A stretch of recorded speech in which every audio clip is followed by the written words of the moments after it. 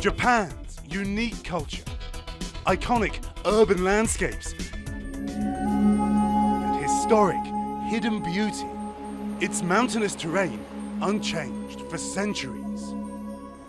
The roads from Tokyo to Kyoto take you back in time. One of the most famous, called the Nakasendo Way. Nakasendo Way means the way through the mountains. This is one of 5 roads that led from the shogun's capital of Edo, which is present-day Tokyo, up to Kyoto.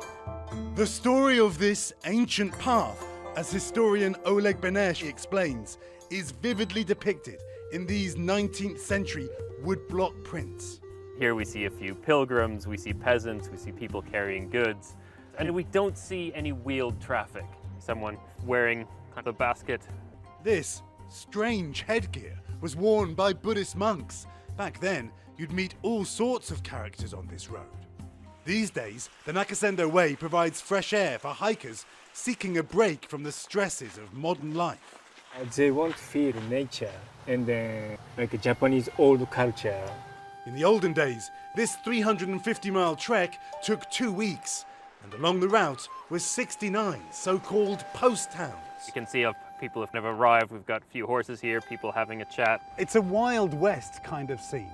It certainly has that feeling. I mean, I think there's a fewer 6-shooters than you might have in the American Wild West, but yeah, it certainly got that vibe. This is the ancient post town of Sumago. I mean, it looks like a movie set, right? I mean, everything is so well preserved. You don't see any cars, so it looks and feels like it did 100, 200 years ago.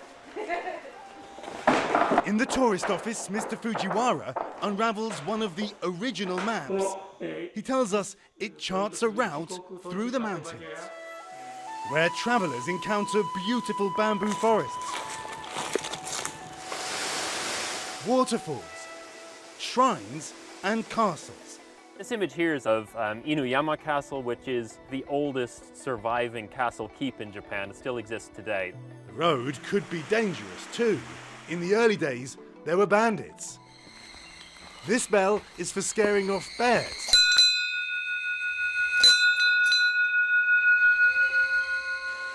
At the end of a long day, a welcome chance to rest, checking into an inn, or as the Japanese call them, a ryokan. Yeah, so this would be a traditional Japanese inn, and we can see a lot of paper sliding doors. See, everyone is eating their meals. One of the delights that would have awaited the weary and likely thirsty traveller would have been Japan's favourite tipple, sake, traditionally drunk from a cedar wood cup. But I love the idea that you want to taste the wood as well as the wine. Yes. Rie Yoshitake is a sake expert. So I pour it for you. Can you hear that? It's like music. Music. Originally brewed in temples as a drink to celebrate ritual occasions, sake has been made in Japan for more than 1,000 years. The process of steaming and fermenting rice in huge vats, unchanged for centuries. Many people still think sake has to be drunk warm, Yes. but it's no. Good sake nowadays drink very cold. And Rie suggests sake is even good for you. You can either use for your skin for the tonic, but also you pour into your bath a tiny bit. Not the whole bath. No. Whether a traveller like this guy added sake to his bath is anyone's guess. But no doubt, after a long soak, a hot meal, and a few more cups of sake, a good night's sleep would have prepared him to hit the road again. Coming up, we encounter those other characters who travelled on the Nakasendo Way, the legendary samurai, and we get to meet the modern-day martial artists who keep alive the Bushido tradition, known as the Way of the Warrior. This isn't about spending going forward. This is about spending that's already happened. Do you accept the idea that we have a crisis at the border? The vaccine mandate. Is this going to work, or is this going to backfire? If it's Sunday, it's Meet the Press. Nearly a dozen hours after the eye roared ashore. There is some late-breaking news. All right, it is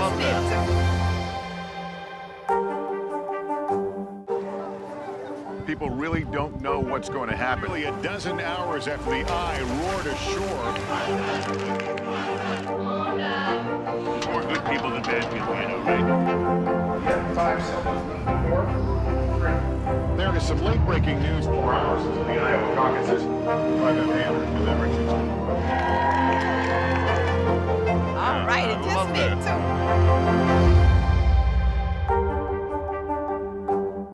Grab your apron for a new podcast, Cooking Up a Storm with Al Roker. My forecast, yummy. Some of the best chefs spill the beans on family secrets to get you ready for Thanksgiving. This is fun. Bringing the heat for the holidays. Follow now wherever you get your podcasts. Good morning, everybody. Welcome to today. Let's go! International Day of the Girl. The strength and courage of these women is remarkable.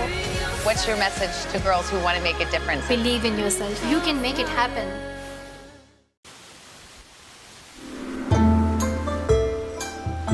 Among the many travelers who, hundreds of years ago, journeyed on the Nakasendo Way were Japan's famous warriors. This looks like it might be the start of a samurai procession. I think you can see people wearing 2 swords. So 2 swords. They wore 2 swords. Samurai would normally wear 2 swords. And at this workshop in Japan, they're still making samurai swords using ancient methods. This family has been forging blades this way for 10 generations. Swords that are not just for show. They're key to Ieido, a martial art that trains you to master the katana blade. The appeal drawing in American Curtis Terry. As a combat veteran, I've always been interested in the martial arts, and particularly Budo. One of the things that symbolizes Japan most to me is the katana. The way of the warrior, or Bushido, has a strict code of honor. You have to respect the enemy after the battle. Bushido is now a world-famous ethos. In fact, enthusiasm for the many Japanese martial arts can be found everywhere. Anthea Pascaris is the lead instructor at an Aikido dojo in London. How do you account for its international popularity, and particularly in the US? Well, it's a really appealing martial art to do. It's really fun. You know, we stop rolling around as people when you're out of primary school, right? It's so much fun to start hitting the ground and rolling around. It's a constant path of self-learning and getting better. Aikido focuses on taking your opponent's energy and using it against them. If there was one thing you would want me to take away, what would that be? A bruise? No, sorry. Thankfully, for me at least, the first thing you learn is how to fall without hurting yourself. Anthea did her best to teach me the finer points of using the short staff and the jo, a wooden practice sword. Unlike me, the samurai mastered all kinds of weapons. Some were skilled with the bow and arrow and mounted on horseback. This is the ancient feat of Yabusame, firing an arrow at 3 targets in quick succession. And at this Yabusame club, they're finding the majority of recruits are women. To many, I think, men who come and see our practice, it looks all flashy and wonderful until you hear the details of how much work is actually involved. And it seems like the women are the ones who are willing to put up with it. What you're saying is that men don't necessarily have the patience or the courage. It seems like it. Enthusiast Rosa Aquino from California loves the history and the unique style of riding a horse in Japan. Our goal is to be completely stable on horseback so that we can do the maneuvers, so we can shoot the bow and arrow from horseback. The club's master has performed in front of Presidents Bush and Obama. He says President Obama walked up and shook his hand. President Bush, as a fellow horse rider, was full of admiration. The sport is similar to cowboys, the master tells me. A cowboy is on a horse lassoing. We're on a horse with a bow and arrow. I love your impression of a cowboy. Thank you.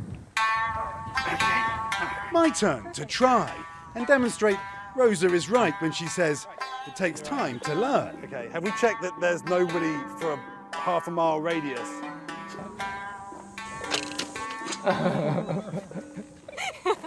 Mastering the sport is not only about technique, you're challenged spiritually too. The whole event is a prayer. It's a sacred ritual. And as our master said, the target is not just a target, it's not the enemy. It's symbolic of the evil spirit that we're trying to get rid of. This riding technique is so difficult that you can never be satisfied with where you're at. Like a lesson for life. Yes. Coming up, back on the Nakasendo Way, we arrive at our final destination, the beautiful, magical, and mysterious city of 2,000 temples, Kyoto. Good morning, everybody. Welcome to today. Let's go. We're going to kick off the Pink Power and Breast Cancer Awareness Month. What's the best thing about being this age? You have nothing to prove, because you already proved it. What does it feel like to be in a city that you love so much? I am humbly proud that I stuck up for my town. We all have the honor of helping reopen the doors. Broadway is back! Nearly a dozen hours after the eye roared ashore. There is some late-breaking news. All right,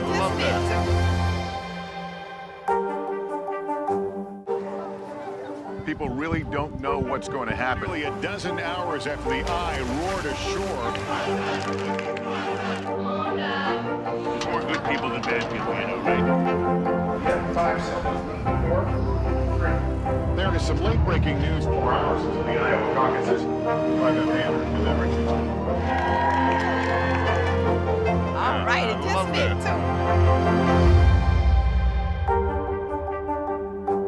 To cover the news, you have to be in it. We'll take you to the front lines of the story, bringing your news feed to life. Streaming live every night. It's your news playlist.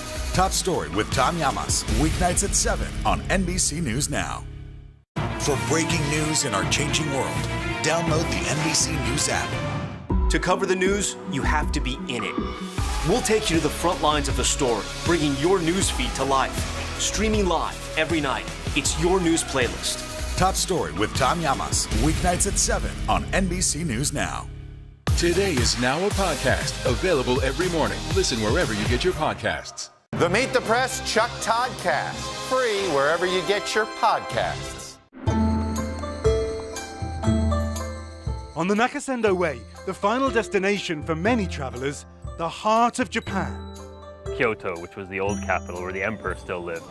In this most historic of Japanese cities, there are temples and shrines at every turn. More than 2,000 of them. Many at least twice as old as the United States.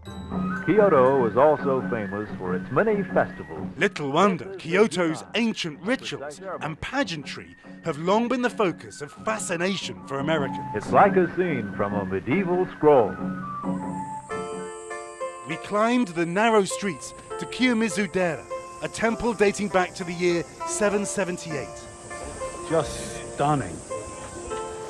Kiyomizu-dera means Temple of Pure Water, said to be infused with prayer-granting powers. Write a wish on a piece of paper For my children to be happy. and if it dissolves, it comes true.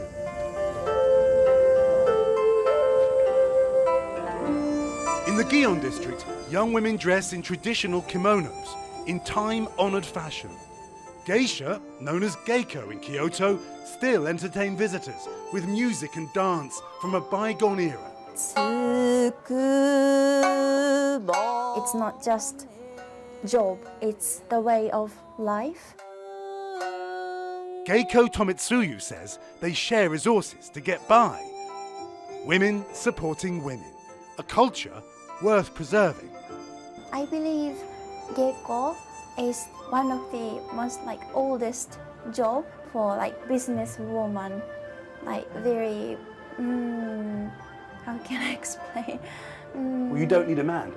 No, exactly. Kyoto entertains the senses nourishes the soul. Monk Join Teras Mahe practices mindfulness at Kodaiji Temple. For me, a beginner's course in Zen meditation. First, sit properly. My knees kind of hurt a little bit. A clap of wooden blocks begins the session. The ringing of the bell reminds you to concentrate. Focus on your breathing and posture. A whack on the back with a wooden stick is, I'm assured, aimed only at awakening, bringing you back to the here and now. Our modern world is a place of wonders, but to visit Kyoto with its timeless charm and to take Japan's historic mountain road is an opportunity to forget the troubles of today and take a breath.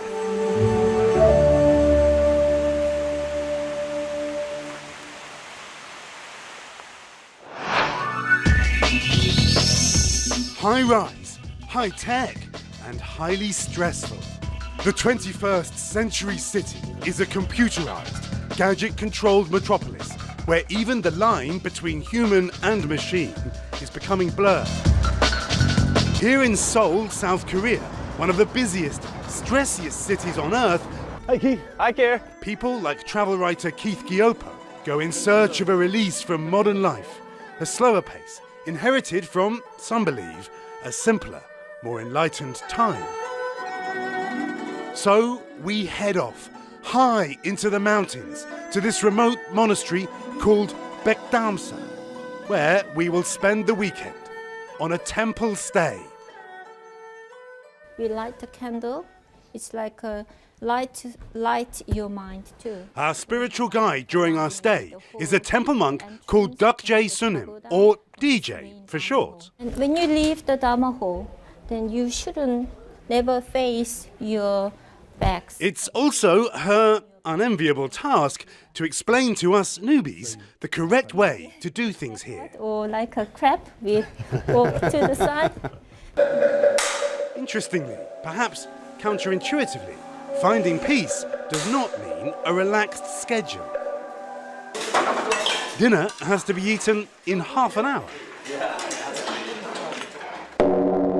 As night falls, the great bell is rung, tolling not just for the living, but for the dead too.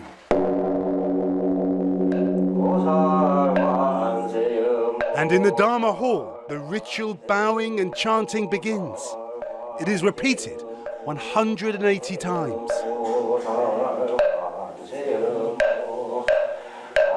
You have to rest your mind from your thoughts and just be here now. But if you just experience it, it's complete peace.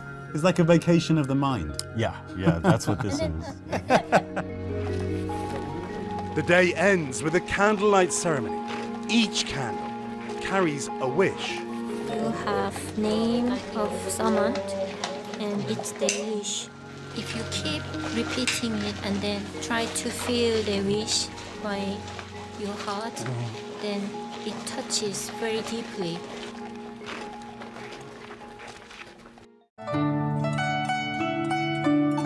Next morning, as the sun rises, so too do the people of the monastery.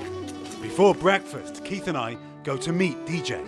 She shows us the prayers and wishes former guests have written on these tiles. They draw the dragon. They are used to roof the buildings. Can you see the names? Oh, right, yeah. Yeah, and it lasts longer. Because Yeah, as long as the stays building. with the building. Then DJ begins our instruction for the day. And this is the story about finding your true self. The paintings that decorate the walls of this shrine illustrate the path to enlightenment. But nobody knows who you are. Only yourself knows. After breakfast, a change into appropriate clothing for a long trek into the forest. To find what DJ calls her secret place. You feel your breath coming in. For a lesson in meditation. Breathe out.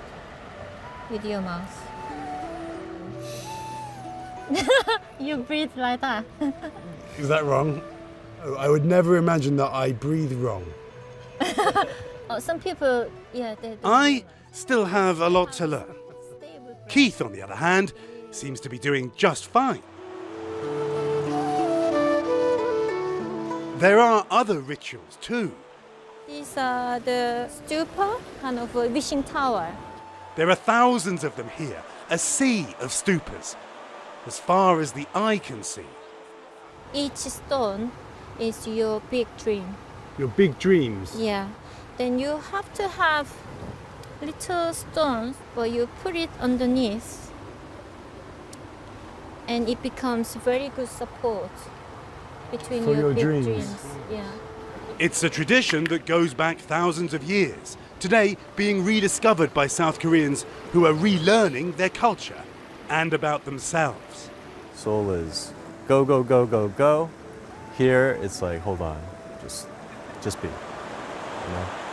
To hear water, to hear the mountain, to hear the wind, not the yapping, you know? It's exactly what I needed, right? It's what you needed. I'm sure you need. It's what I need. Yeah, you need it too, right? A little bit.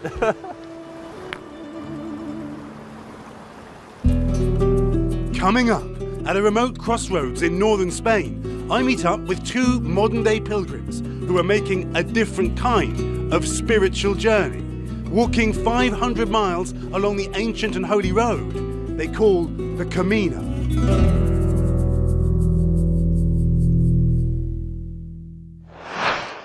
For breaking news in our changing world, download the NBC News app. Good morning, everybody. Welcome to today. Let's go! We're going to kick off the Pink Power and Breast Cancer Awareness Month. What's the best thing about being this age? You have nothing to prove, because you already proved it. What does it feel like to be in a city that you love so much? I am humbly proud that I stuck up for my town. We all have the honor of helping reopen the doors. Is back! Nearly a dozen hours after the eye roared ashore. There is some late-breaking news. All right, For breaking news in our changing world, download the NBC News app. Grab your apron for a new podcast, Cooking Up a Storm with Al Roker. My forecast, yummy. Some of the best chefs spill the beans on family secrets to get you ready for Thanksgiving. This is fun. Bringing the heat for the holidays. Follow now wherever you get your podcasts. This isn't about spending going forward. This is about spending that's already happened. Do you accept the idea that we have a crisis at the border? The vaccine mandate. Is this going to work, or is this going to backfire? If it's Sunday, it's Meet the Press.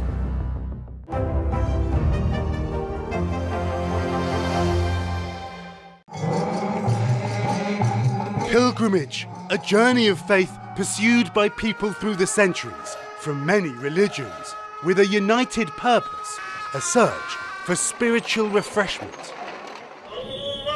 Muslims travel thousands of miles on a once-in-a-lifetime pilgrimage called the Hajj at Mecca. For the Jews, there is the Wailing Wall in the holy city of Jerusalem. For Hindus, bathing in the sacred waters of the river Ganges. And for Christians, it might be the pilgrimage to Lourdes, where the Madonna was said to have appeared. Or even Turin, where on rare occasions the shroud said to have been the burial cloth of Jesus is brought out for the faithful to worship. Such a spiritual atmosphere. Then there is this place, the spectacular cathedral of Santiago de Compostela in northern Spain. It is believed to be the final resting place of one of the greatest of all saints. This is what people come to see. It is said that the bones of the Apostle St. James are buried in that casket.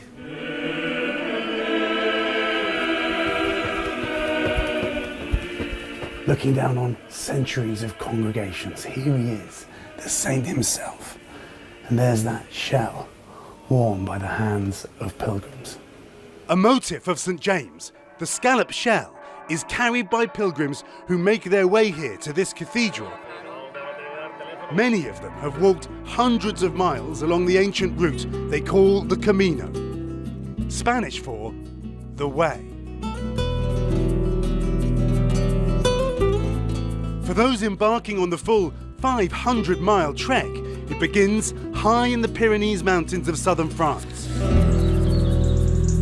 In the picturesque village of Saint-Jean-Pied-de-Port, Ryan Holland from Washington, D.C. is at the very beginning of her long journey. First, she registers at the Pilgrim office. I just got my Pilgrim passport. And receives that symbolic scallop shell. Then she sets off.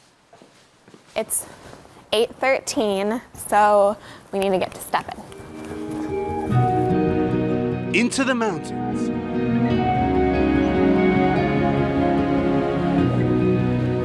I've been walking for about 3 hours, and the altitude is intense. Ahead of her, 3 weeks of walking. This is me heading that way. See you in a couple hundred miles. A 500-mile journey of self-denial, of self-reliance, of self-realization.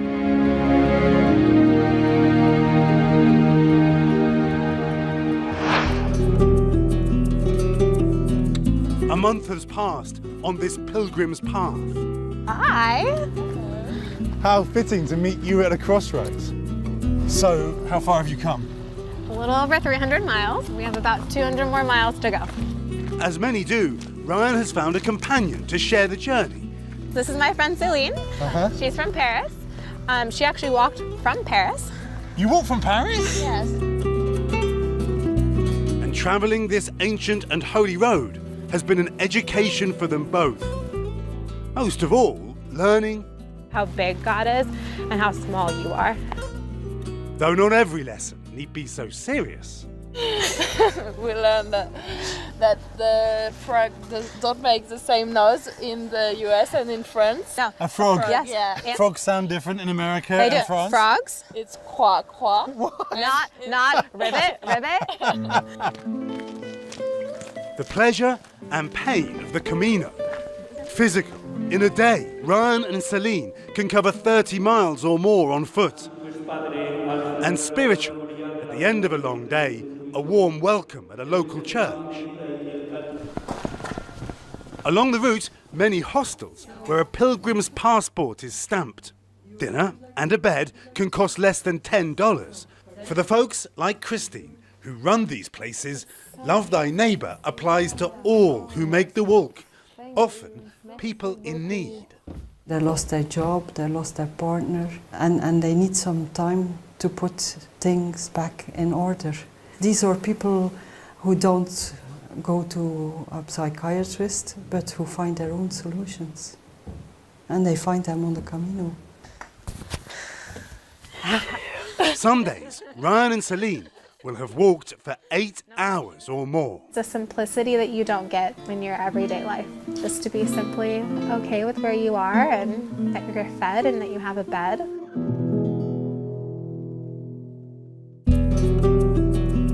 Day 2 with our pilgrims, back on the road in cold December weather. God is going to put you in all types of weather. And yet, they say, Our Father who art in heaven, hallowed be thy name. their prayers have rarely been more resonant, their friendships rarely more rich. I chose to hike the Camino as a form of prayer to offer for a friend who is enduring her own suffering and uncertainty. So not by any means have I enjoyed my blisters or my hunger or any sort of discomfort, but as I choose to accept it, I can then offer it up on her behalf. And just making it from dawn to dusk along this long road, a small victory on a faith-strengthening journey to discover the world and yourself. For Ryan and Celine, there are just 150 miles to go.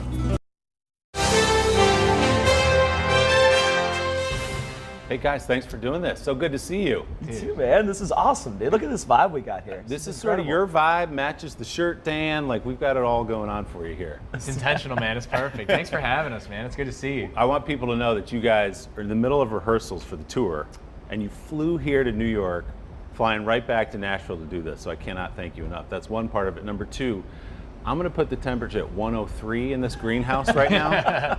It's not the heat that gets you. You know, it's the humidity. It's what they say. I read it in a book somewhere.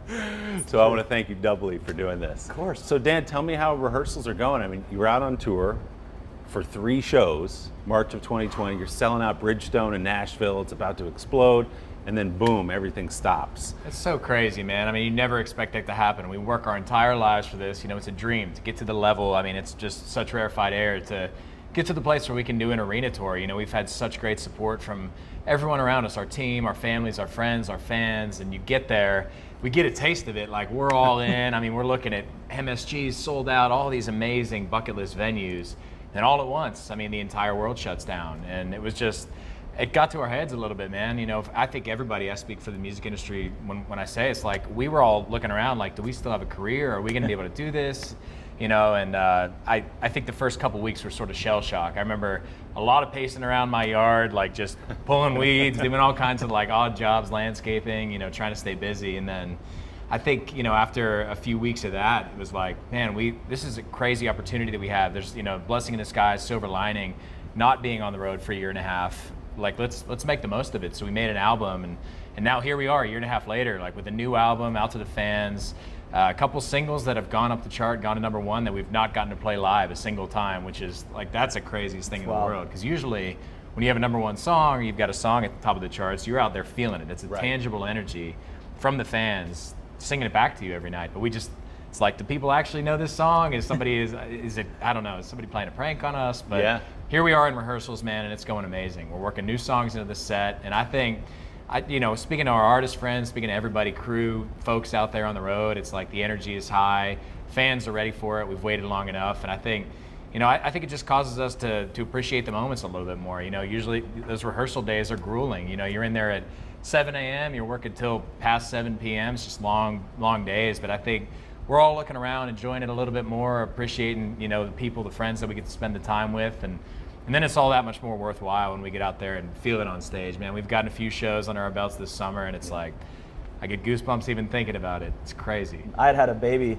our youngest, Ames. He was born 2 weeks before our Bridgestone shows, which was just kind of a wild thing anyway, and was kind of preparing myself to, you know, see what that looks like, having a young child on the road. And that was the one big blessing in disguise for me and my family, was just being able to actually be there. And, you know, there wasn't a lot of, I'm sure if we look, we can find a lot of positives. But at that point, it was just like, man, this is really a terrible situation for everybody.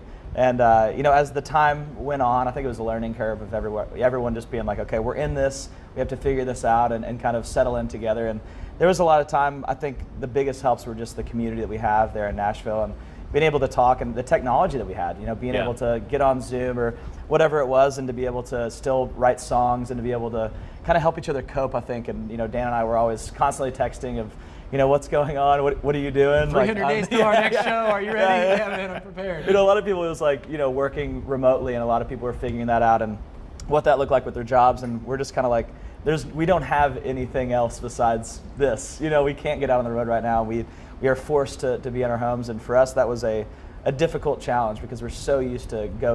And we're, you know, preparing for tour and always kind of thinking about tour and can't wait to get out to our fans. And that was just like, all right, you have to wait and you have to take this time. And at first it was hard, but I feel like we definitely grew a lot in that moment. And I think we appreciated moments from our past even that we had never truly gotten to appreciate. You know, Dan and I would sit down and have talks for, you know, an hour of just being like, man, we do need to appreciate, you know, what we've already gotten to do, because we are the luckiest guys in the world to have ever been given this opportunity. Because just to say that we were about to do arenas and then it was pulled out from under us, just being able to say that is incredible. And realizing that there is, you know, you need to find the positive in that of, you know, thank God that we got here. You know, we actually made it and we're able to sell out these arenas, and the people want to come see us, and that in itself is a huge blessing. And just very thankful to the, you know, community that we had around us and our friends and our family for helping us get through that and figure out what life was going to look like in those moments in this last year and a half. And I think Dan and I maybe took like 2 months off of quarantining ourselves, and then we got back together, and it was, I think that first song we wrote was I Should Probably Go to Bed, and that was just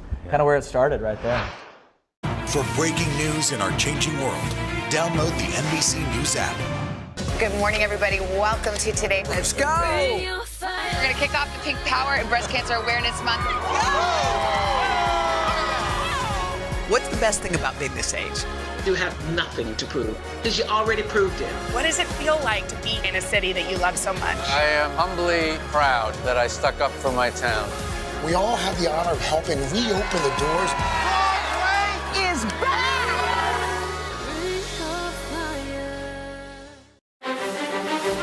This isn't about spending going forward. This is about spending that's already happened. Do you accept the idea that we have a crisis at the border? The vaccine mandate. Is this going to work, or is this going to backfire?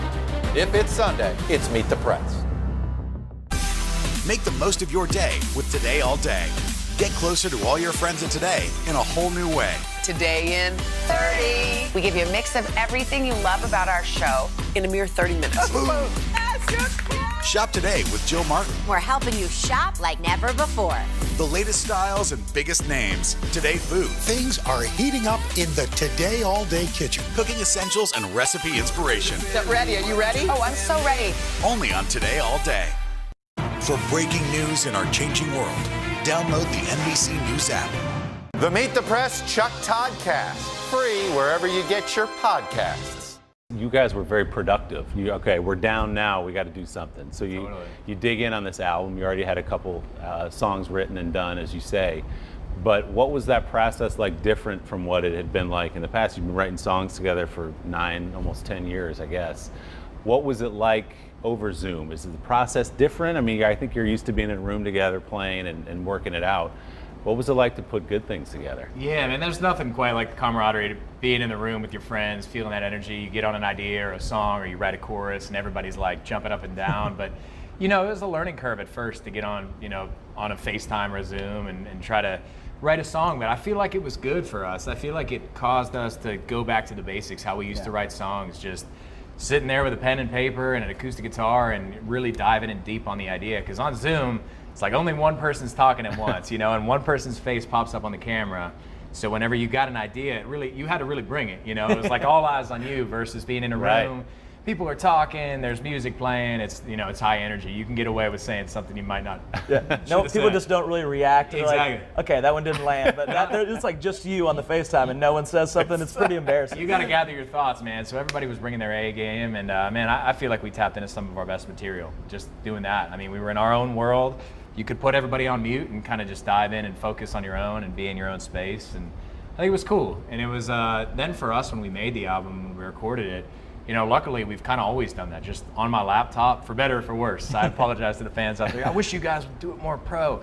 It's like, man, we just always did demos on my laptop, and that's kind of how we first got going. We were just two guys who loved country music, moved to Nashville. We wanted to write country music, whatever that looked like, whether it was for ourselves or for other artists, and we just did these demos, you know, playing whatever we could, just whatever guitar had a couple strings on it, and we would put a demo down, and then, you know, we started walking around town, and people are like, we like these songs. Do you ever think about putting them out? And we're like, I mean, maybe, I guess. Do you have a band name?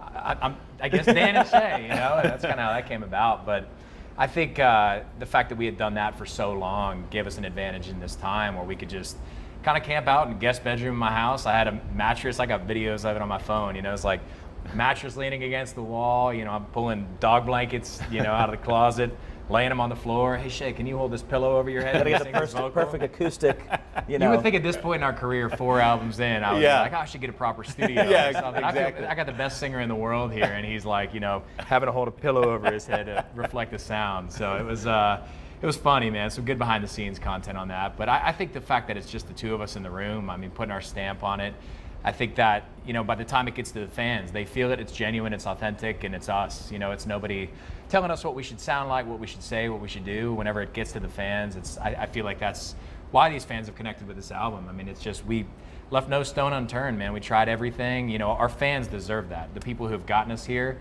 deserve that from us. It was like, if we had an idea, we thought it was good, how do we make it great? How do we flip that idea on its head, or take the production, which may have been this direction or may have been this style, and change it up a million times until we know that it's right. So I think, you know, having all this time on our hands was just a bit of a silver lining to all of it. We really got to try everything, and it felt like making a first album again. For you know, it's like they say you have your whole life to make your first album. Then you got about 2 weeks to make every album after that. Right. So it was like we never thought we would get that time to dig in again, and we did. And I feel like, you know, the music, we're so proud of it, man. It's I think it's reflective of all the time that we spent on it. And you guys had such success with your last album 3 years ago with Tequila and Speechless and all the hits that came off that. As you sat down for this album, did you feel like, okay, we got some pressure on us now? People are gonna be waiting to see what we do next. Can we live up to that incredible monster hit? Absolutely. I'd like to say, like, no, man, we didn't really even think about it at all. Yeah. It was like, I mean, that's definitely staring you in the face. You Yeah. know, when you have, and it's crazy to think that it has been 3 years, which I feel like in our minds, the last year and a half was kind of, we'll say 2 years since the record, you know, because that just was, that was a long time. It's an asterisk. Yeah, it was an asterisk. But it was, man, there definitely was pressure, but it was good pressure. I feel like the more that you build your career, and you know, I think that is just has to be the standard. That has to be the bar that you reach for. You know, you're not always going to have the Tequilas and the Speechless songs or the 10,000 hours, but our fans have continued to help us grow, and we try to listen to them. You know, being out on the road helps a ton, which is why this last year and a half was very difficult, because you're out there, you're playing songs.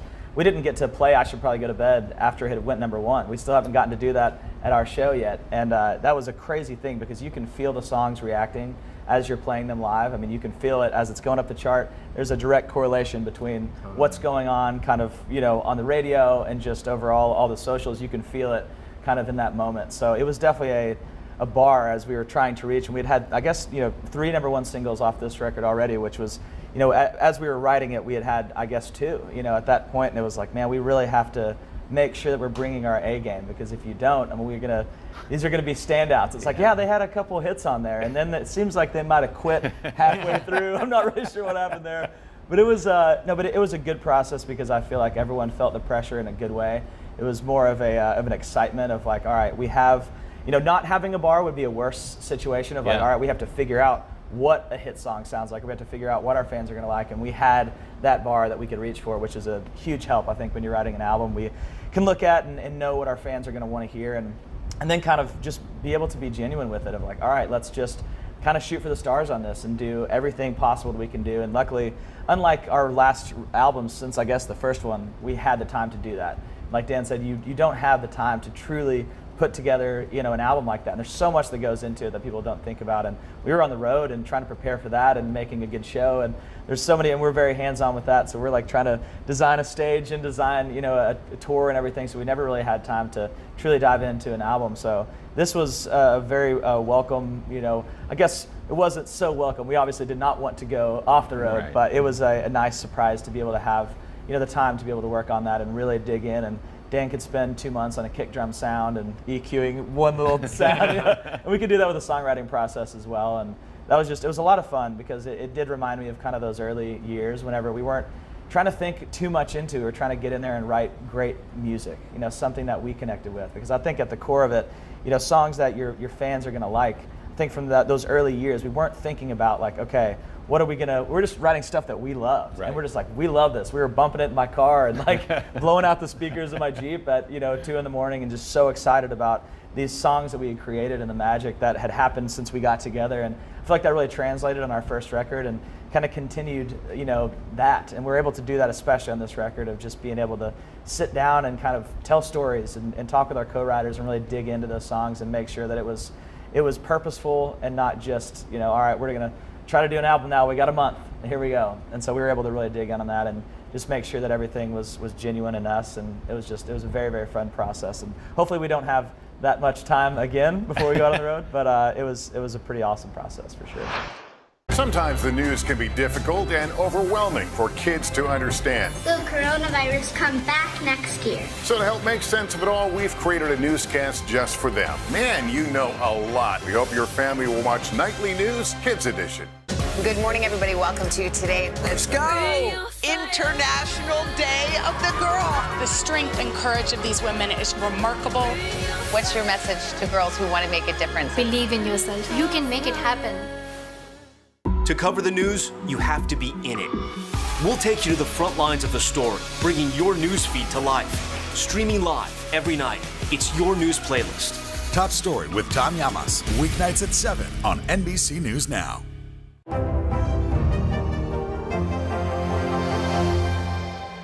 Today is now a podcast, available every morning. Listen wherever you get your podcasts.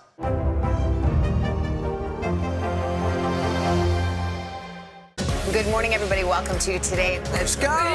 International Day of the Girl. The strength and courage of these women is remarkable. What's your message to girls who want to make a difference? Believe in yourself. You can make it happen. Make the most of your day with Today All Day. Get closer to all your friends at Today in a whole new way. Today in 30. We give you a mix of everything you love about our show in a mere 30 minutes. Shop today with Jill Martin. We're helping you shop like never before. The latest styles and biggest names. Today food. Things are heating up in the Today All Day kitchen. Cooking essentials and recipe inspiration. Get ready. Are you ready? Oh, I'm so ready. Only on Today All Day. Nearly a dozen hours after the eye roared ashore. There is some late-breaking news. All right, it just needs So, Dan, you produced this Good Things, this record, right? And I understand you've got a checklist. Oh, yeah. As you go through, like, this is how we're going to make a great song. So what is your process when you're producing a record? Man, my brain is all over the place. Like, it's like, social media, it's the live show, it's this, it's that, and I think, for my mental health, like, checklists have really helped me. And even as just mundane tasks, like, I know I'm going to make a coffee first thing in the morning. I know I'm going to make the bed. No, I'm going to go for a run. So I put those things on the checklist every day. It's a little redundant, but when I check those off, at the end of the day, I can look back and be like, maybe I did accomplish something, because I think you can get caught in that cycle when you're making a record. You're just spending a lot of time on one thing, EQing a guitar or dialing a drum sound, whatever it may be. And you look back on the day and you're like, I didn't accomplish anything. And then you get in your own brain and you feel like you've slowed the process. But having that checklist, gives me just an objective thing to work towards every day. And I just went old school, man, analog, like how records were made back in the day. You had the board and it was like drums, bass, guitars, acoustics, piano, lead vocals, background vocals, and all those things. I think it allowed me to simplify the album process a little bit, because it's daunting to make an album. It's a lot of work.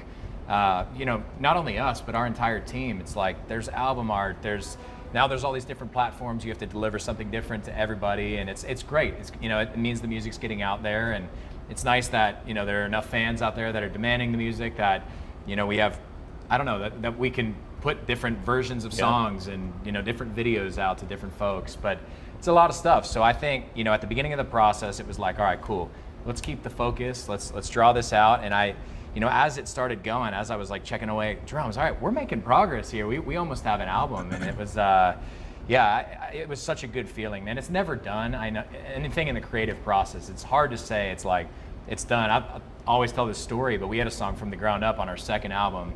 Song was released before the album came out. It went #1, country radio, it was like double platinum, did its thing. There were still like 5 little tweaks that I heard in there. I was like, it drives me crazy. So every time it would come on the radio, no one would ever hear it. It was like a little, like the smallest little edit in a breath and a vocal. I was like, it always drove me crazy. If I was in the car, I'd be, hey man, what's up? It's driving, man. I'm like, dude, no one hears that. I could try to fight. If you told me, find the things that bug me for $1 million, I'd be like, I guess I'm not getting it. Honestly, when you're so deep in it, it drives you crazy. But now I could probably not even go back and find those things. You get far enough disconnected from it and you forget about it. But that I went back after the album, or after the song had gone #1, and I changed those things. So I got it right on the album. So I felt good about that. It was a sigh of relief. So you're a perfectionist. Yes, to a fault. I'd say to a fault. Shay, do you have a checklist too, or you just get in and let it rip with your my vocals? checklist, I did it for about a day, and then I realized that it was making me feel worse about the things that I wasn't doing. Because there's just like one thing, it's just like, get up. I was like, well, I kind of did that. I was staying in bed with the kids for like an hour. If I could sing like this guy, I wouldn't need a checklist. What Dan didn't know about his checklist is I'd sneak in there every other day and I'd just erase one little thing. Yeah, it was. I didn't know that. Venmo share, like, I haven't done that. Okay. That's why he has to follow all the things on the boards. I just sneak things in there. Totally. Like, it would probably work. It would probably work. I must have written this. Okay. No, but I haven't done the checklist thing, but I do, I try to mentally do those things. I think it's a very good thing. Dan he does a lot more things than I do.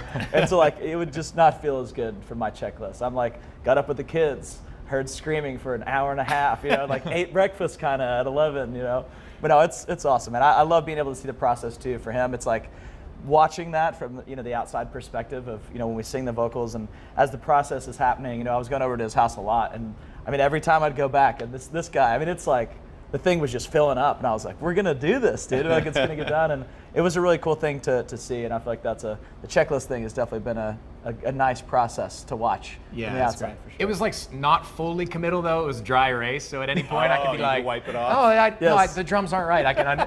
Next time I need to like do it in permanent ink or something. Get you a Sharpie for you the still next have album. that, right? You still have still rocking, yeah. And I was like, you have to put something over that. Like it would be so easy for someone to trip, and then that part of history is gone forever. And the dry erase board. It got tricky with the dry erase board. You like smudge it, you know what I mean? yeah. So I was hovering. Some of the X's on the board are a little sloppy. So I got to redo those ones, make those more perfect. This is the perfectionist.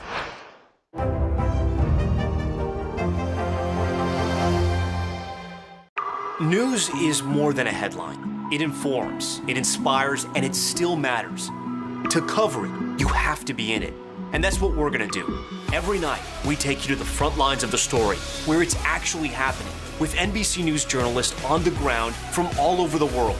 We cover what you need to know and bring your newsfeed to life. In primetime and streaming live, it's your news playlist every night. Top Story with Tom Llamas, weeknights at 7 on NBC News Now.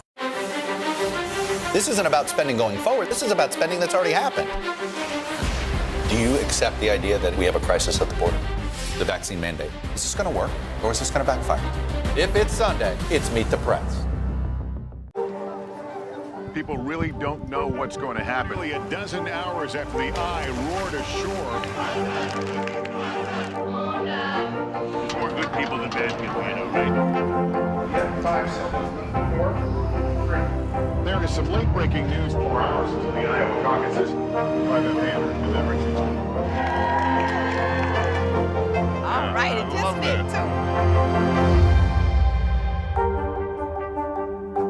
Today is now a podcast, available every morning. Listen wherever you get your podcasts. The Meet the Press Chuck Toddcast. Free wherever you get your podcasts. It's so interesting to hear you guys say that this process for this album was like going back to the beginning, because I don't know if everybody knows, your fans do, but everybody knows your origin story, we'll call it, which is this now famous meeting at a house party in December of 2012 in Nashville, and then going back to your house where there was like a fort of some kind in the living room. It's probably a better way to put it. Like whatever that was. So what do you remember about that night, Dan, that really led to all this? It's just the 10-year, it's been 10 years since I moved to Nashville, which is crazy. Time flies. But I mean, moved to Nashville, loved country music, had a dream, didn't have any money to my name, graduated college, all my friends went off and they were working jobs, making great livings, establishing a career. And I'm like, I'm gonna go try to write songs. And I had no money. It was like, found this house, had a buddy that I knew through a mutual friend who ended up becoming one of our best friends, and I think he wrote 4 songs on this album, so we've stayed friends ever since. And man, it was just anything we could do to get by. And we had this house, we found it was like $100 a month in rent, which I don't know, you can't even get a meal for that. I'm sure I lived in that neighborhood at some point. Yeah, Berry Hill, man, which Berry Hill 10 years later has come up. Yeah. It's cool, Yeah. cool restaurants, cool bars. Sure. Not at the time. Not 10 years It was ago. a little suspect. Yeah. But found this house and the heat didn't work, the AC didn't work, the locks didn't work on the doors, like a folded plexiglass thing you could reach in. That's all you got in the house. It is, but the keg in the back worked. There was a keg that somebody left over, probably a previous tenant. Keg of PBR, was probably growing things on the surface, but hey, we were drinking it anyway. You had the important things covered. Exactly. The keg worked. Things were definitely good. I think the first time, so I came in, my friend Andrew, that I think I was living with actually at the time, I think I was staying on his couch, my buddy Brandon's couch. We all lived kind of together in this thing, and he was like, there's these 2 guys that are they're having a house party tonight, mutual friends of Dan and our friend Andy, who was talking about earlier. And he was like, let's go to this house party. He's like, they got a house over here in Berry Hill, and they have a keg. And I'm like, I'm in. I didn't even need to know the details. I was like, I don't need to know their character. Like, they have a keg. Like, I'm down. Let's go. And none of us had any money. It was like anytime there were going to be free drinks involved, we're like, I think we should really seize the moment here, guys. I think we need to do this. Sure, we haven't slept in a week. Let's go to this party. And it was crazy. I walked in, and I remember getting to the house thinking, I don't know if I'm in the right house or not, because I got to the front door, and the door was kind of like locked. And so I reached inside. The window was kind of did like this. And I reached in there and I was like, this is either going to be a great time or I'm breaking and entering and I'm going to jail. Yeah. And at that point for the keg, I was willing to risk it all, really. Yeah. And I was like, I'm going in. And so we went in there and I remember, Dan and Andy and our guitar player now, Justin, was there at this party. And it was just it was a great time. I think we ended up staying up till probably 2 a.m. And there was a moment where everybody was passing around the guitar and kind of playing their songs. And I was like, I'd like to take a crack at that. You wouldn't believe it. This guy hadn't said a word the entire night. I was too busy back at the keg. He's completely quiet, and everybody's passing the guitar around Nashville style in this tent. We overlooked that detail. Yes, that's right. The tent is in the living room. Dude, I mean, we went to this place called Music City Thrift, just down the road from where we live. We bought like $6 worth of sheets. We tented it out. I mean, that was the only way we could stay warm. We had a little space heater. We huddled around it. And wrote songs, whatever it took. And when he walked into the tent, he's completely quiet, like chilling, like this shy little guy hanging out. Shy guy. Yeah. Which I found out later is not the case. We're all singing, and then it's like 2 a.m. He's like, can I try one? And he starts singing, and I was like, everyone was like, oh my gosh, this is the best. It was the best singer I ever heard in my life. Pulled out my phone. I still have the voice memo of this, and I like held it up. I didn't know what would come of this. I didn't never expect to be sitting here talking to you in New York City and all these crazy accolades behind us, but I recorded him. I was like, and I labeled it best singer ever. It was December 7th, 2012. Wow. Still, he was doing a cover, and the next day I was just like, we need to write songs. Like, we had both been chasing this dream separately, obviously without much success. We wrote the next morning. I think it was like 7 a.m. Yeah. Don't know why. I think we were still up from the night before. Yeah. I would say the next day, but I think it was that morning. Yeah, it was the same day. Probably a better way to describe it. We wrote 2 songs that day, and honestly, we haven't stopped. It was insane. I mean, the first song we wrote got put on hold by a major artist, and it was like, man, up to that point, we couldn't get anyone to respond to an email or take a meeting with us. We were sneaking into the CMT Awards. We were doing all this madness, and then from there, it was just like it happened. It was like it was meant to be. And one of the craziest stories about this is we didn't realize this till like a few weeks after we met.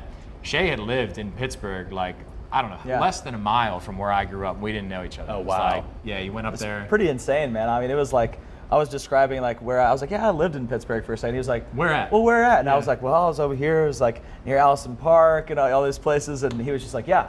He's like, that's where I grew up, like a mile. And it was just kind of a crazy like. And how long were you there? I was there for about a year. Okay. About a year or a year and a half. Honestly, I'm not great with time nowadays. Really. Could have been 7 years. I don't know. But I was there for about a year, and I just remembered like discovering that and thinking like, wow, we were probably there at the same time. And you think about those things, man. You look back and you're just like, those moments, thinking back to that house party, you never think that those are the moments that are going to kind of change your life. I mean, if there was one pivotal moment, I mean, that was it.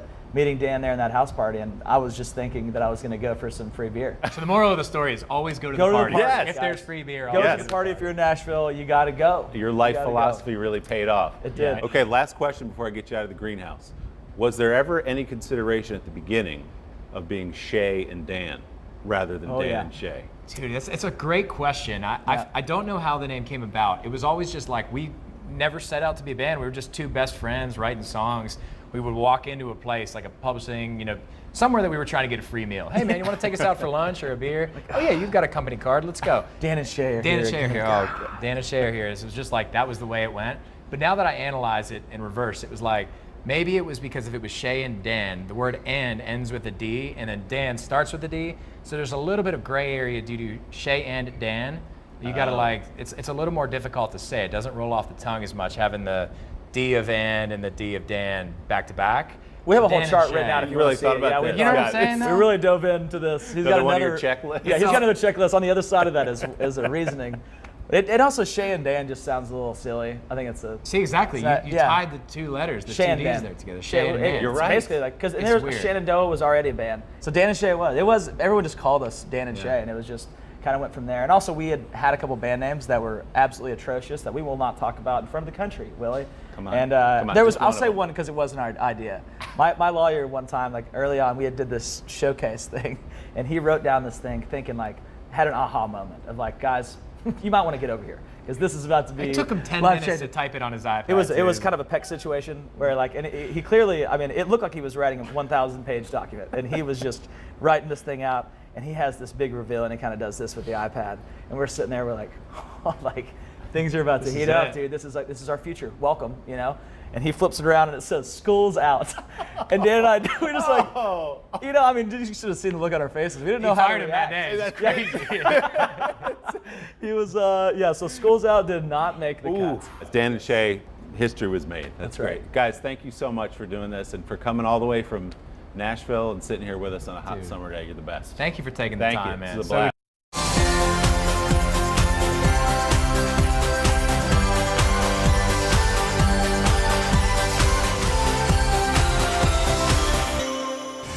Oh, cranberry sauce. The eternal question, canned or homemade?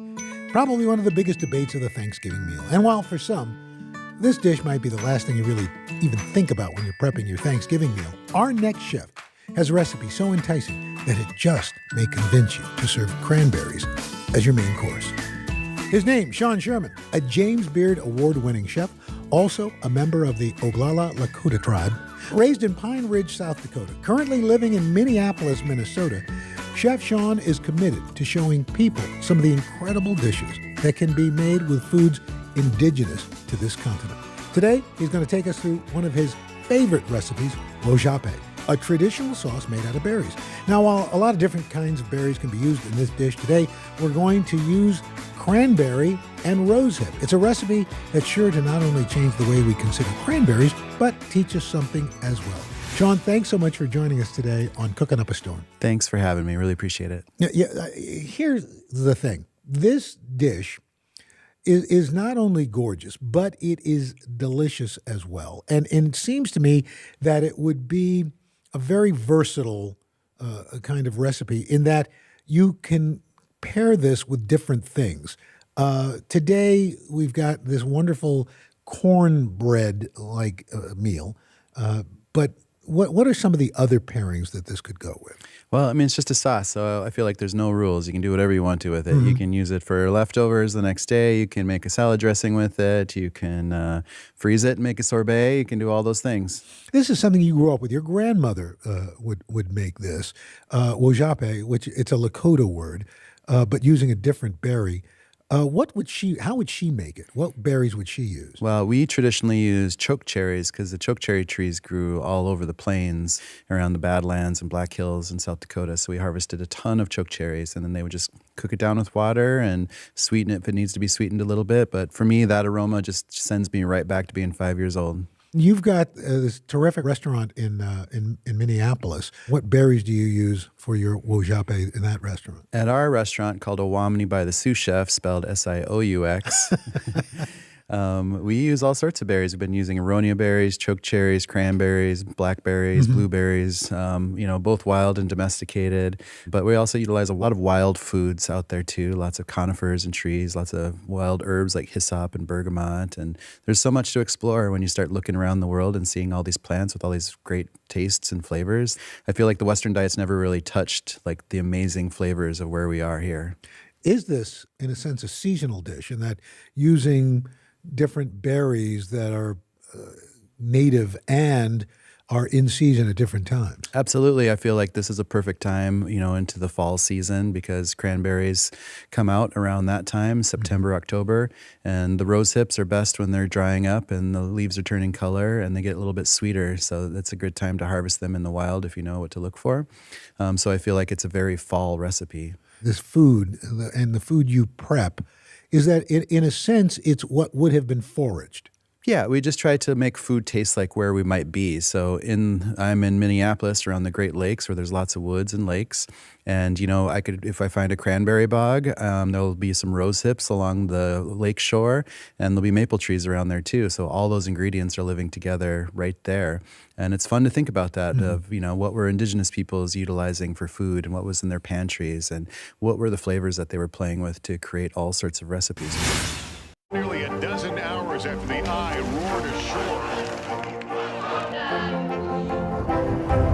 There is some late-breaking news. All right, and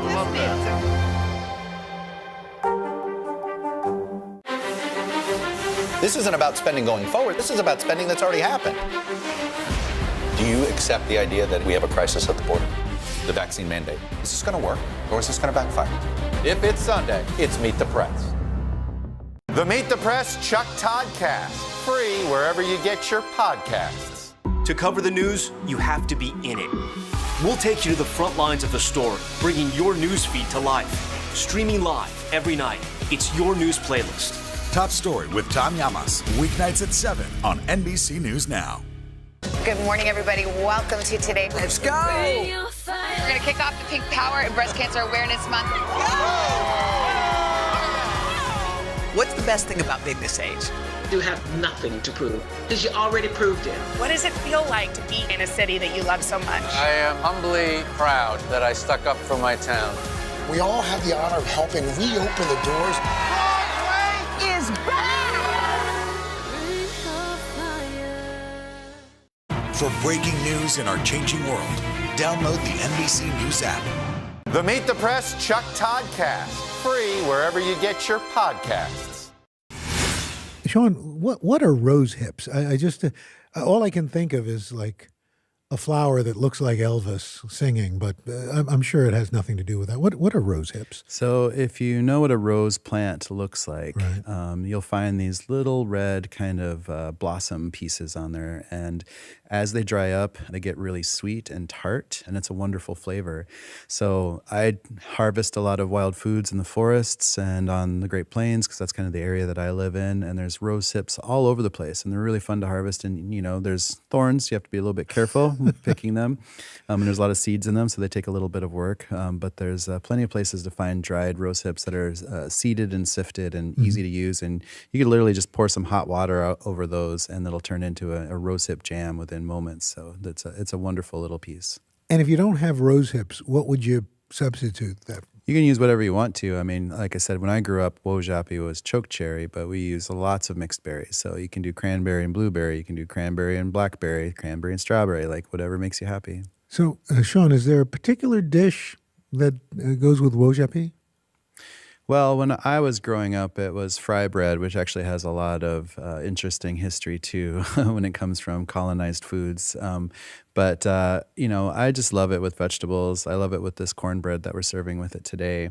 And I think it's pretty much good on whatever you want to. We would just eat it straight when I was a kid. So it seems like Owamni would be, in a sense, of the moment right now, in that a plant-based diet has never been probably more popular and gaining more acceptance. Was that just a happy accident for you guys?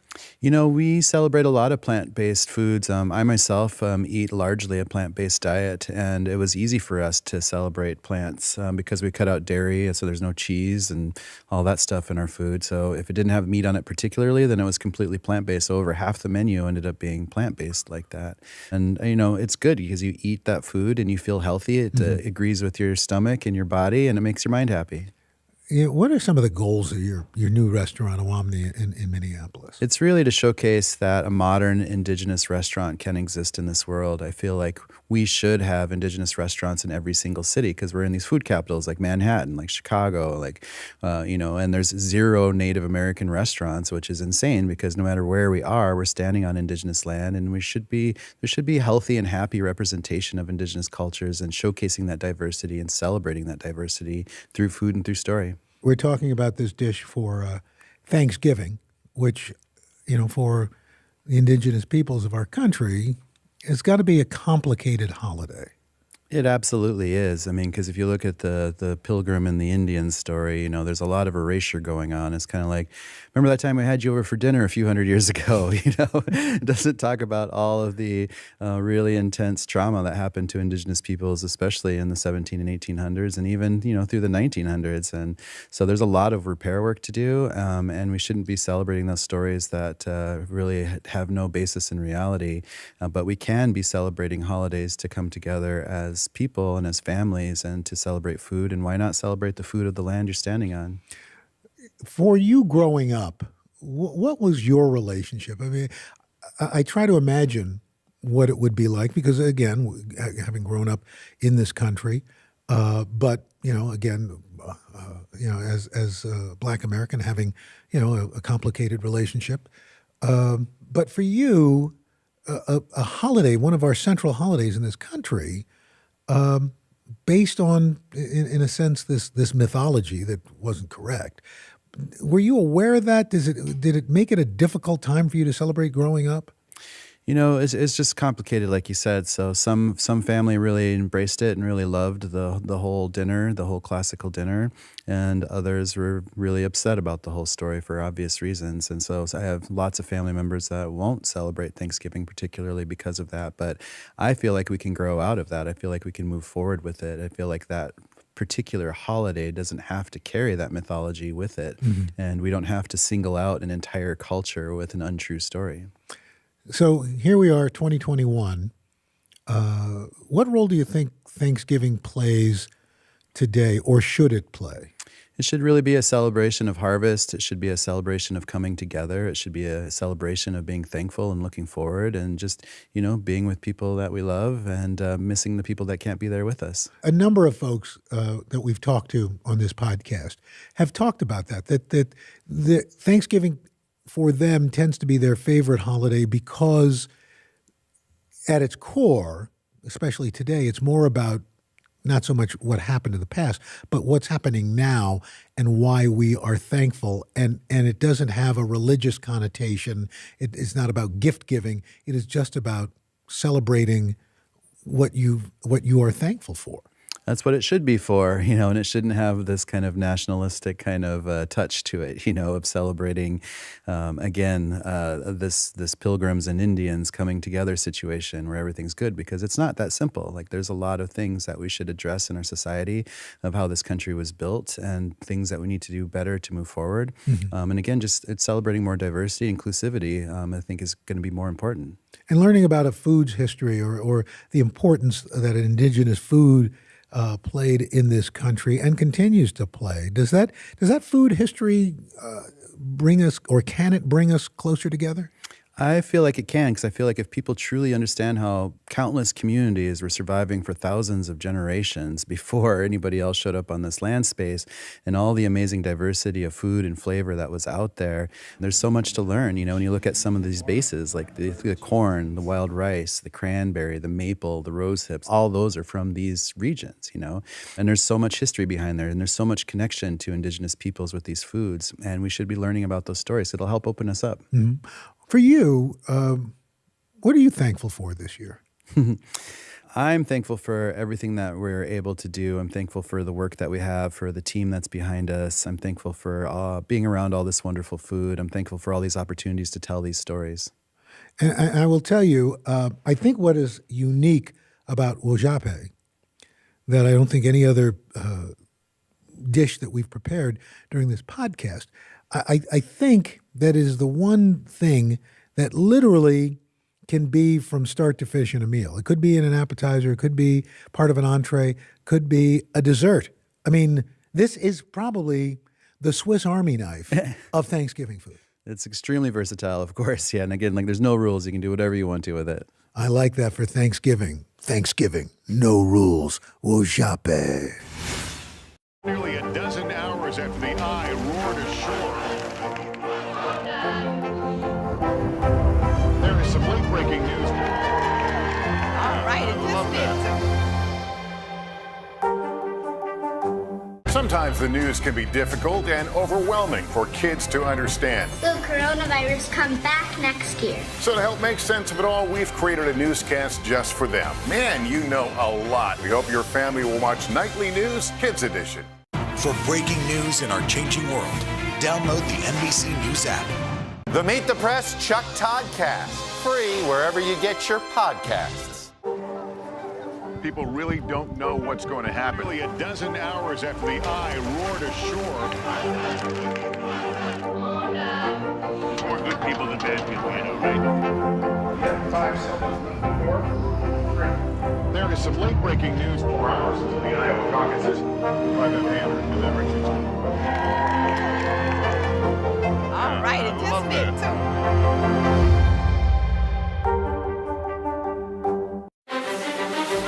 This isn't about spending going forward. This is about spending that's already happened. Do you accept the idea that we have a crisis at the border? The vaccine mandate. Is this going to work, or is this going to backfire? If it's Sunday, it's Meet the Press. Sometimes the news can be difficult and overwhelming for kids to understand. Will coronavirus come back next year? So to help make sense of it all, we've created a newscast just for them. Man, you know a lot. We hope your family will watch Nightly News Kids Edition.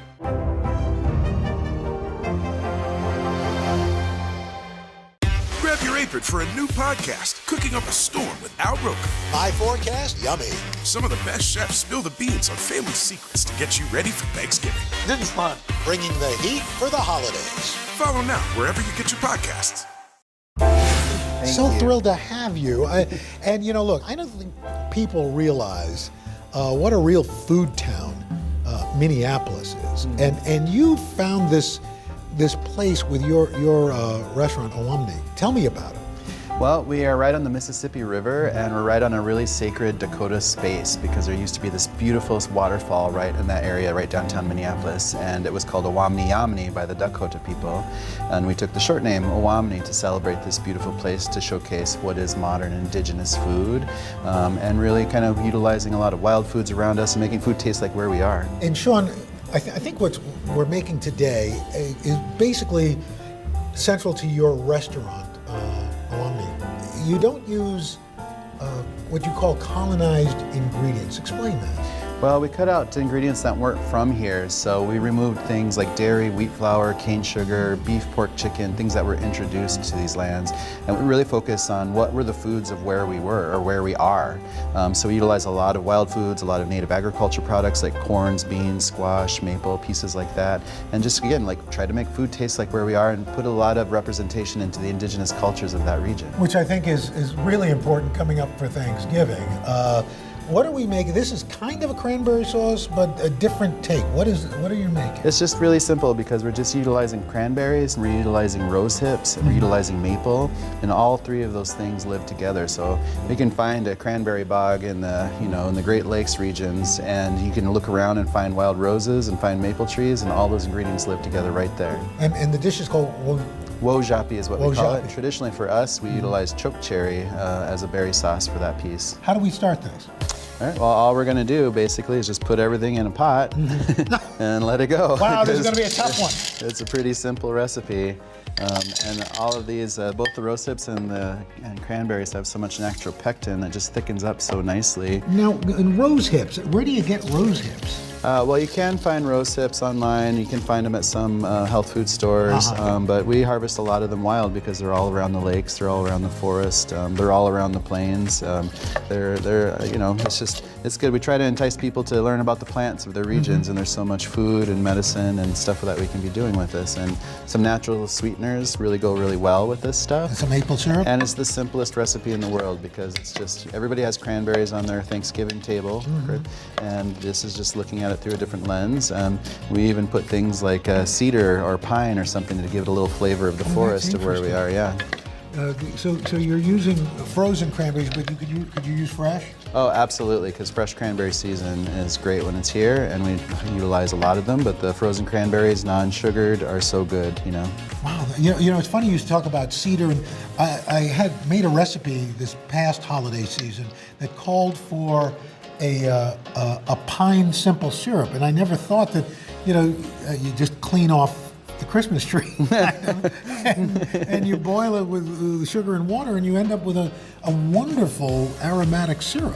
Absolutely. Like, we serve a lot of wild teas like white cedar tea, sumac tea, pine tea, spruce tea, balsam fir tea, and those flavors are really wonderful, and they're all around us, especially where I'm at in Minnesota, where there's so much forest and lakes there.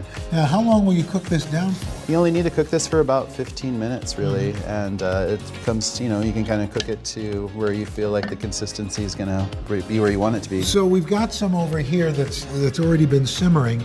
How do you want a smooth consistency, and if so, how do you make that happen? I feel like it's really a matter of preference because these things will break up so easily on their own, and you can break them up with just a whisk.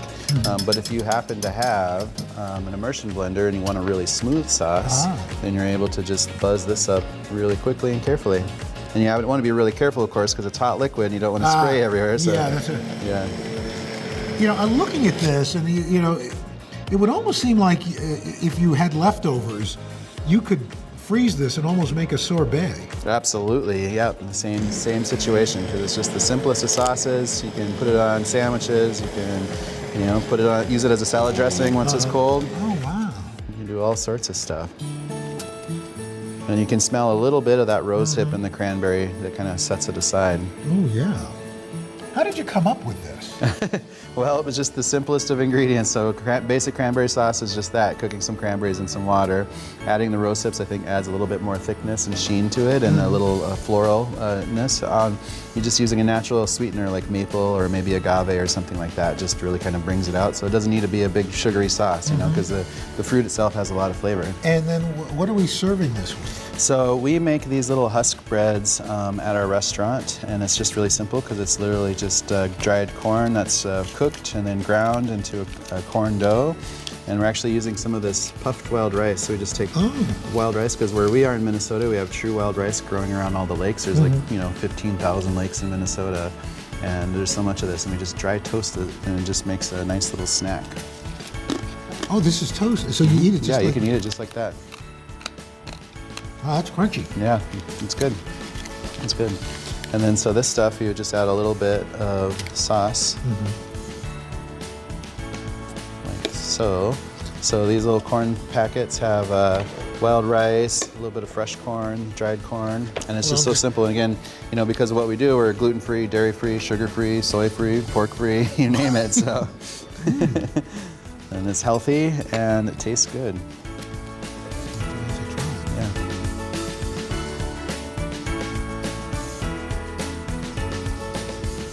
That's great. I mean, it's almost like a jam jelly. Yeah, super simple. Super simple. Better than the canned stuff. I was going to say, is food the great uniter? It really is, because we all have food in common, and cultural food is something that's really important. It's our identity. We think about our parents and our grandparents and the foods that they passed down. And I want to see a world where we can find indigenous restaurants all over the nation celebrating the history and the land of where that might be. Well, this is terrific. This is something to give thanks for. Awesome. This is wonderful. Sean, thank you so much. Yeah.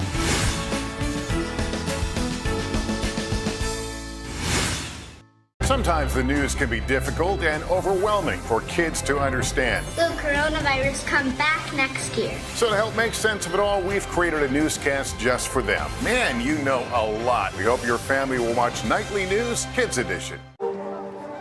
People really don't know what's going to happen. Nearly a dozen hours after the eye roared ashore. More good people than bad people, right? Yeah, 5 seconds. 4, 3. There is some late-breaking news 4 hours into the Iowa caucuses. By the hand delivery. All right, it just did too. For breaking news in our changing world, download the NBC News app. Good morning, everybody. Welcome to today. Let's go. We're going to kick off the Pink Power and Breast Cancer Awareness Month. What's the best thing about being this age? You have nothing to prove, because you already proved it. What does it feel like to be in a city that you love so much? I am humbly proud that I stuck up for my town. We all have the honor of helping reopen the doors. Is back! For breaking news in our changing world, download the NBC News app. Today is now a podcast, available every morning. Listen wherever you get your podcasts.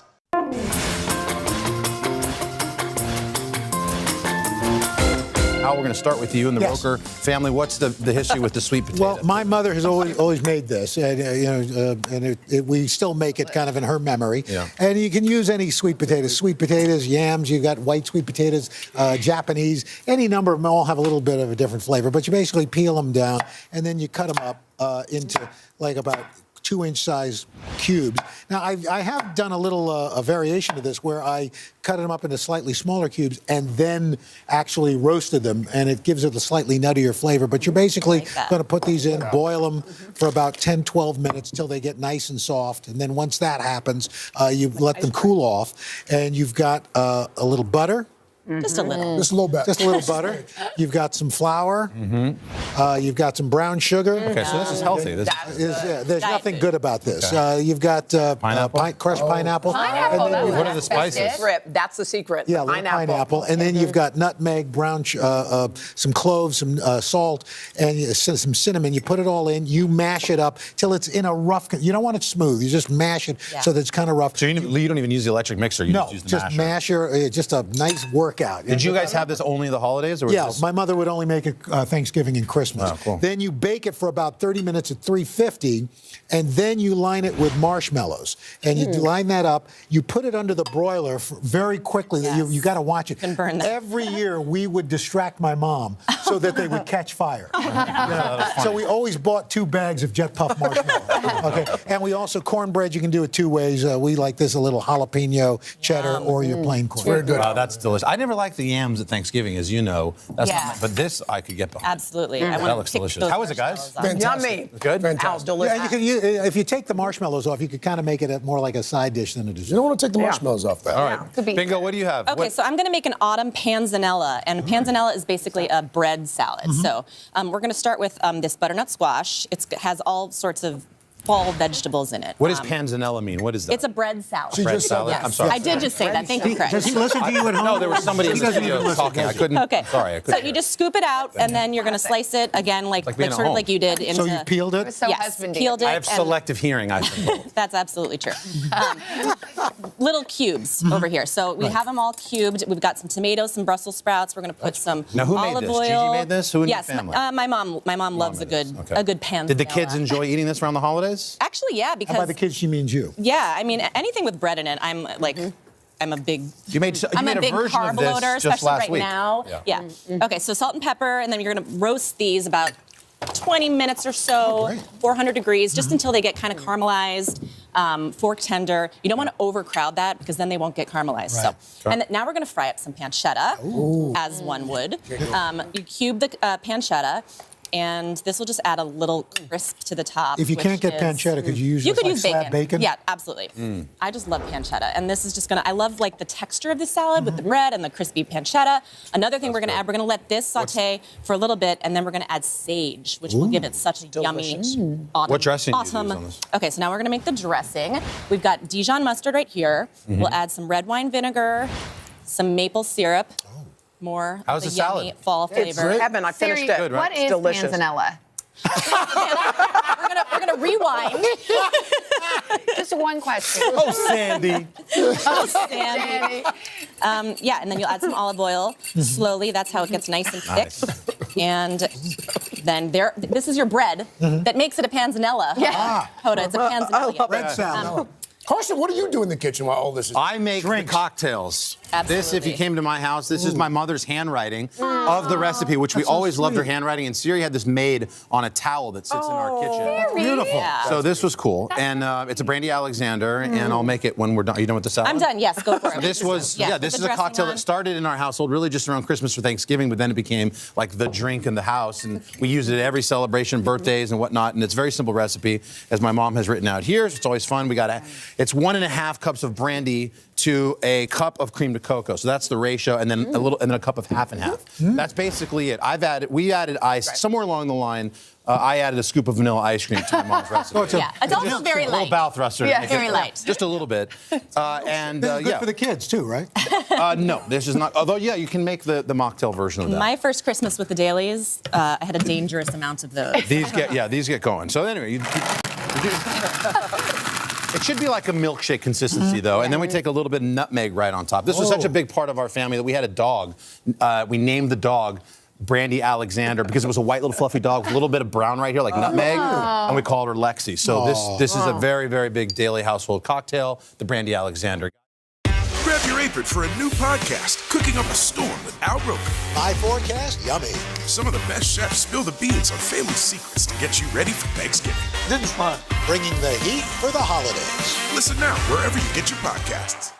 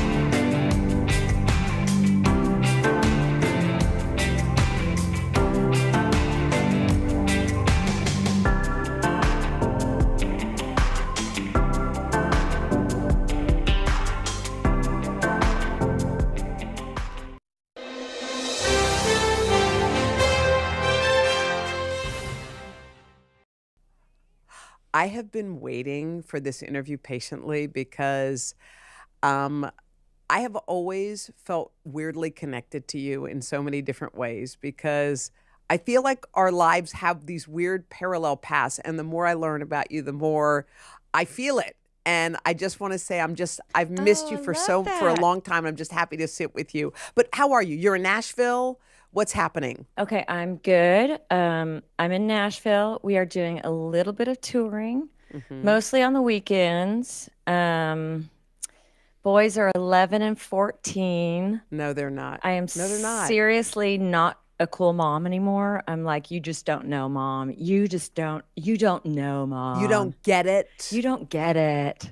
Can I remind you of something? You were here at the Today Show, downstairs in the dressing room with your boys when they were little. And I went down there and I remembered thinking, watching you with your kids, I want something like that one day. Yes. And I'm telling you, I have more friends. I'm just like, you can do this. Babies are coming in and you don't get the wrong kids. It just doesn't happen that way. And my kids so clearly not only picked me, but picked each other. And man, what a cool honor. You know, I tell my kids all the time, I am so honored to be your mom. You know, I mean, I even told my 14-year-old that last night because he hugged my parents as they were leaving, just involuntarily. My dad's 89 and my mom's 84. And I said, after they left, I said, I love you so much, but I just want to tell you what a cool person you are. Because not everybody just wants to volunteer a hug. You know, whether it's your grandparents, you know, an elderly, you're a teenager.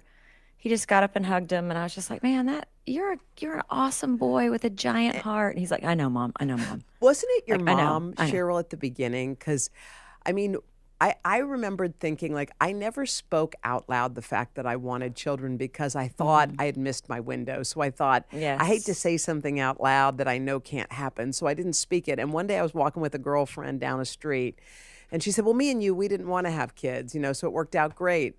And I said, well, I actually did. And I just thought I missed it. And I just remember saying it out loud and how weird that was to speak it and then to say it again. And it kind of like made it real. Sometimes I feel like even if you whisper your secret into the mirror, the bathroom mirror, at least it gives it breath and life. Yeah. Did you always want kids? Did you talk about it when you were younger? Did you always think about it? I just never didn't think I would have kids, you know, and I think I was thinking of it in the context of family. It wasn't like I saw myself being pregnant. I couldn't wait to experience having a baby inside of me. It wasn't so much that. It was much more about the wonder of getting to raise a person, you know, and obviously, as you know, Hoda, I was 45 when I adopted my first one. I was 48 when I adopted my second one. I had the gift of getting a lot of things out of my system before I had my kids or before I got my kids. So there wasn't anything that I felt like I was missing. If I stayed home and something was going on, I just didn't feel like I was missing anything, that I wanted to be anywhere else. And that's a gift. I think if I was in my 20s and even early 30s trying to be in the world that I've lived in for the last 28 years, I might have been pulled in a lot of different directions. But, you know, there's one thing about a woman and the biological clock. You know, we get blamed a lot for the demises of relationships. Well, her biological clock, or she wanted kids and I wasn't ready for that. And it's such I don't want to say a sexist thing, but it does feel like that, you know. And I remember my last relationship crumbling largely because that is what I wanted. I didn't want to be somebody's girlfriend and raise their kids. I didn't want to be a stepmom and not be made a wife and a mom. You know, it's sort of like being in a relationship with someone, but being also the babysitter, but not getting to be the real parent. And yeah, that did crumble that relationship. And when I came out of it, it was my mom, and I came out of it and also had breast cancer and went through that. And it was my mom who said, why don't you just get a surrogate and get some sperm And I mean, this is like Berners Crow from tiny town in Missouri. My head is like exploding. Like, what did she just say? Like, just have my own babies? What? But it was that. It was her saying, look, you know what? If you adopt, you have a family around you who will stand at the altar with you at baptism and say, we are his community or her community. And that's what they did. And that's kind of what gave me the life raft, to not limit myself to that. Oh, you got to be married.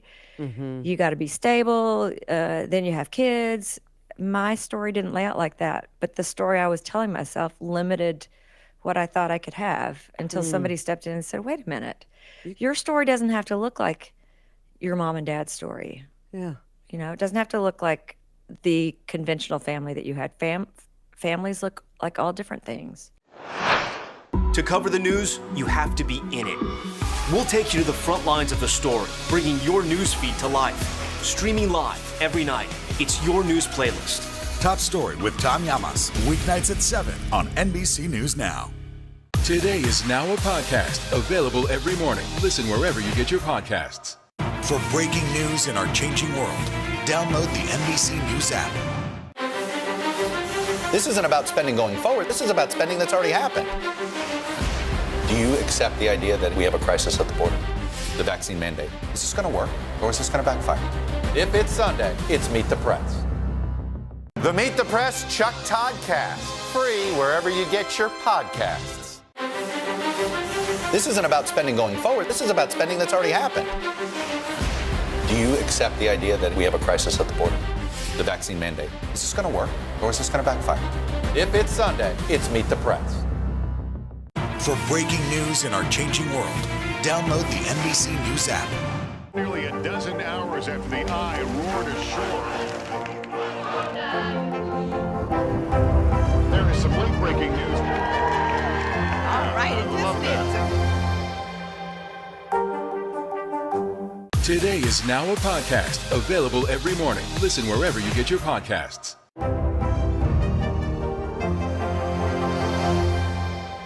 You know what's interesting?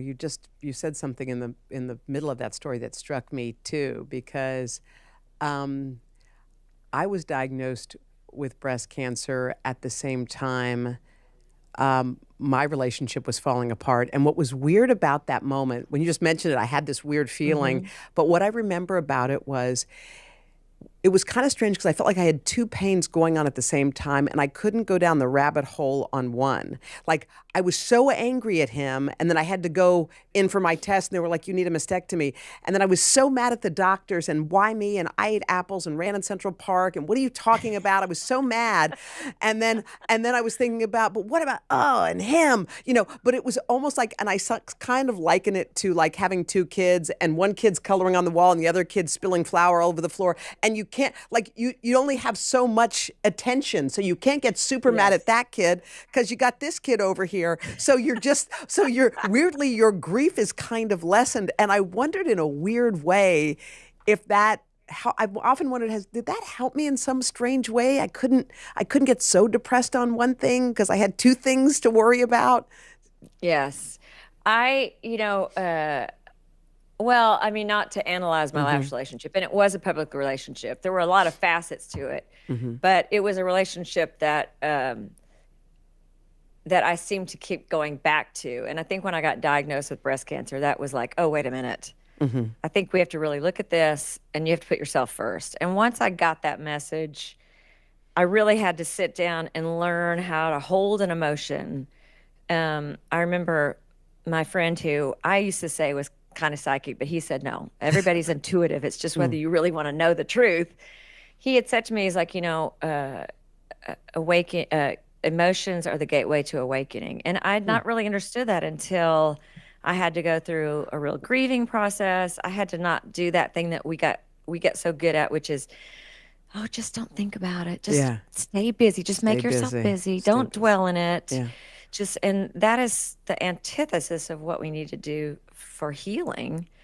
We need to actually sit with the pain, the anger, the grief, all of it that goes along with getting to the other side. And, you know, the only way to get through it, plow through it and experience it. And so for me, I just embraced it. I said, I'm not going to make a record. I'm not going to pick up my guitar. I'm not going to journal. I'm actually going to sit and be angry and be sad and grieve and all that. And when I came out of it, I just felt like, oh, okay, I remember now who I am.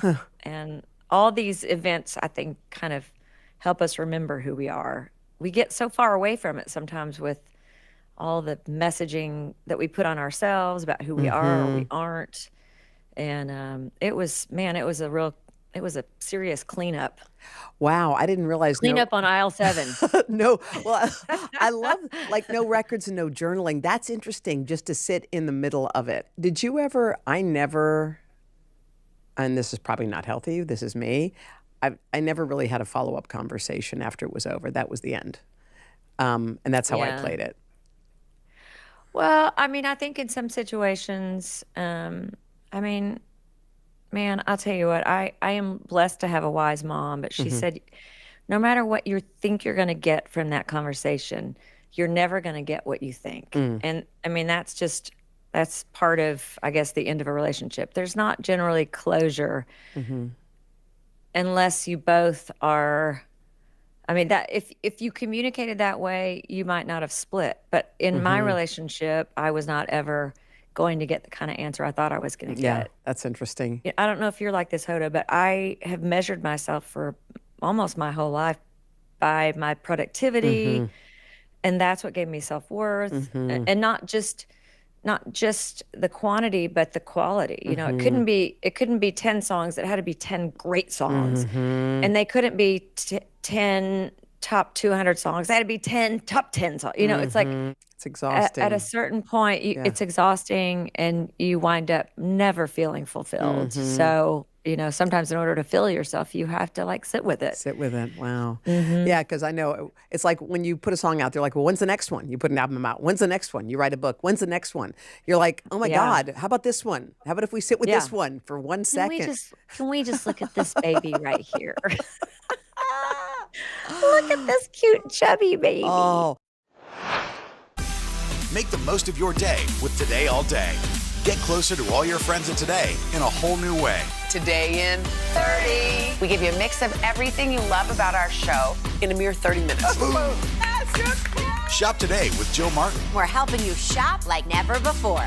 The latest styles and biggest names. Today food. Things are heating up in the Today All Day kitchen. Cooking essentials and recipe inspiration. Get ready. Are you ready? Oh, I'm so ready. Only on Today All Day.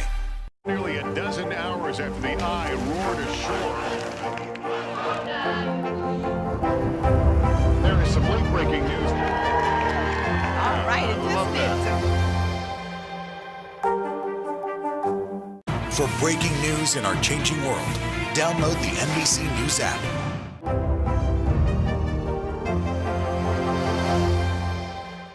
For breaking news in our changing world, download the NBC News app. Sometimes the news can be difficult and overwhelming for kids to understand. Will coronavirus come back next year? So to help make sense of it all, we've created a newscast just for them. Man, you know a lot. We hope your family will watch Nightly News Kids Edition. For breaking news in our changing world, download the NBC News app. Today is now a podcast, available every morning. Listen wherever you get your podcasts. Good morning, everybody. Welcome to Today. Let's go. We're going to kick off the Pink Power and Breast Cancer Awareness Month. What's the best thing about being this age? You have nothing to prove because you already proved it. What does it feel like to be in a city that you love so much? I am humbly proud that I stuck up for my town.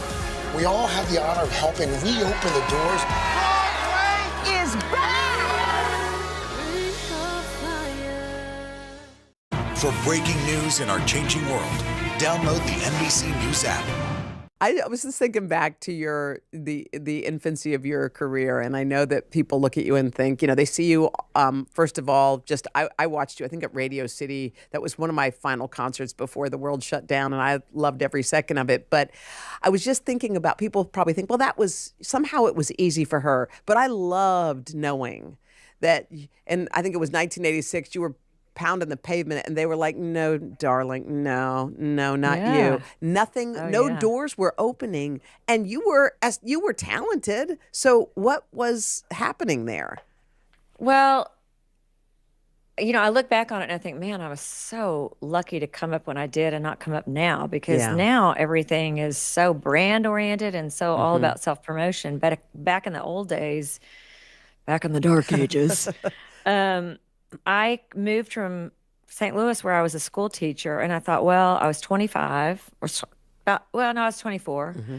And I had a bunch of tapes, and I thought, I'm just going to go out to LA and see what happens. And I got a Thomas guide, and I found out where all the studios were, and I took my tapes to every studio. And if I get them to the studios, and somebody will pick it up and listen to it and discover me, and it was literally like an episode of Friends. And, slowly I wound up getting a little bit of work, and then I overheard some backup singers talking about the Michael Jackson audition, and then I crashed the Michael Jackson audition. And I mean, it just... Crashed the Michael Jackson audition. Just even to say that out loud.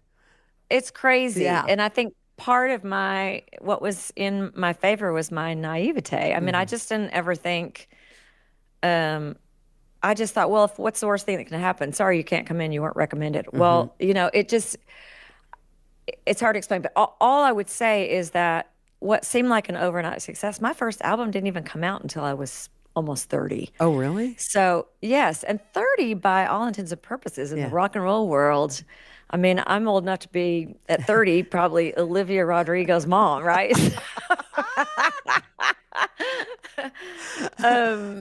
I can remember meeting Taylor Swift on an airplane, and she was literally a teenager, and I was like old enough to be her mom.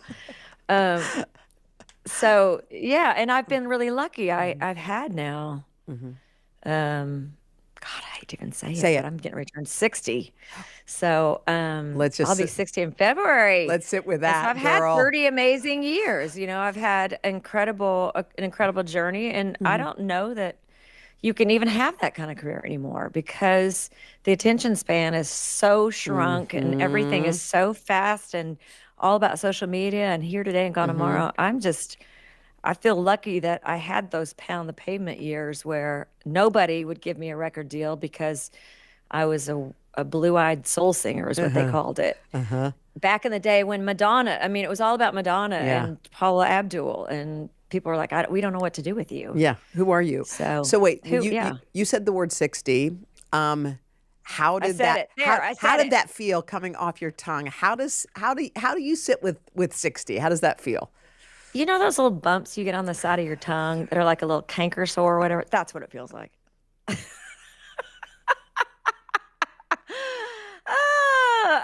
No, I mean, yeah, I don't love it, but I have to say I'm really, at this point in my life, I am happy.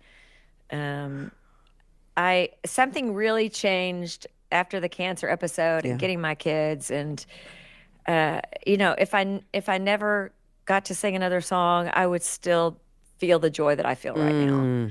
And that's a good place to be, for somebody who's always measured themselves by shucking and jiving through, life. Like, look at me, I can twirl, I can sing, I can play the bass and the piano, and to be able to say, you know what, I love my life.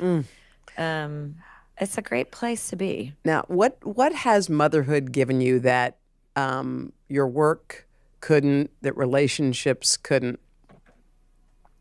Well, I mean, motherhood has changed. It's created a barometer for sure. I mean, I don't make any decisions that aren't pretty well decided by virtue of what my kids have going on.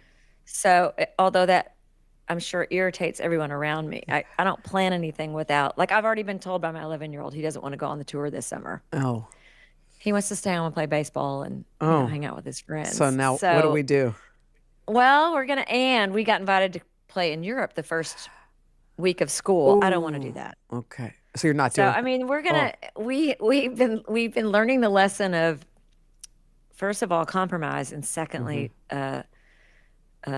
friendly friendly. What is it? Not tyranny, but when you're the ruler of a country, this is what happens when you're 60. dictator? You can't think of words. Friendly dictatorship. Yes. So if it doesn't work in the compromise, then there's the friendly dictatorship. But yeah, I mean, I would say that I had to really, before I could be happy being a mom, I had to be happy. And that was the first thing. And then being a mom has been the greatest gift and the greatest occupation. I mean, I have full respect for moms across the board. Single moms, working moms, even married moms. Being a mom is no joke. It's 24 hours a day. And unless you're going to let somebody else raise them, you are on call 24 hours a day. Today is now a podcast available every morning. Listen wherever you get your podcasts. Grab your apron for a new podcast, Cooking Up a Storm with Al Roker. My forecast, yummy. Some of the best chefs spill the beans on family secrets to get you ready for Thanksgiving. This is fun. Bringing the heat for the holidays. Follow now wherever you get your podcasts. To cover the news, you have to be in it.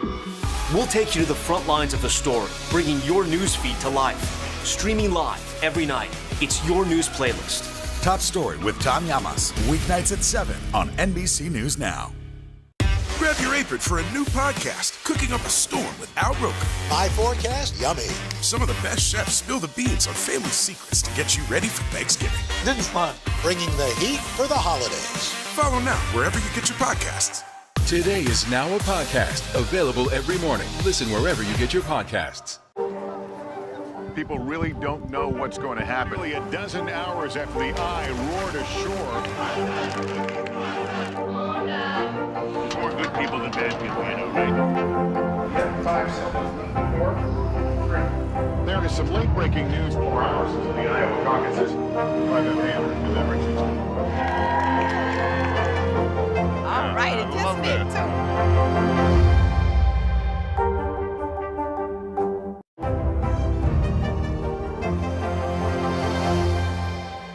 Do you have room for another love in your life, do you think? I do. Do you already have that? I don't. Okay, I wasn't sure. I don't. I mean, I don't want to say sadly. I mean, our family is. I mean, we're complete. My. It's tricky now. I mean, it's just tricky. Sure. You date somebody and you pretty quickly decide how they might fit, or if they unequivocally, you wouldn't even let them near your kids. You know what I mean?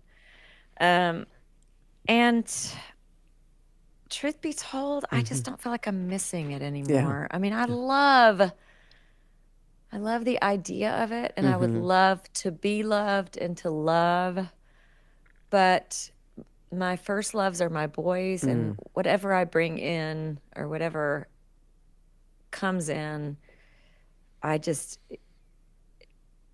open. I'll just say that. I'm open. You're open. When it came down to, my girls are adopted too. They're 4 and 2, and they know they're adopted. Obviously, I've told them, and I know more questions are coming as we go. And I guess I'm looking for a little advice because I don't really quite know. Like, first I thought, should I volunteer information? I thought, no, let me wait till they ask me. There's such tricky conversations to have. How did you know how to navigate those waters? Well, I had 2 different situations with my boys. I knew Wyatt's birth mom, and I did not know Levi's birth parents.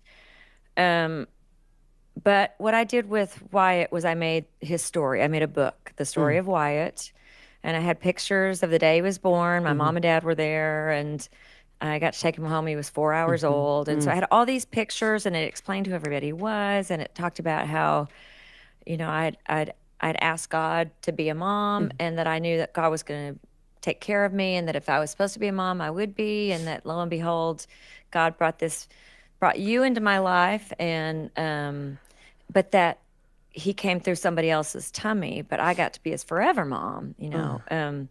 So anyway, he, from a very early age, not only was not interested in it, didn't want to see it at all. Oh, okay. And even really up into the age that he was able to understand it, well, actually, period. He's not wanted to see that book. He hasn't been ready. He chose his life, and he didn't want to know about the rest of it. My Levi is very, I mean, he's very pragmatic. There is nothing he will not say or ask. If you want to know if you look fat in a pair of jeans, he will tell you. And he's right off the cuff. Were my birth parents short? Because I really want to play basketball. I mean, these are the things that matter to him, you know. He asks questions, and he has the story of Levi as well. And he likes it. He doesn't want to look at it, but he's going to be my, I'm going to go out and find him on my own. And I've told both my boys, when you are ready, you know, when you become old enough, like 18, I'll help you. We'll go find him together. And nothing will come between the way you and I love each other, but you have a lot of love. So, and you love people in a lot of different ways, and families look differently. No, but neither one of them have asked me why their birth moms gave them away. And some of those questions will be hard. I mean, I don't know how you feel about it, but I do have that fear of, okay, someday when I'm older, they go find their younger mom, and suddenly I'm going to spend Christmas at my mom and, you know, or with my real brother. And I get emotional about it, and I get scared. But you know what? It's like it's like I tell my dad when he's worrying, there's no point in worrying about it. It's not going to fix it. Yeah. You know, when you get there, you get there. So that's just the way I'm approaching it. I think, yeah, that sounds healthy. And I like this sort of God's got this. It's sort of like, you know, because I have those feelings too, and they don't ask many questions now. They're super young, but they do know a lot of things. So I literally, some days I get this ouch in my stomach. I'm like, okay, I got to be ready. Like, how's this gonna go? What do they think when you're on stage? Are they wigged that you're up there killing it, or do they think it's early days? They didn't really understand it. Like, I've got videos of both the boys coming out in their PJs. I had this wonderful nanny who's now my assistant, and they would always come say goodnight before they'd go to bed, like at 8:30, you know, and I'd just be getting started, and they'd come out, and sometimes they'd come out on stage in their PJs and do a little jig or whatever, and they just seeing all those people. That's, you know, they didn't really understand what that meant. And then when I started making the record before the last called Be Myself. And I was making it during school hours. I would go pick them up, and I'd bring them back to the studio, and we'd work for another couple hours. They got to be around during the making of that record and understand, oh, this isn't just something where she goes out on stage and sings songs. She works. Like, it's a workplace, and it's like serious work hours and doing things over and over. And then they got interested in it and got to like learn about some of the engineering stuff. And then it became like, oh, okay, so she's not just famous because she has like All I Want to Do or Soak Up the Sun or the song from Cars. And that made a difference. But, you know, now that they're older, you know, they'll come to the side of the stage and wave, and then they'll go back and want to get on their iPads. And I'm just like, no. Oh, no. So they make money by helping out. Is that how they do? They make $5 a gig for bringing out guitars. And 2 summers ago, when we were out with Phil Collins in Europe, about halfway through the gig, Levi's like, we're walking off stage, and Levi's like, Mom, can we negotiate a flat rate? $5 a gig doesn't seem like very much. I'm like, are you kidding me? You're 9 years old. How do you know what a flat rate is? How do you even get that? Wait, are they musical? Do they are either of them in music? They are musical, but that, you know, I think part of it is they came in that way, but also they've been saturated, and by osmosis they are musical. Cheryl, I've thoroughly enjoyed our conversation. Thank you so much Hoda, for I visiting love with me. you. I love you too. Come see me Let's when get our kids to marry each other. Oh my God, that would be Come on, perfect. let's do it. Yes, it's not that big of an age gap. 8 years and 10 years. Yes. I mean, come on. by the time they're adults, you know. Okay, we'll have a date. All right, honey. Good Okay. seeing you. All right, it's good Take to see care. you too. You too. Thanks.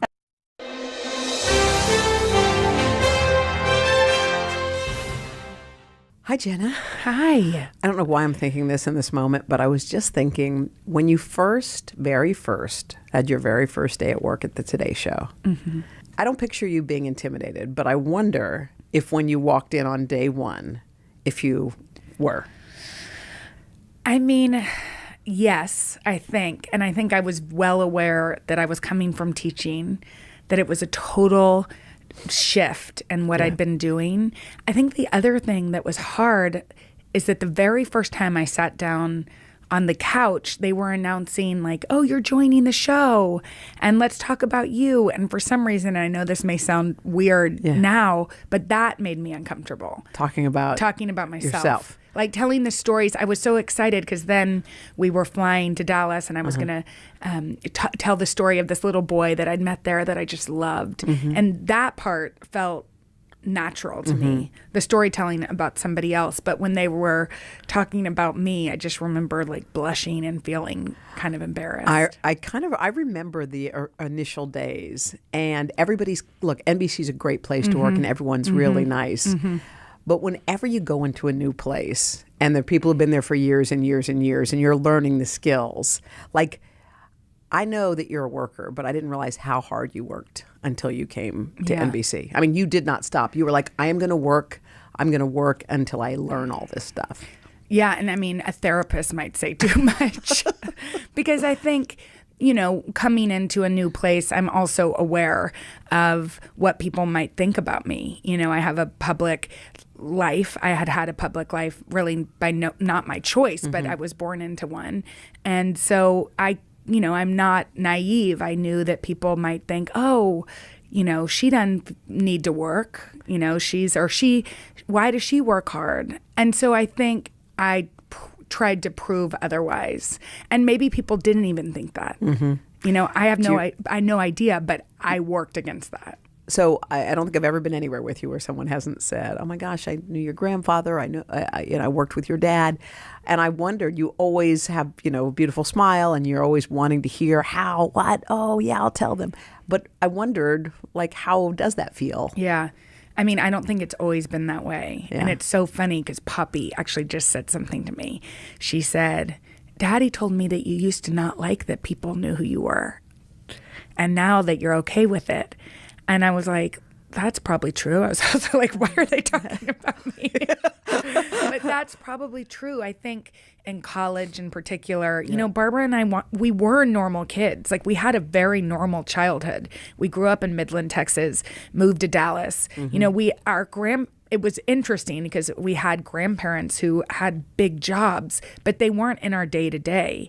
So it was foreign to us, which is weird. And I know that that's probably hard for people to believe, but it was. And so much so that when my dad became president, he was like, don't worry, you can be normal. Like he just wanted to give us what we wanted, but like obviously we couldn't. But I think he really believed that. How did they do that? Like, what did they do to make life normal? Like, I think they just never asked us to go on we didn't do one campaign or political event for our dad until we graduated from college. Oh, wow.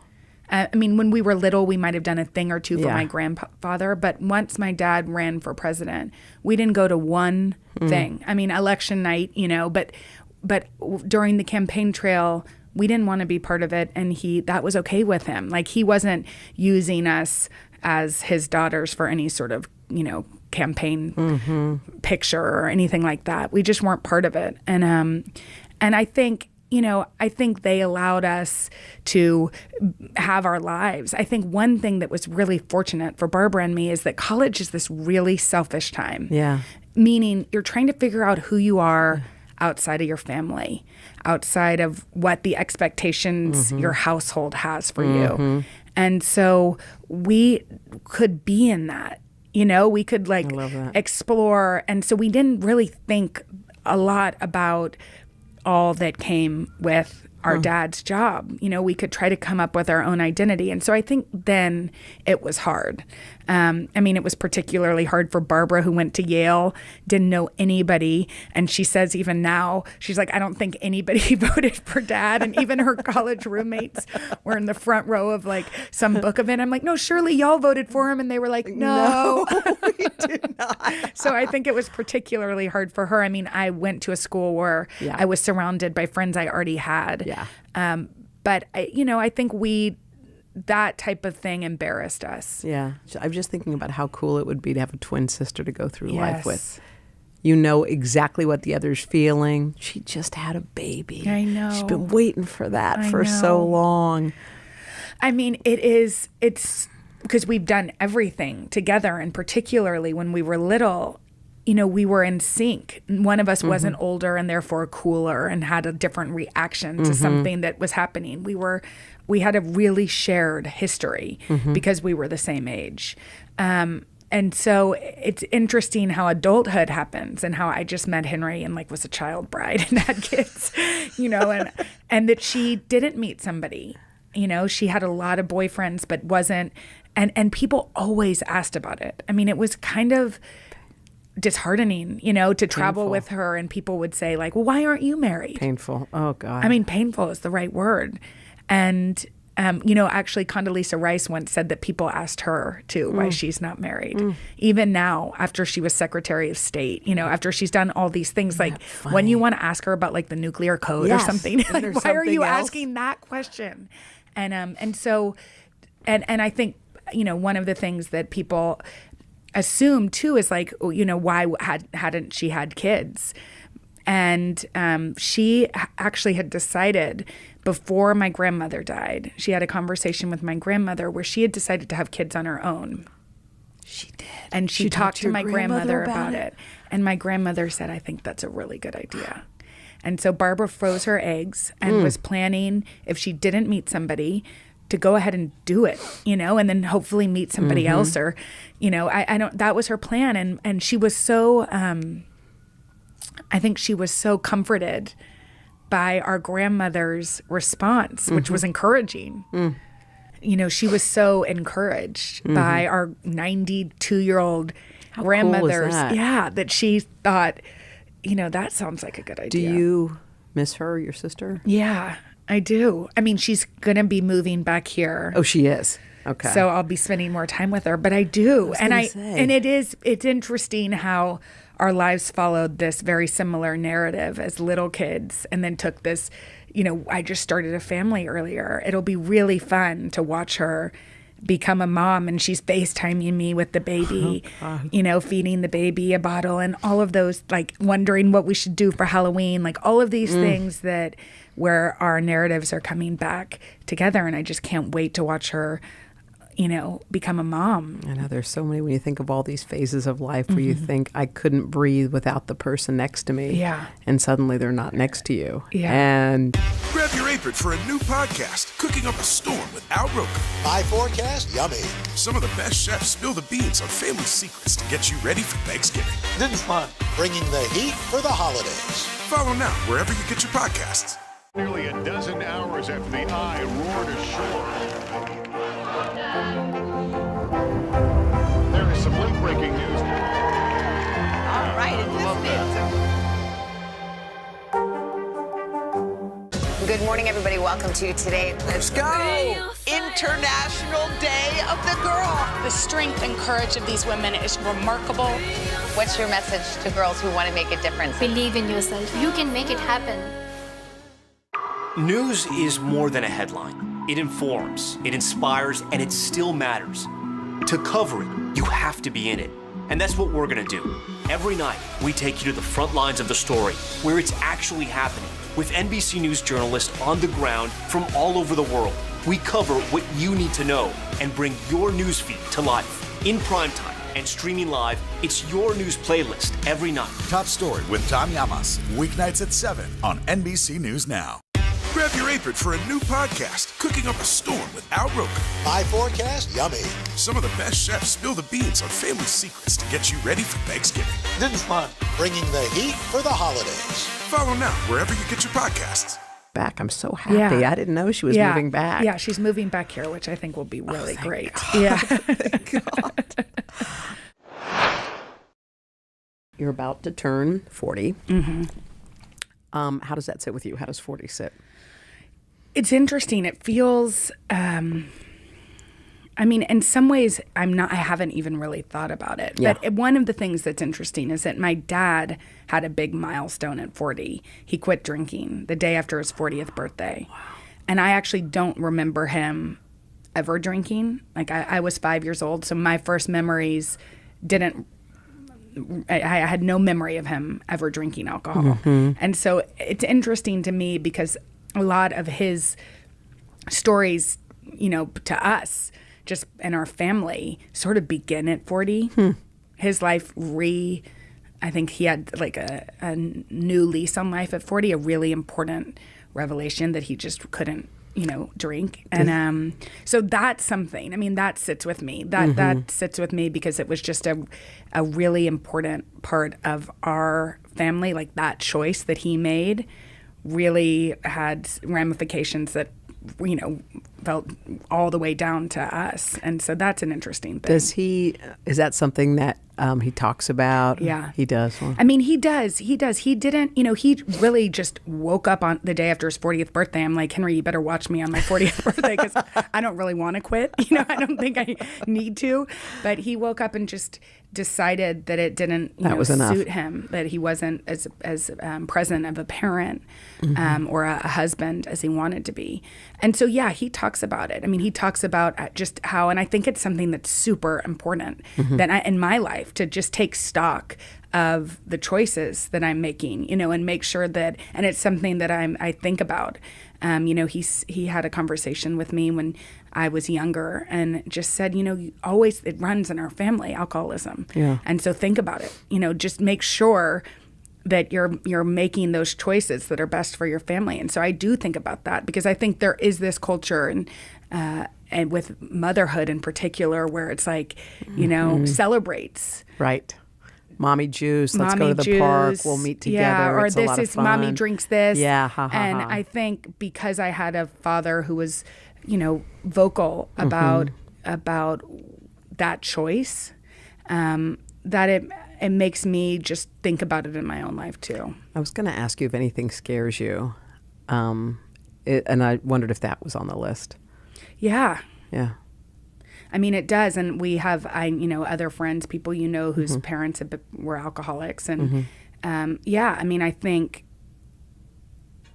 I feel like I have a pretty good grasp on, I don't feel like it affects me in a way, but my sisters quit drinking, my mom no longer drinks, so it definitely is something that, I don't think it's as scary because I don't remember that part. My dad drinking too much. And I never really thought, my mom, I don't remember my mom drinking too much. So it's not like, but I think I'm definitely aware of it. Yeah. Does anything intimidate you? Like if someone were to walk, is there a person who could walk in the room right now who would intimidate you in one way or the other in terms of like, oh my God, I can't believe that person's here. I feel like we've met a lot of cool people. I know, I'm trying to think. I mean, I think, it's funny because when I was first interviewed for a book that I wrote, Diane Sawyer asked me like who I'd be starstruck by. And I think she expected me to say like Justin Bieber or something, but he wasn't big then. I mean, I don't know who would have been like somebody the 2006 like Justin Bieber, but Justin Timberlake, whoever it was. And I was like Toni Morrison. You said that when you were that. Yes. And because I loved Toni Morrison. And she actually said after the interview, she said, "What are you doing now?" And I was flying back to Washington, D.C., and she said, because I wanted to invite you to my house and have Toni Morrison come over. And I was like, damn. Wait, first of all, I cannot believe that's who you said. And she was shocked, and Diane Sawyer is friends with friends with Toni Morrison. So you've loved, I know you love books because you talk about it. Have you loved them forever? I mean, yes. Oh my God. And Toni Morrison's The Bluest Eye I read, Yeah. I think, my sophomore year in high school, and it totally changed my perspective on everything. And it's hard to even articulate why. This isn't about spending going forward. This is about spending that's already happened. Do you accept the idea that we have a crisis at the border? The vaccine mandate. Is this going to work or is this going to backfire? If it's Sunday, it's Meet the Press.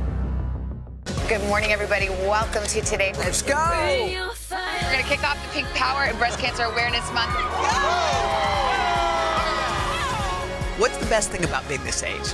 You have nothing to prove because you already proved it. What does it feel like to be in a city that you love so much? I am humbly proud that I stuck up for my town.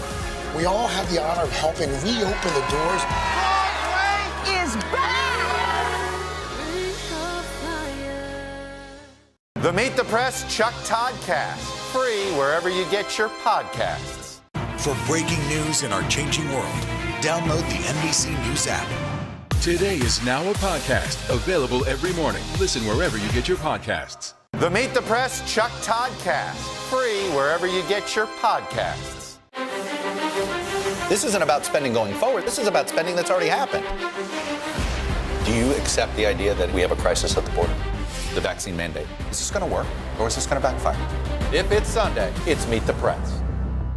The Meet the Press Chuck Toddcast. Free wherever you get your podcasts. Nearly a dozen hours after the eye roared ashore. There is some late-breaking news. All right, and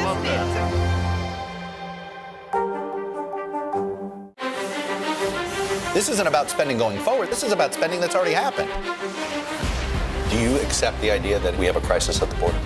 The vaccine mandate. Is this going to work or is this going to backfire? If it's Sunday, it's Meet the Press. For breaking news in our changing world, download the NBC News app. Jenna, one of the things I love about this podcast, and I love since we started, is I really do feel like I'm sitting in a therapy session. I'm meeting people, and I feel like I almost feel guilty that this is a job. I'm like, oh my God, thank you. You know, you pay a therapist. I'm like, so how much? But I remember when Pastor Michael Todd came on, he had such a profound effect on me. There was something about how he viewed the world with intention, how every day he set off with something in mind to do, not just, oh, well, it's another Wednesday. But one of the things that struck me the most was what he said about his relationship with his wife and how he builds on it. He said that we become different people every 5 years. So this is what he had to say. If you're married more than 5 years, you're not married to the same person you married. And we got a revelation that you keep changing every 5 years, and I needed to relearn who she was. What she used to like, she didn't like anymore. And so I would do certain things, and I was like, man, that used to really work. That used to really get you going. What happened? I mean, that right there, is that the plainest statement? You've been with Henry for a long time. It's the plainest, but when you told it to me, it was like a light bulb went off, because I have said to Henry, but why aren't you as joyous? Yeah. When I first met Henry, I remember him skipping. Oh, he was real? that. I mean, I don't know if he actually did it, but that's the energy that I got from him. He was so carefree. I mean, he just was filled with joy. Yeah. I think that's who he is. Yeah. But obviously, however many years later, 13, 14 years later, there's other things that have happened in life that he's not the same person. And I shouldn't expect that. But until you told me what the pastor said, I had never thought of it that way. Me too. I did the same thing when it came to Joel, and think about us too. Yeah. By the way, you're a completely different person than the person I met when you started working here. Yeah. You're totally different. You're new. You come in with a million ideas. You're so in charge. You are so in charge. I am. Yes, you're in charge, man. You have this thing which I found really admirable, because you could walk into a place where you have learned the craft. You've learned this craft faster than anyone I've ever seen. You have the craziest news instincts that I I haven't seen with someone who hasn't been in this business for like 15 years. You're like, let's lead with that. Why don't we take a break here? Why don't we all those little bits and pieces? But that's just how you've changed professionally. But I was just thinking about the same thing back to me and Joel. It's like, it's the exact same thing. Joel doesn't like the same things he liked. Yeah. We always ate at the same place. I never really liked the place. Yeah. Why are we eating there again? Yeah. I never wanted it. I did it for you, because now we're just being who we are. Yes. We're not pleasing anymore. Yeah, and I thought his thought about really getting to know somebody, Yes. and no matter who, like even parents and friends and siblings, to really think like, okay, this is who I know you as, but who are you now? I thought that was brilliant. Today is now a podcast available every morning. Listen wherever you get your podcasts. Sometimes the news can be difficult and overwhelming for kids to understand. Will coronavirus come back next year? So to help make sense of it all, we've created a newscast just for them. Man, you know a lot. We hope your family will watch Nightly News Kids Edition. Grab your apron for a new podcast, Cooking Up a Storm with Al Roker. My forecast, yummy. Some of the best chefs spill the beans on family secrets to get you ready for Thanksgiving. This is fun. Bringing the heat for the holidays. Follow now wherever you get your podcasts. To cover the news, you have to be in it. We'll take you to the front lines of the story, bringing your news feed to life. Streaming live every night. It's your news playlist. Top Story with Tom Llamas, weeknights at 7 on NBC News Now. People really don't know what's going to happen. Really, a dozen hours after the eye roared ashore. More good people than bad people, right? 5 seconds. 4, 3. There is some late-breaking news 4 hours into the Iowa caucuses by the mail delivery system. All right, it just me too.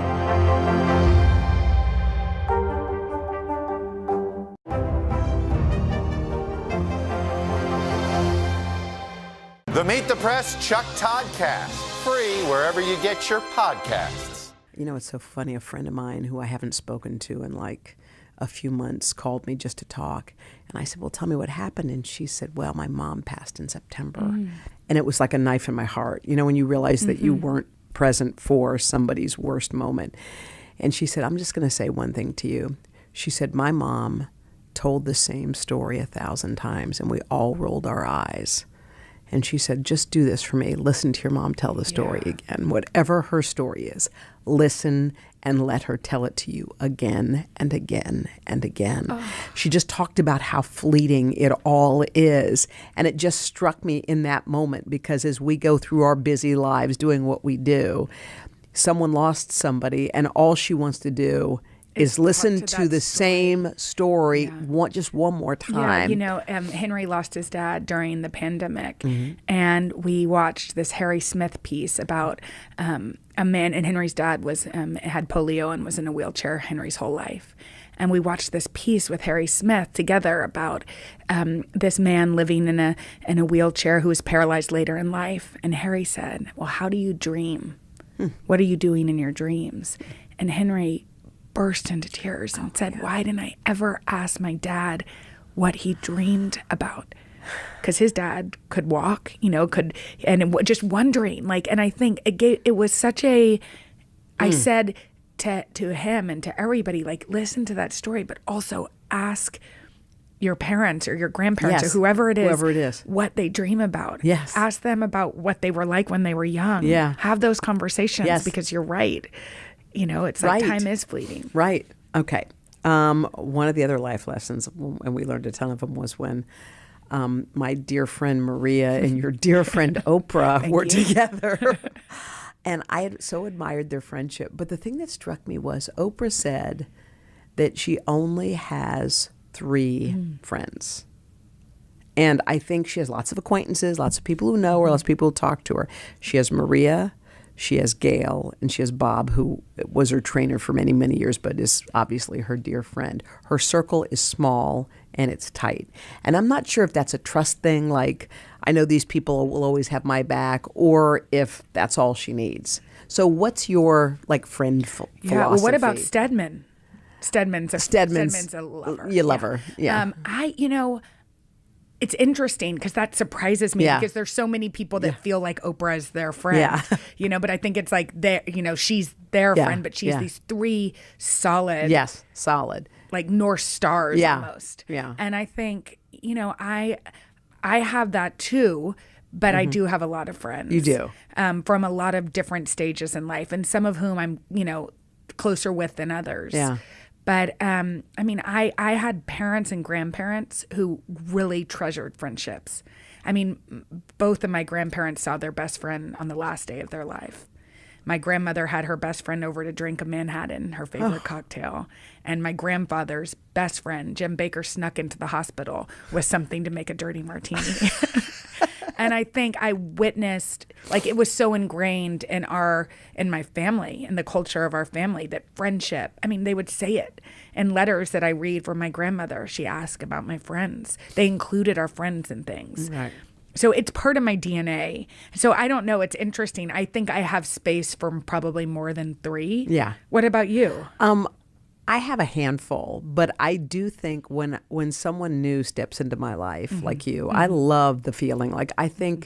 I feel like I'm a better person because of that. Because I think you can keep your tight circle. We all have our 2 a.m. phone call. Yeah. Who's your 2 a.m.? Yeah, probably Farrell, my longest. Yeah, and mine's probably Karen. Yeah. So we know who our 2 a.m. phone and call Barbara is. And probably, and Barbara and Howla. Yeah.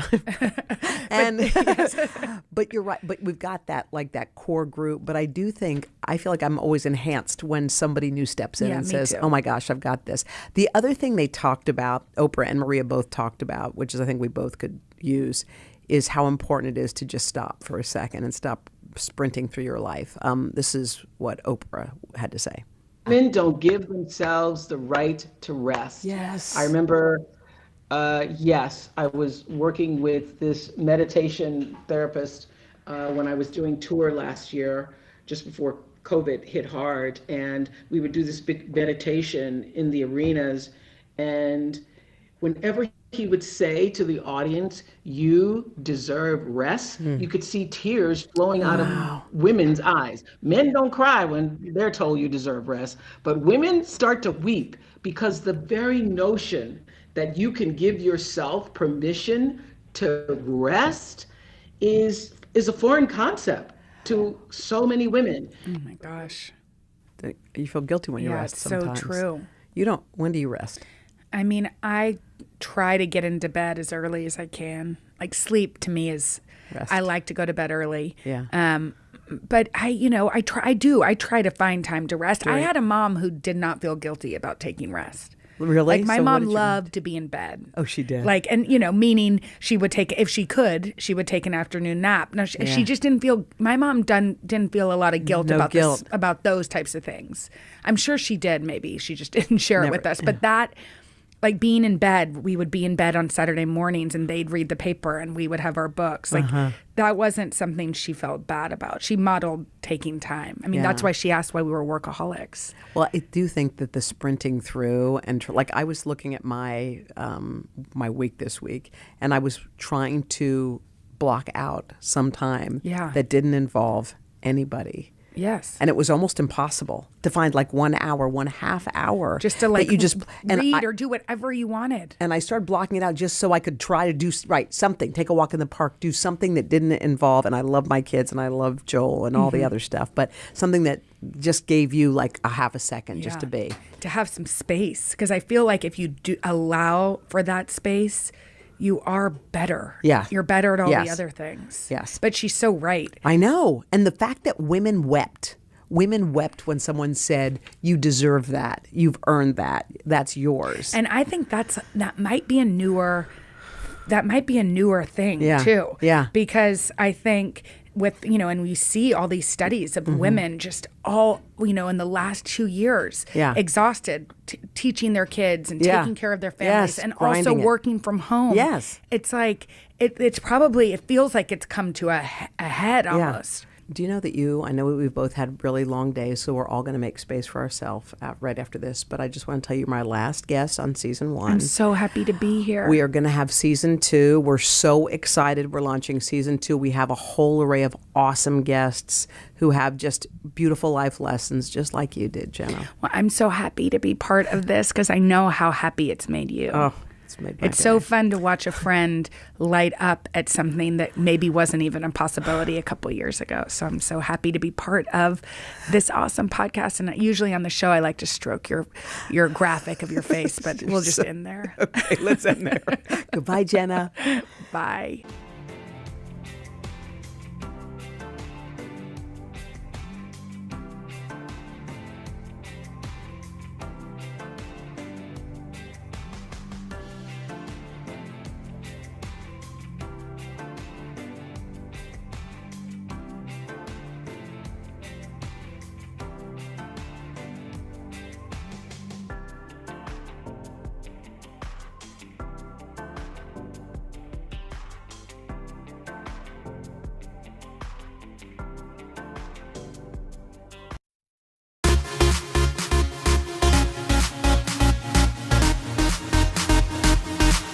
Happy Monday to all of you joining us on Today All Day. I'm Joe Fryer. I'm filling in for Carson here on Popstar Plus. Excited to bring you all kinds of entertainment news and interviews all week. Today on our show, we have a conversation that will get you in the holiday spirit. We spoke with the cast of Love Hard, a new Netflix romantic comedy out now. And later, we have a special memory from our Today Vault to mark a major Harry Potter anniversary. Up first, though, here's your pop star. First up, Sarah Jessica Parker. This morning, the actress is opening up about the eagerly anticipated new Sex and the City reboot. In an interview with Vogue, she takes aim at harsh comments made about her and her co-stars and what she sees as a double standard for women. Morgan Radford is here with details. Hey, Morgan, good morning. Hey there, guys. Good morning. So we all remember Sex and the City, and fans of the hit show were thrilled at the chance to see their favorite fashionistas back on the screen. But there's been a surprising amount of criticism, too, as some on social media made some really tough comments about the star's aging appearance. And that's why Sarah Jessica Parker is firing back. It's Sarah Jessica. Hello from New York City. And just like that, Carrie Bradshaw is back in the big city. Please, you were drunk and he was rich. More than 2 decades after the show first premiered, the next chapter of Sex and the City is almost here. I'm talking about a woman's right to shoes. And while fans can't wait to see the latest trends and high fashion, some on social media are only focused on the appearance of Sarah Jessica Parker and the show's other stars and how they've aged. Online, the criticism has been harsh. Some poking fun and comparing them to the Golden Girls. I'm so tired of calming down. Which is why Sarah Jessica Parker isn't holding back. Speaking out in a new article for the December issue of Vogue, saying it almost feels as if people don't want us to be perfectly okay with where we are. Adding, there's so much misogynist chatter in response to us that would never happen about a man. Over the summer, Parker's appearance was also scrutinized after she was photographed rocking her natural silver-streaked hair while dining with her longtime friend Andy Cohen. Parker telling Vogue he has a full head of gray hair and he's exquisite. Why is it okay for him? And speaking about her own looks, she says, "What am I going to do about it? Stop aging? Disappear?" Parker has received a wave of support online for standing up against ageism in Hollywood. Shooting, as we speak, the next chapter of Sex and the City. The 10-episode revival series on HBO Max follows beloved characters Carrie, Miranda, and Charlotte as they continue their friendship from their 30s into their 50s. The show's creators say you can expect the same great friendships and fashion as the women navigate the challenges of love and life in the Big Apple, but at a more mature age, with silver hair not often shown on the silver screen.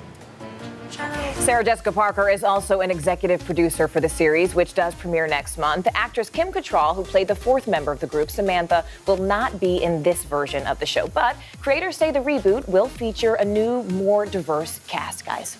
All right. See, a lot of folks looking forward to that. All right. Thank you, Morgan. Of course. All right. Up next, Saturday Night Live this weekend. Kieran Culkin took the stage as host for the first time, but it wasn't the Succession star's first appearance on the iconic show.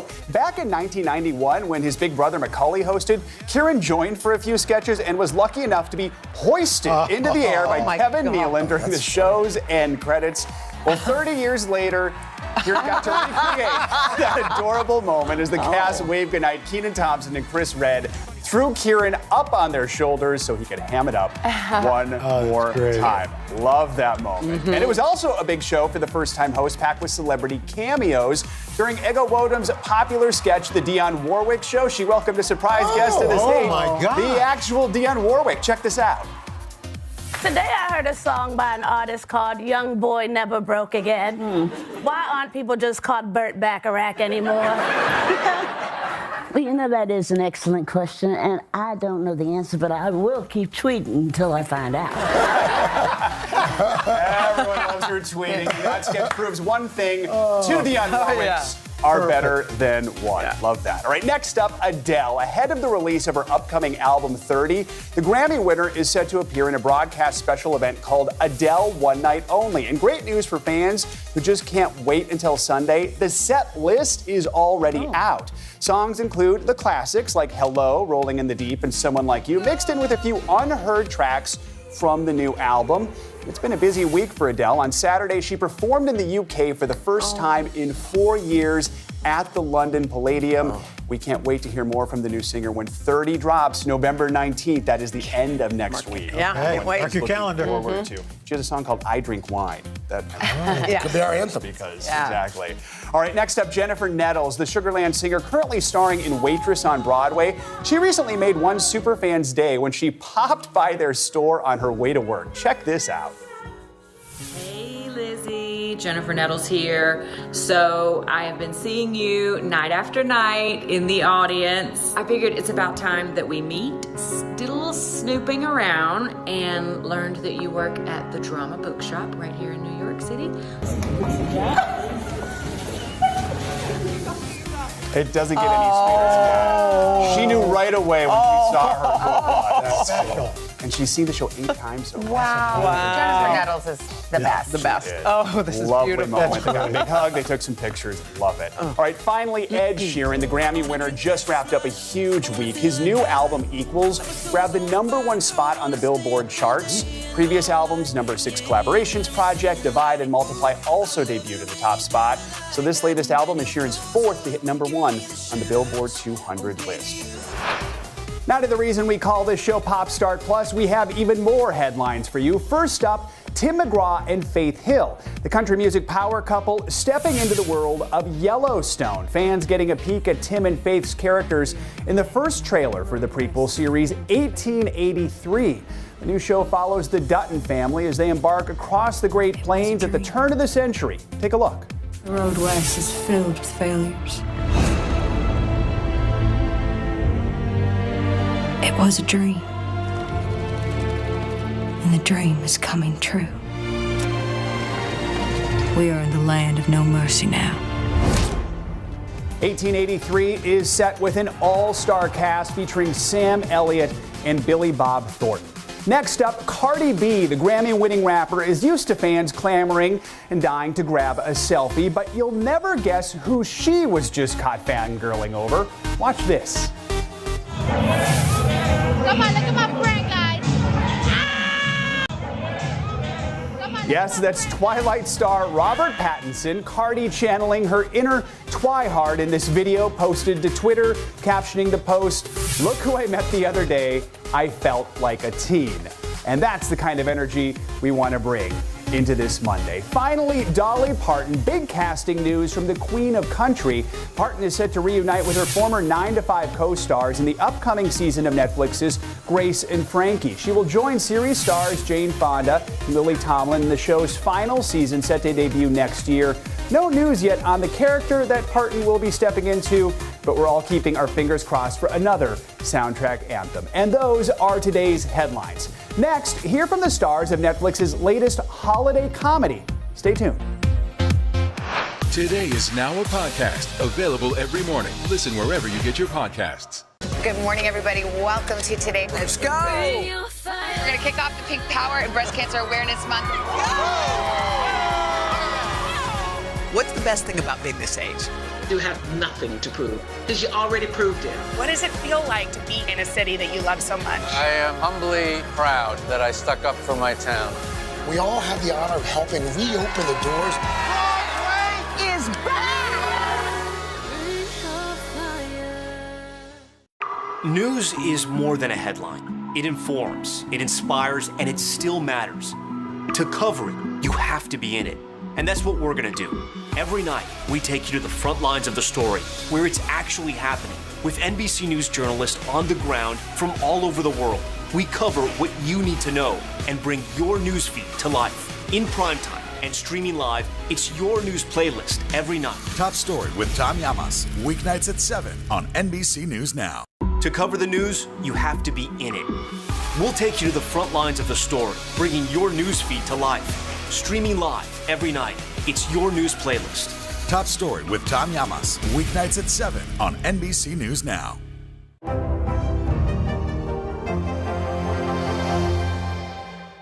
For breaking news in our changing world, download the NBC News app.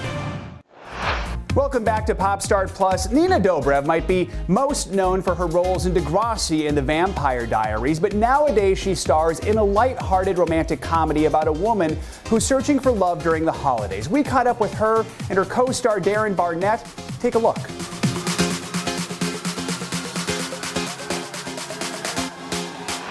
Dating has never really been easy, but modern online dating, you're married, is even harder. Love Hard is a feel-good Christmas romantic comedy that is about a girl who gets catfished and goes on a journey of discovering herself and realizing her flaws and accepting the flaws of others. What kind of psychopath creates a fake profile and then starts a fake relationship online? Whoa. Natalie she's a helpless romantic who will do just about anything in the pursuit of love. And what drew me to the character is that she seeks perfection and she's trying to find the perfect guy, but really what she needs to do is turn the lens to herself and realize that she's flawed, and so she can't expect to find perfection if she's not perfect herself, and no one is perfect. And at the end of the day, the two prospects that she has are both really wonderful catches, and ultimately it's not about finding the perfect guy, it's about finding the perfect guy for her. All you need to know about Tag is he likes outdoorsy, adventurous women. You climb. Me? Do I climb?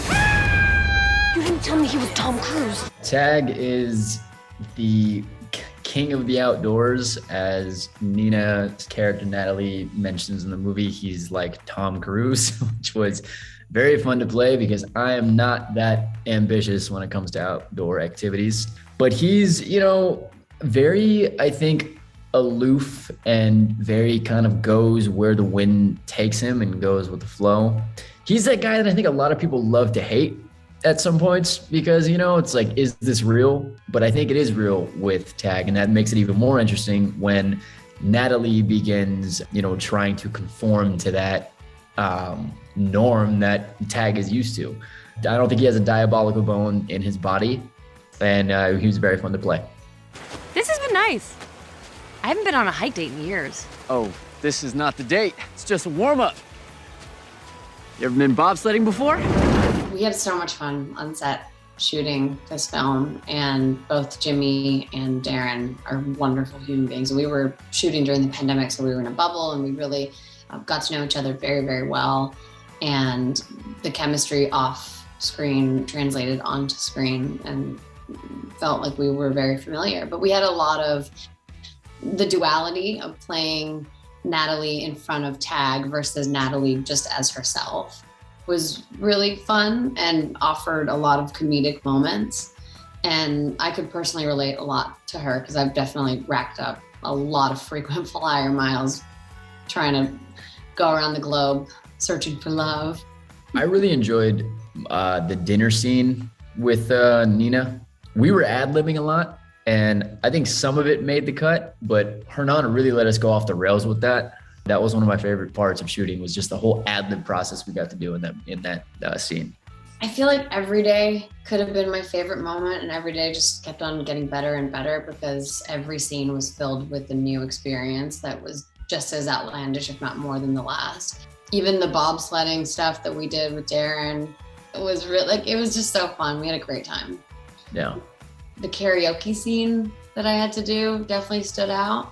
I was definitely nervous. I'm not looking to drop an album anytime soon. Singing is not my passion in life. And so I was nervous, but going to the studio and laying down the tracks and reframing it in my brain and reminding myself that it's supposed to be a funny scene and my character's not supposed to be some great singer, it helped a lot, like kind of take the pressure off. I had no idea that was you. That was you. That Really? is, I had no idea until right now. Yeah. That's so crazy. That's amazing. I mean, that's a compliment to you because I didn't know you sang. And so I was like, oh, they got a singer for this. You Oh my totally God. sing. That's awesome.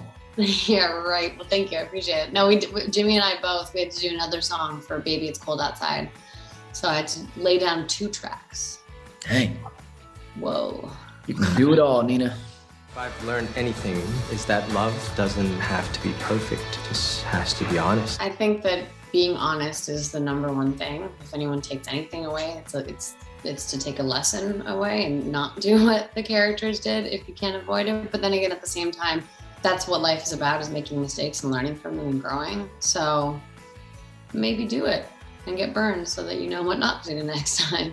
Yeah, I think just in a culture where we're so compared to everyone else around us, we inevitably end up doing it ourselves, and it can make you feel less than. So really show what you got, because I think you have more to offer than you really know, and you're doing nothing but robbing yourself by trying to be anybody else but you.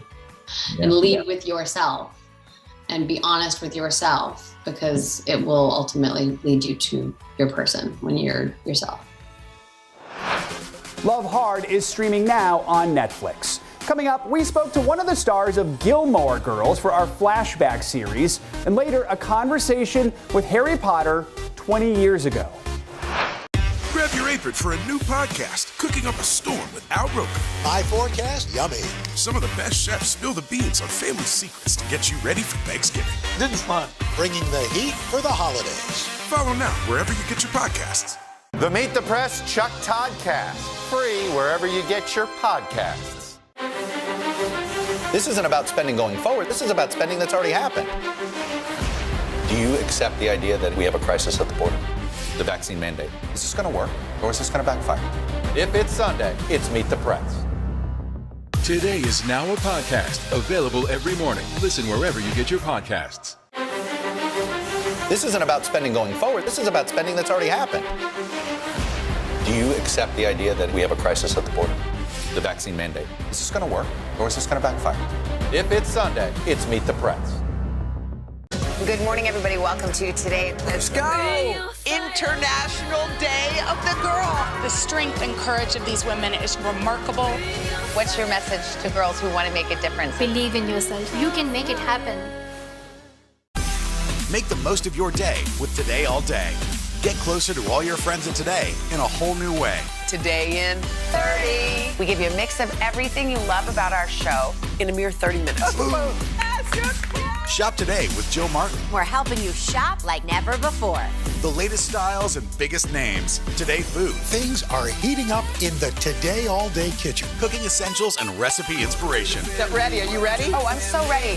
Only on Today All Day. Today is now a podcast, available every morning. Listen wherever you get your podcasts. Sometimes the news can be difficult and overwhelming for kids to understand. Will coronavirus come back next year? So to help make sense of it all, we've created a newscast just for them. Man, you know a lot. We hope your family will watch Nightly News Kids Edition. Thanks for hanging out here with us on Pop Start Plus. To any Gilmore Girls fans watching, this next one is for you. The beloved television show featuring a fast-talking mother-daughter duo premiered 21 years ago. Scott Patterson played curmudgeon diner owner Luke Danes, and for our flashback series, we got a chance to catch up with him about his favorite storylines and moments from the series.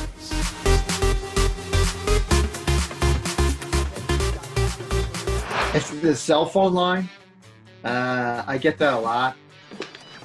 What? Outside. Are you kidding? It's like the North Pole out Hey, there. this sign isn't just a decoration. Honey, nothing in here is a decoration. It disturbs the other customer.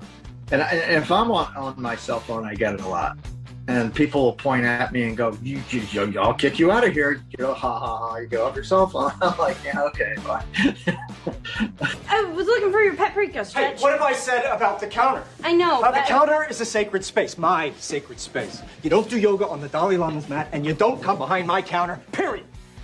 Well, my favorite part about playing Luke, you know, having a regular job. It's hard to have a regular job in Hollywood. It's very competitive. There aren't a lot of jobs. And it was just knowing that, you know, you were going to go to work and be challenged. But just the experience of playing such an iconic character and you know, the feedback that I get on a daily basis from it, it's quite shocking. And it still surprises me. So, and it seems to be oddly, you know, growing in prominence. I mean, the role, the show, you know, the fan base keeps growing globally. I mean, it just keeps getting bigger and bigger and bigger. So it's a wonderful experience.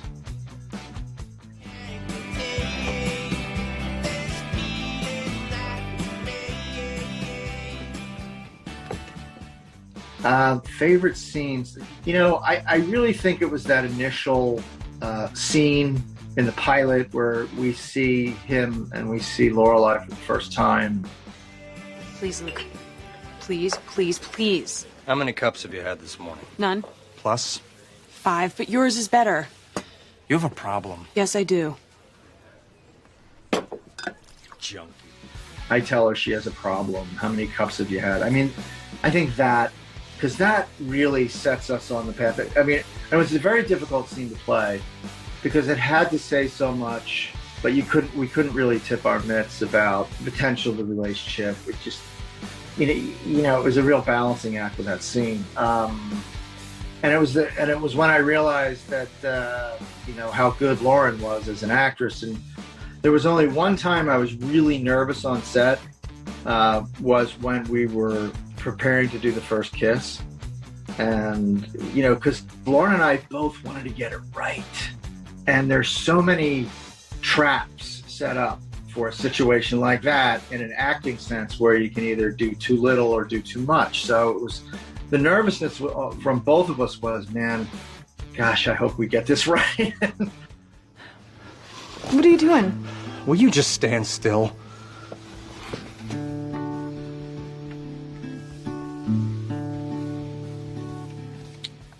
And then you just sort of lean back on your training and your instincts, like, hey, how do I feel about this person? How does Luke feel about her? How would he react in this moment? I'm very proud of what we did because I thought it was really, you know, it had intensity, yet it was soft and tender. Quotes, well, you know, the name of the first episode is Red Meat Can Kill You. Enjoy. So it says everything about him.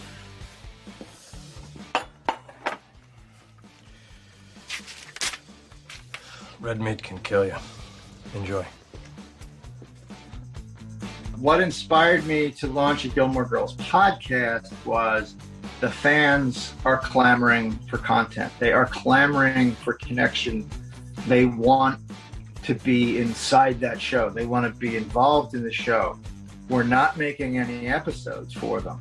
It's been 5 years now, since the Year in the Life, and it's just too long to thirst for the Gilmore drink.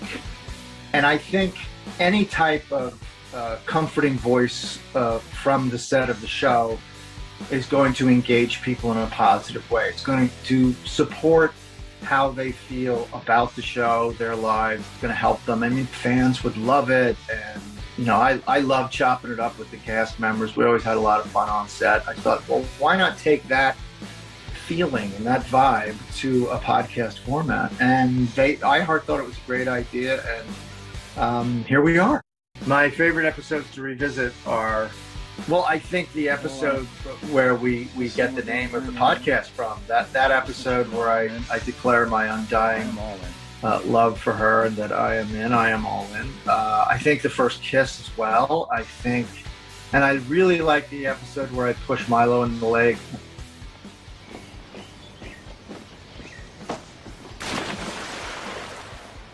And where I take the sledgehammer to the wall and say, we'll hold hands and skip.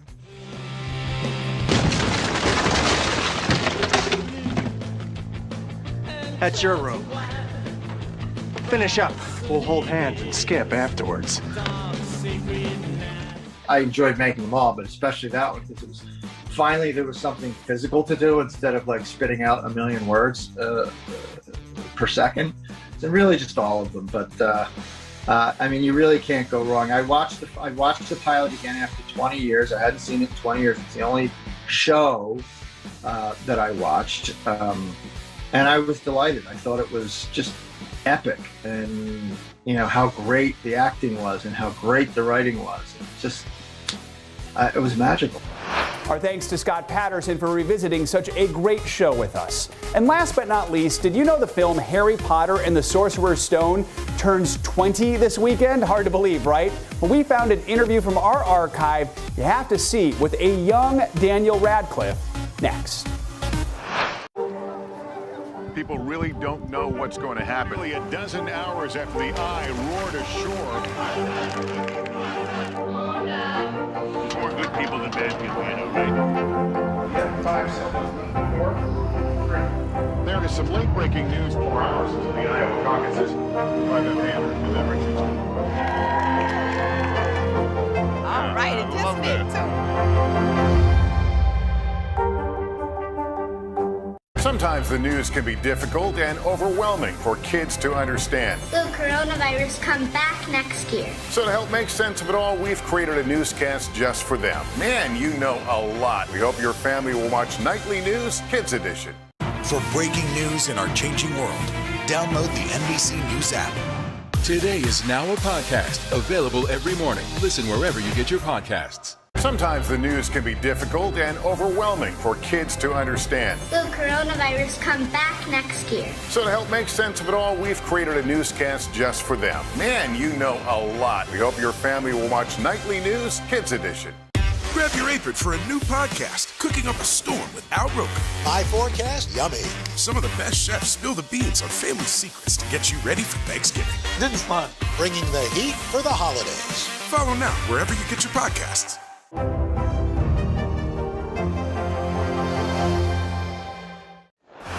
We're back. This month marks 20 years since the release of the film Harry Potter and the Sorcerer's Stone. In honor of the occasion, let's take a look back at our Today interview with the film star Daniel Radcliffe when he was just 12 years old. Here's today's From the Vault. First-time actor Harry Potter himself, Daniel Radcliffe, is with us this morning. Actually, not a first-time actor. You have a little bit of experience. Hi, Dan. How are you? I'm very well, thanks. How are you? I'm fine, thanks. Well, let's talk about the whirlwind your life has been recently. Yesterday was the premiere here in the Big Apple. A week before that was the London premiere. Red carpets, flashing lights, entertainment reporters. I mean, what was it like? It was pretty scary, but it was pretty scary, but it was really good fun. And everybody there, like Chris Columbus, he was there and he just makes you feel like really at ease. Was it exciting though, just to kind of finally, I mean, this was the product of 9 long months of very hard work, frankly, by you and the rest of the cast and everybody involved in the picture. So it must have been just wonderful to kind of have the weight off your shoulders and be able to sort of have a good time. It was fun, but I was quite nervous, but it was very cool. You were nervous really about how the movie would be received, or just all the attention? I was kind of just nervous about like seeing all the photographers and everything like that. I was kind of nervous about that. Yeah, the paparazzi, they can be a little overwhelming, I'm sure, especially for someone who's 11 years old. You're still 11, or 12? When did you turn 12? July 23rd. Oh, that's right. Oh, that's my daughter's birthday. Happy birthday. Anyway, let's go back, because I know that at first, I feel it right now, Dan, as you must understand, I feel like the official Harry Potter historian / Warner Brothers flack.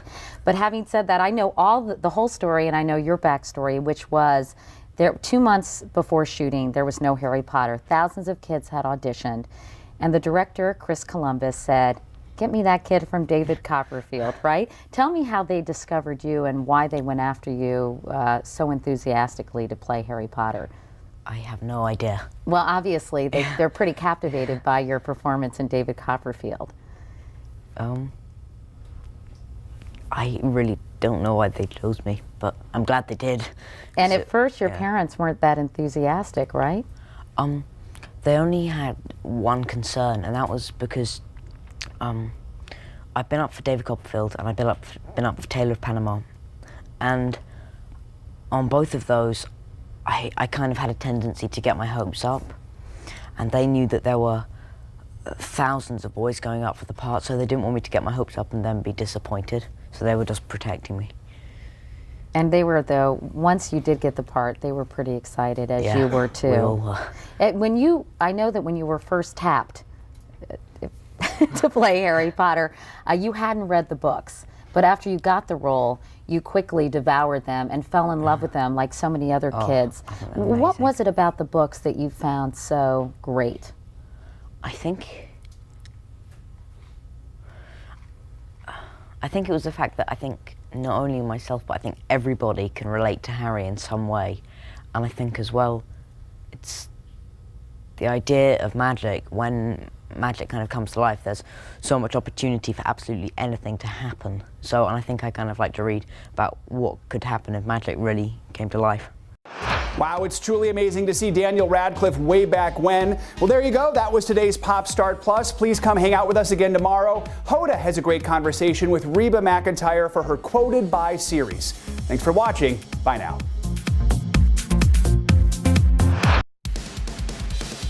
All right, everybody, let's close out this week. Time for one more Today All Day. We love this. We are so happy that it is Friday. You're tuned into our digital show Today in 30. This morning show started with something you might not be ready for just yet. Snow. Yes, Mr. Roker tracking storms that will impact millions across the country.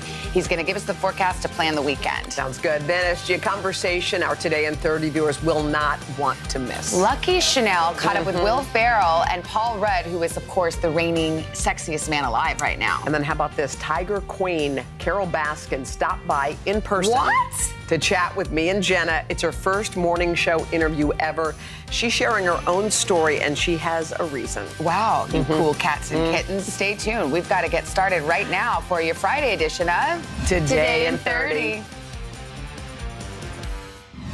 We're going to start with that harsh reality. Winter is on the way. In fact, it's already arrived in parts of the plains and the upper Midwest. Some areas could see up to 6 inches of snow through the weekend, and a major rainstorm is heading across much of the U.S. this morning. Al's got all the details. Hi, Al. Good morning. Hey, Al. Well, good morning, guys. And you can see, yes, winter has arrived. This is Detroit Lakes, Minnesota, and they've picked up to 3 inches of snow so far, and more is on the way. Right now, we have winter storm watches and warnings, stretching from International Falls, Mason City, Watertown. In fact, we're going to be watching this radar now, starting to fire in. Strong winds, reduced snow visibilities. You can see that snow right now to the south of Minneapolis, heading down to Des Moines, Davenport, Iowa, Green Bay as well. Before it's all over through Sunday, we're going to be looking at lake effect snow as this cold air comes in western New York, northern New York, on into New England, as far south as Beckley, West Virginia. Another clipper coming across, enhancing that snow. And we've got this major snowstorm pushing through, rainstorm, I should say, from Buffalo, Altoona, Philadelphia, Washington. Let's time it out for you. This storm is going to bring wind gusts of 60 miles per hour to the northeast, isolated tornadoes possible, but a low hail threat. So here's what we're looking. Philadelphia, you're going to see the heaviest rain, 9 a.m. to 11 a.m., wind gusts of over 40 miles per hour, strong to the severe thunderstorms. Can't rule out a tornado. We move here into New York. We miss the rush hour, so this is going to be around a lunchtime big storm. And what's going to happen? These are going to be quick movers, but they're going to dump a ton of rain in a very short period of time. Boston, for you, it's your evening rush hour, 2 p.m. to 5 p.m. Heavy rain, thunderstorms, strong winds, a lot of heavy rain stretching from Augusta, Maine, all the way down to Atlantic City, isolated up to 2 inches of rain in this system. So we are going to be watching this. And then once, guys, this moves through, we're going to see colder air and could be looking at snow in the Northeast and New England as well as we get on through the weekend. You know who came out early just so they missed that rain outside, Al? Who dat? We got a huge crowd sitting outside of us. We just want to say thanks to the folks who came out. They're beating the raindrops. Yes, so, they are. Yeah. This morning, concern is rising over a possible 5th wave of the coronavirus as a number of states experience an increase in cases, and that's driving to a new push for vaccine boosters for all adults, even as some school districts start to ease up on those masks in the classroom. ABC's Sam Brock is in Miami for us with the very latest on this one. Hey, Sam, good morning. Craig, good morning. With the new vaccine for kids and lower infection rates in many areas around the country right now, more schools are dropping their mask mandates. Starting today, here in Miami-Dade, parents can opt their kids out of wearing a mask. This, though, Craig, as 15 states right now are seeing double-digit increases in COVID cases as we head into the winter, with concern that things could get worse. In the one-time COVID epicenter of South Florida, infections are falling. But some parents with young kids don't see that as cause to start relaxing mask rules just yet. One of the main reasons why it went down is probably because everybody has been wearing masks. And now there are new concerns. Another wave of the virus is coming as we head into winter. 15 states have seen a double-digit increase the last 2 weeks, including some where vaccination rates are above average. Cold weather states like Minnesota, Michigan, and Illinois showing sizable upticks, but some warm weather states like Arizona and New Mexico have also seen an increase too. Then there's California. Its Central Valley still coping with busy COVID wards. It really tells us that we may actually be at the tip of this winter surge that's going to hit the rest of the state and possibly the rest of the nation. Some parts of the country already feeling a surge, like Colorado, where the governor signed an executive order overnight declaring everyone at high risk for exposure and making anyone 18 and older eligible for a booster. While hospitalizations nationwide are down about 7% and deaths dropping around 9%, breakthrough cases are increasingly common, with only 1/3 of eligible seniors so far getting critical booster shots. Breakthrough infections are something that we always want to keep track of because that's going to be the first indicator of what may be to come. And encouraging 7 in 10 adults are now fully vaccinated, with fresh optimism that kids will help cut down transmission. 1 million have already received a shot. The only ones that have broken any laws are right in that building right there. This week, 2 of the biggest school districts in the country, Miami-Dade and Broward, ending months of acrimony, giving parents the choice about masking their kids. The Urbaum family now rushing to get their kids vaccinated before sending them back to classrooms with unmasked students. If they're not vaccinated and they're not wearing masks, I might feel a little uncomfortable around them and maybe ask them to wear their masks. Back to those booster shots now, and many seniors not receiving them. Doctors say they are absolutely essential. Top Biden health officials right now pushing to make the booster shots more readily available, Craig, but this comes as reportedly the CDC director is lukewarm on that plan. Back to you. All right, so we'll see. Sam Brock for us there in Miami. Sam, thank you. All right, now to what could be a pivotal day for the future of pop star Britney Spears. Yeah, hearings being held in Los Angeles today where a judge could decide to end the conservatorship that has controlled her life and finances for nearly 14 years. NBC's Aaron McLaughlin is in position at the courthouse for us. Hi, Aaron. Good morning. Good morning, guys. It's early here outside of the courthouse, and yet the suspense is already palpable. Legal experts say they expect Britney to attend today's hearing remotely, and the question on everyone's mind, will she finally be free?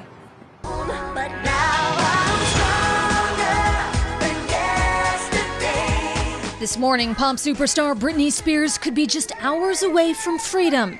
In a now deleted post from Monday saying, "I haven't prayed for something more in my life," without directly referencing the hearing. The judge expected to rule on her petition to dissolve the conservatorship. Free Britney now! All parties involved agree it needs to end now. I think we can expect for the court to dissolve the conservatorship of the person, giving Britney the right to make her personal decisions.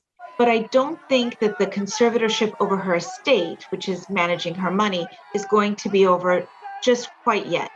Whatever the outcome, it's clear Britney's family feud is far from over. In a reported post, now deleted, the singer took aim at her mother, Lynn, saying in part, "My dad may have started the conservatorship 13 years ago, but my mom is the one who gave him the idea. She secretly ruined my life. My dad is not smart enough to ever think of a conservatorship." Neither parent responded to our request for comment, but in court, both insist they've always had their daughter's best interests at heart. In September, a judge removed Jamie Spears as conservator of Britney's finances, just days after Jamie asked the court to end the conservatorship after years claiming it was necessary. He did a complete 180 in early September. We don't know why, but we know that Britney's lawyer had filed to depose him just 2 weeks before. And what does that mean for Jamie Spears? That could mean that Jamie Spears is going to have to sit down under oath and answer a lot of difficult questions, including how much money did he make from his daughter's estate during the conservatorship. In filings, Jamie Spears says he's done nothing wrong and encourages a full and transparent examination. Aren't I supposed to play the role in my own life? Meanwhile, Britney's now planning for her future, posting about her wedding dress being made by Donatella Versace. But experts say concerns remain. If I'm a judge, I would be very, very concerned because this is a very public case. I would be concerned about that. I would be concerned about the fail-safes that are being put in place to make sure that Britney is always going to be good without the conservatorship. Stick around because there is much more coming up on Today in 30. To cover the news, you have to be in it. We'll take you to the front lines of the story, bringing your news feed to life.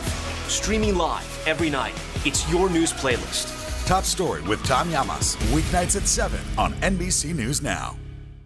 Grab your apron for a new podcast, Cooking Up a Storm with Al Roker. My forecast, yummy. Some of the best chefs spill the beans on family secrets to get you ready for Thanksgiving. This is fun. Bringing the heat for the holidays. Follow now wherever you get your podcasts. To cover the news, you have to be in it. We'll take you to the front lines of the story, bringing your news feed to life. Streaming live every night. It's your news playlist. Top Story with Tom Llamas, weeknights at 7 on NBC News Now. Nearly a dozen hours after the eye roared ashore. There is some late-breaking news. All right, The Meet the Press Chuck Toddcast, free wherever you get your podcasts. Nearly a dozen hours after the eye roared ashore. There is some late-breaking news. All right,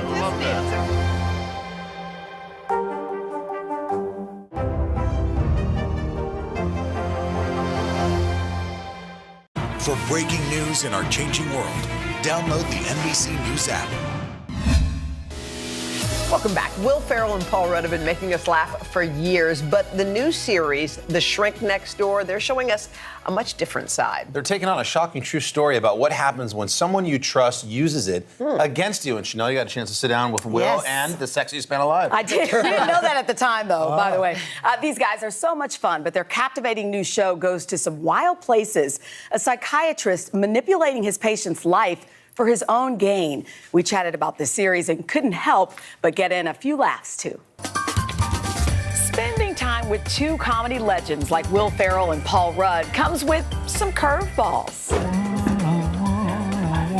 Play that game tonight. Kind of a terrible song. One-on-one. I'm trying not to cry. You're so sweet. Okay, this is a safe place. But their latest project, The Shrink Next Door, is nothing to laugh about. Inspired by the hit podcast of the same name, it tells the bizarre and true tale of a man who put his trust in the wrong therapist for nearly 30 years. I do believe you have just had what we head shrinkers call a breakthrough. Jesus. People will see the two of you, they'll see your names, and they may automatically think, oh, this is going to be a comedy. Quick, funny comedy. But they would be wrong in this case. You're expecting probably us to be in something really broad, broad comedy, and this is very much a dramedy that goes to places that are completely different and unexpected. Ferrell plays Marty Markowitz, whose toxic relationship with his manipulative therapist, played by Rudd, will leave viewers reeling. This doctor's a little unconventional. He's a miracle worker. What is he doing here? I was blown away because it's one of those things where if you didn't tell me it was a true story, I don't know if I would believe it. When you listen to the podcast, it seems so absurd, and your knee-jerk is that, well, that wouldn't happen to me. But as you kind of dig underneath the surface, you see that in any given moment, any day when we've all felt vulnerable at times. The goal of life is to live. Will turn you into the man you truly deserve to be. It is a friendship. It is a relationship between these guys. And in a way, almost a love story, but it does take a left turn, and it's good before it gets bad. Without trust, we have nothing. I trust you completely. Even with the more serious tone of The Shrink Next Door, when you get Will Ferrell and Paul Rudd together, one iconic movie comes up. 60% of the time, it works every time. That doesn't make sense. I loved working with him on Anchorman, and that's where we became friends. And what about for you, Will? When did you fall in love with Paul? I mean, you know, I'm all look ears. into these eyes and tell me you're not going to fall in love. I mean, America has fallen. Again and again. And with Christmas lights already going up, we had to ask Ferrell about his holiday classic, Elf. I still don't believe it in a way. I'm running around the streets of New York in yellow tights. I was like, God, this may be the last movie I ever make.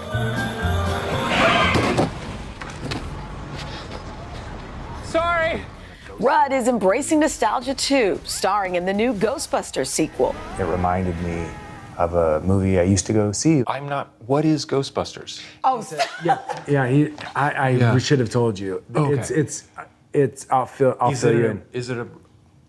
It's a movie. Oh. And thinking of Rudd's Ant-Man blockbuster, we had to ask about superpowers, though maybe that was a mistake. If I had a special ability, it would be able to vomit on command. And I wouldn't feel the ill effects of it. I'd just be able to like, "Bleh," and get myself out of a situation. I'm like, sorry, I shouldn't have had the tuna salad. On that note. And we're out of time. Oh. So, and guys, again, this is all based on a true series, a true story. And at one point, you see how this psychiatrist, played by Paul Rudd, moved into his Hampton home, into his the patient's home. Oh. Yes. Oh, wow. And also, and it just spins from there. So, listen, you know, Rudd and Ferrell can be funny, but with this, you really see their acting chops. It really pulls you in with this series. So it's pretty good. Again, The Shrink Next Door hits Apple TV Plus today. I think you're going to like it. Make the most of your day with Today All Day. Get closer to all your friends at Today in a whole new way. Today in 30. We give you a mix of everything you love about our show in a mere 30 minutes. Shop today with Jill Martin. We're helping you shop like never before. The latest styles and biggest names. Today Food. Things are heating up in the Today All Day kitchen. Cooking essentials and recipe inspiration. Get ready. Are you ready? Oh, I'm so ready. Only on Today All Day. This isn't about spending going forward. This is about spending that's already happened. Do you accept the idea that we have a crisis at the border? The vaccine mandate. Is this going to work or is this going to backfire? If it's Sunday, it's Meet the Press. The Meet the Press Chuck Toddcast.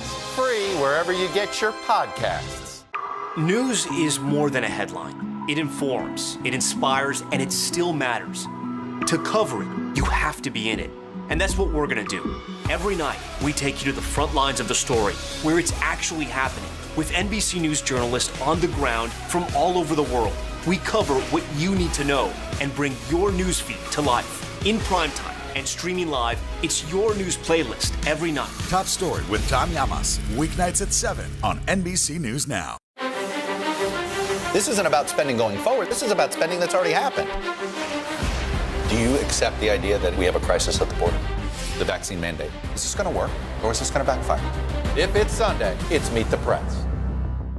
To cover the news, you have to be in it. We'll take you to the front lines of the story, bringing your newsfeed to life. Streaming live every night. It's your news playlist. Top Story with Tom Llamas. Weeknights at 7 on NBC News Now. Today is now a podcast available every morning. Listen wherever you get your podcasts. The Meet the Press Chuck Toddcast. Free wherever you get your podcasts.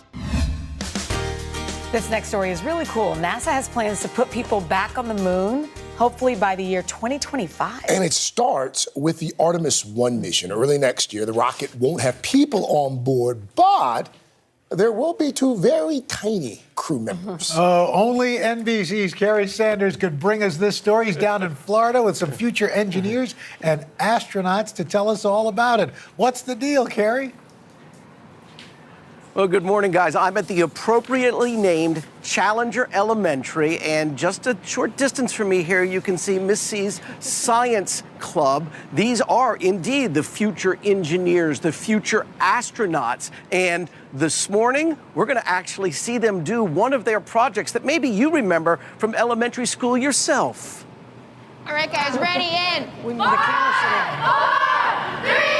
4, 3, 2, 1.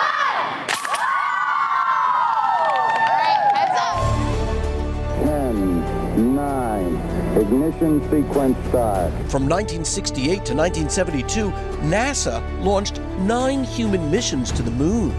3, 2, 1, liftoff. We have a liftoff. A generation of kids then were inspired to study science and engineering. 1 giant leap for mankind. Now, NASA is headed back to the moon and beyond to Mars. We went on the end. And in America's classrooms nationwide, this is the Orion, this is the Orange Core, and these are the 2 rockets at the end. More than 4,000 schools and education programs have teamed with NASA and LEGO Education to focus on the upcoming Artemis 1 mission. I didn't think that Legos could help me learn so much in science about NASA. Now it inspired me to be an engineer. Is LEGO launching our next engineers? I believe that LEGO is. Abdiel Santos Galindo is an engineer working on the Artemis mission. He's fulfilling his childhood dream of working for NASA. Not only are you building and playing around with these toys, you're also learning about something that people like me and many others are currently doing in the industry that you can be a part of in the future. That sounds exciting. It does. Experts say there's a crisis in America. Not enough kids interested in science, technology, engineering, and mathematics, or STEM. This NASA LEGO education program called Build to Launch hopes to change that. These are the students that are going to build our future, and we have the opportunity to unlock that for them now. And when I think about purposeful play, when I think about being hands-on with learning, it really matters when it's meaningful and engaging. And here in Mrs. Mulholland's 6th grade class at Berkeley Township Elementary in New Jersey, it appears to be working. I feel like it would be, boring. Just having to do regular science. No offense to science, but one day as an astronaut, I'd like to go to Mars or the moon. And we got to meet Kate and Kyle, 2 special astronauts, no bigger than a thimble, heading to space on board the Artemis rocket. Our conversation, a Today Show exclusive. Hi, Kate and Kyle. Thanks for joining us today. Let me get into your world. How exciting that you're going to be joining the likes of other Earthlings who've gone into space. What do you think it's going to be like when you get way, way up there? Kyle and I are so excited to be a part of the Artemis 1 mission and on board the Orion spacecraft. And we have a mission of our own, to get kids excited that STEAM learning is for everyone. Hey, Kate and Kyle, what are your jobs in the Artemis mission? We're passengers on board an uncrewed mission, which is pretty unique. We'll be traveling in the official flight kit on board NASA's newest spacecraft, attached to the most powerful rocket in the world and flying farther than any spacecraft built for humans has ever flown. It's customary now for me to say Godspeed. We can't wait to find out what it's like for you two in outer space. Well, Carrie, we have to get back. There's a lot to do to get ready for launch. Kate and Kyle, over and out. And here we have the little figurines. You see Kyle, Kate, and they're very accurate at Lego because they got the gray hair. That's Carrie. See the little microphone there? Lego. So, indeed, here are goals. You know you made it win. Exactly. There are 2 engineers. And so now let's take a look at the kids, because here at Challenger Elementary, 1 rocket is not good enough. And so as we take a look here, let's watch it go again. All righty, right, here we go. 5, 4, 3, 2, 1. All right. Very cool. What you need to know is what goes up must come down. And there it goes. It just landed on the other side of the wall. That's cute. So, guys, did you do this in elementary school? Because I absolutely remember doing this. It was the Apollo missions, but I absolutely remember the excitement of doing this kind of stuff. That is so cool. And you know what, Carrie? This is how it starts. We may have some future astronauts behind you, for sure. I remember seeing that happen at Kitty Hawk. It was really fantastic. And right before he interviewed the Wright brothers, too. Exactly. Oh, my gosh. Thank you, Karen. To cover the news, you have to be in it. We'll take you to the front lines of the story, bringing your news feed to life. Streaming live every night. It's your news playlist. Top Story with Tom Llamas, weeknights at 7 on NBC News Now. People really don't know what's going to happen. Nearly a dozen hours after the eye roared ashore. More good people than bad people, you know, right? 5 seconds. 4, 3. There is some late-breaking news 4 hours into the Iowa caucuses. Private hand deliberations. All right, it just made it. Nearly a dozen hours after the eye roared ashore. There is some late-breaking news. All right, it just made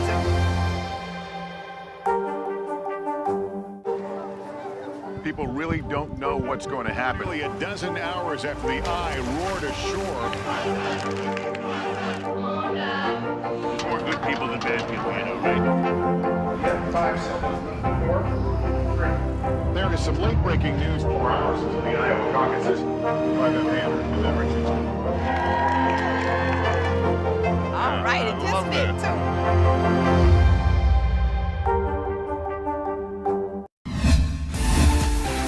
Carol Baskin found herself in the spotlight almost overnight after more than 34 million people tuned into the hit Netflix series Tiger King within 10 days of its release back in March of last year. Well, since then, she has continued to focus on animal rights advocacy as founder and CEO of Big Cat Rescue. That's her nonprofit animal sanctuary in Tampa, Florida. And now she is sharing her own story in a new Discovery Plus docuseries. It's called Carol Baskin's Cage Fight, and she is not holding back. Take a look. The entire planet knows this woman is a murderer, a homewrecker, a gold digger.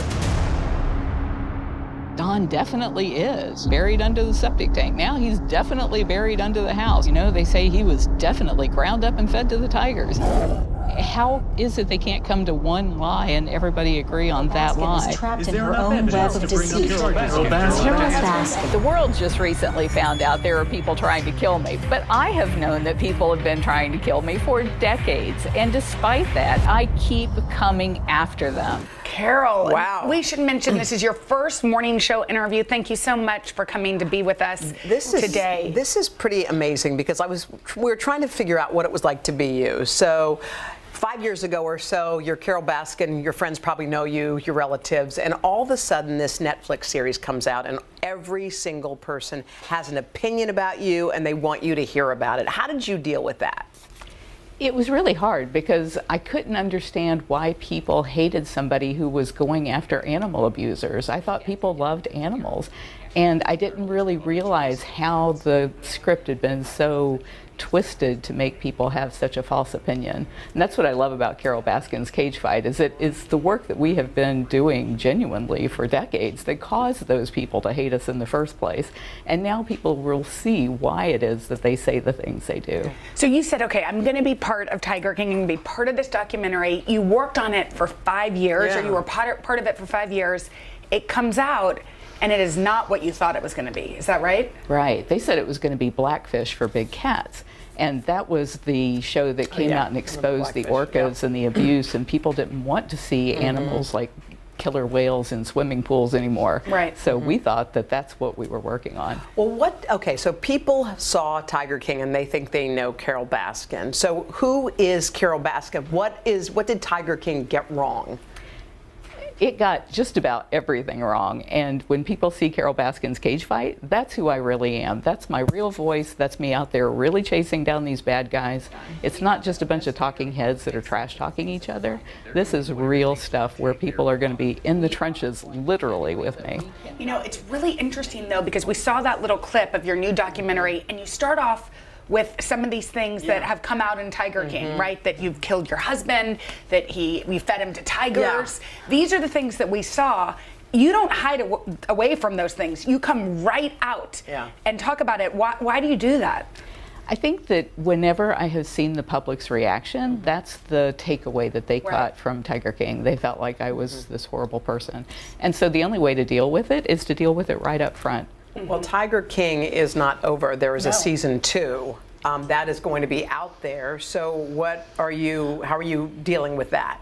We filed a lawsuit because we did not sign up for that. Well, they say, just so you know, you filed this lawsuit, and in a publicly available filing, Netflix told the court this, that they did not need an appearance release and are not prohibited from using the footage shot from for Tiger King 2, and Carol's claim cannot overcome their First Amendment protections. They're basically saying, too bad, we're going to run it as is. So how do you feel about it coming out? I really can't talk about pending litigation. We'll see what the court does. Yeah. You know, there's also a fictional series that's going to be on Peacock. Kate McKinnon is playing you. Yeah. How do you feel about that? Did you ever think of there she is, dressed up as you? Well, she actually nailed the messy hair look. Did you talk to Kate at all? Did you have any interaction? No, we haven't. Okay. All right. Well, Carol, this is going to be really interesting, and we're looking forward to seeing. It's called Cage Fight. It streams this Saturday, November 13th, exclusively on Discovery Plus. Thanks for coming in and visiting with us, Carol. All right, don't miss next week, another parade of stars. Yeah, we got J-Lo. J-Lo. We got Owen Wilson. What? We got Lin-Manuel Miranda. LMM. And the legendary Iman. Oh, love her. We'll see you Monday. Have a great weekend.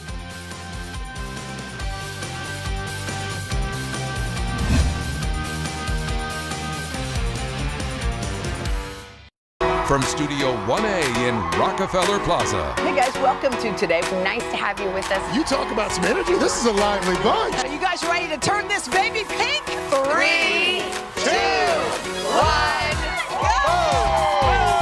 Tears, smiles, laughter, and hope. A big inspiring crowd helps us mark International Day of the Girl. What's your message to girls who want to make a difference in their own community? Believe in yourself. Believe in your voice. Do you think we're kind of on the tail end of this horrible virus? We have definitely turned a corner. I looked at her. We were just so deeply in love. Have a little catch up with our pal, Dylan Dreyer. Oh, wow. Steve Kornacki here in the studio. Hello. Hi, hello there, everybody. How you doing today? Gwyneth, that's me. I had to do it because Hoda asked. I am so honored. Hey, hey, hey.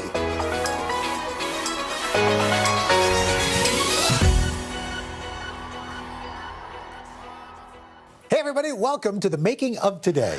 Yes. This is how it's done? This is how it's done. It's the show that gives you an inside look at how today comes together. I am so excited that you invited me here because we're going to take our viewers behind the scenes for an exclusive look at everything that goes into producing this show every single day. It's a lot. Yes. Now, as we all know, Halloween around here is huge.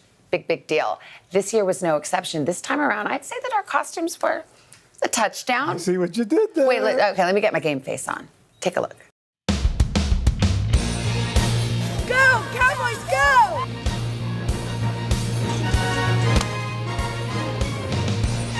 What's up? How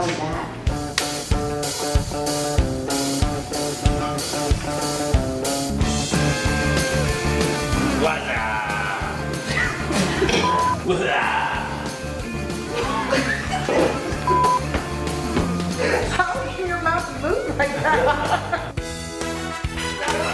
Behind the scenes fun fact, we have to have stock footage of a pretend football game, and we're just mesmerized by the 3 plays that are running in an endless loop over and over. Only problem is we blocked Chanel's face. Thank you.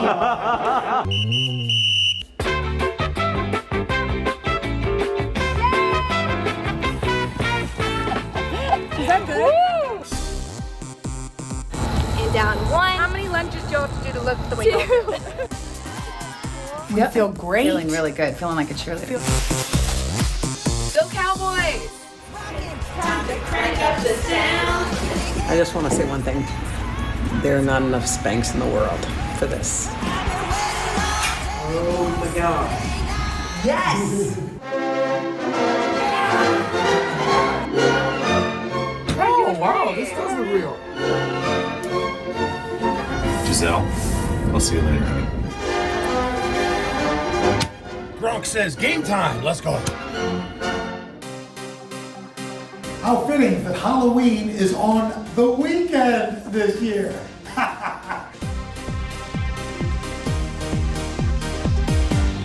Major bling. This is looking pretty good. So this is my first time even learning what I'm going to do. Run, run, run, run, run away, baby. Good morning, everybody. Welcome to Today. The fun is about to begin. Come! We're ready. I'm like stage mom over here for Savannah and Janelle over on the side. Hoda, I'm like, this is seriously the Today Show prom. Okay, I wear a size 9.5, 10. These are size 8.5, so I can't feel my feet. Ah.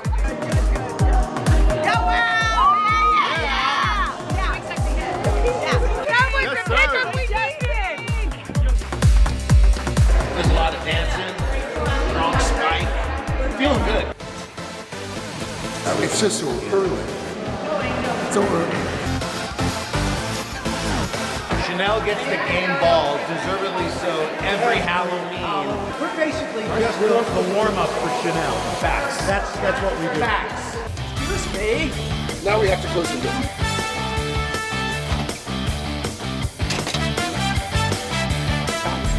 This is how the magic happens. White boots, big hair, can't lose. My name is Brunel. Look at that. Are you ready for the weekend? Yay, baby.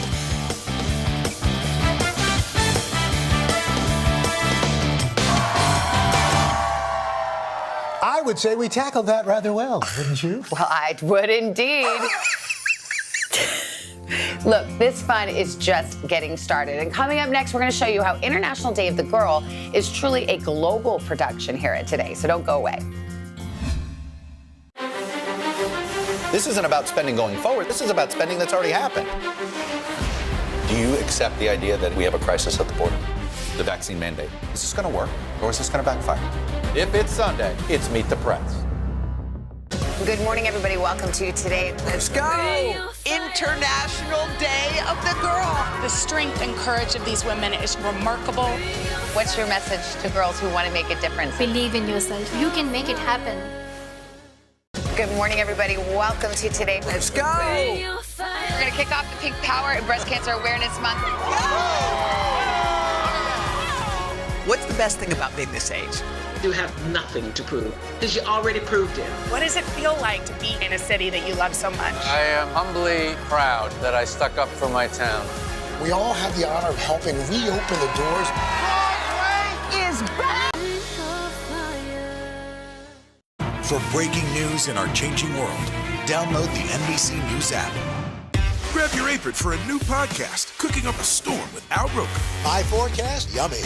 Some of the best chefs spill the beans on family secrets to get you ready for Thanksgiving. This is fun. Bringing the heat for the holidays. Follow now wherever you get your podcasts. The Meet the Press Chuck Toddcast. Free wherever you get your podcasts. For breaking news in our changing world, download the NBC News app.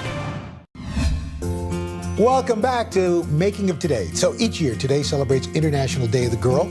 And Savannah, I know this is one of your favorite days on the show. It's a good one. It's a day focused on lifting female voices and bringing girls together from all over the world. And this year, we dedicated a special hour to the girls and women of Afghanistan. Our team worked tirelessly to make this day happen, reporting from Texas, Wisconsin, London, and back to our plaza in New York. And here's a look at how it all came together. It's International Day of the Girl! Woo! International Day of the Girl, dedicated to highlighting leading female voices from around the globe. Malala Yousafzai, sisters Jamila and Sharifa, and a young Afghan woman who concealed her identity to protect her family. Behind the scenes, our producers working hard to bring these important interviews to you. So we're going to get masked up and get to work and show you how we do it. Ready? First up, Nobel Peace Prize winner Malala Yousafzai. I had the chance to sit down with this incredible woman. Our team checked in from our home base at 30 Rock. I am working on the Malala interview with Savannah Guthrie. I'm producing the New York side of the interview, and right now we are getting set up in an office, so we're making the office a little studio. With Malala and our UK staff setting up across the globe. We've traveled from London to Birmingham, England. We're about to transform this boardroom behind me into our studio for the day. Our Today team is eager to showcase these important stories, working to get the right shot. We are trying to do something kind of unique where we're almost going to make them look like they're in the same space. How did that strike you in those moments? Savannah, I just could not process what was happening in Afghanistan. Perfect audio. To make sure he has the best possible sound, he's brought his own carpet with him. And lighting. So Sean likes some of these overhead lights, but not all of them for the interview. So what does he do? He puts this flag up to block them out. And in Texas, Jenna sat down with a young Afghan woman who risked her life to come to America as the Taliban took over her city. We are going to be shooting this in silhouette. We have to have the anchor and the interviewee pretty far away from each other.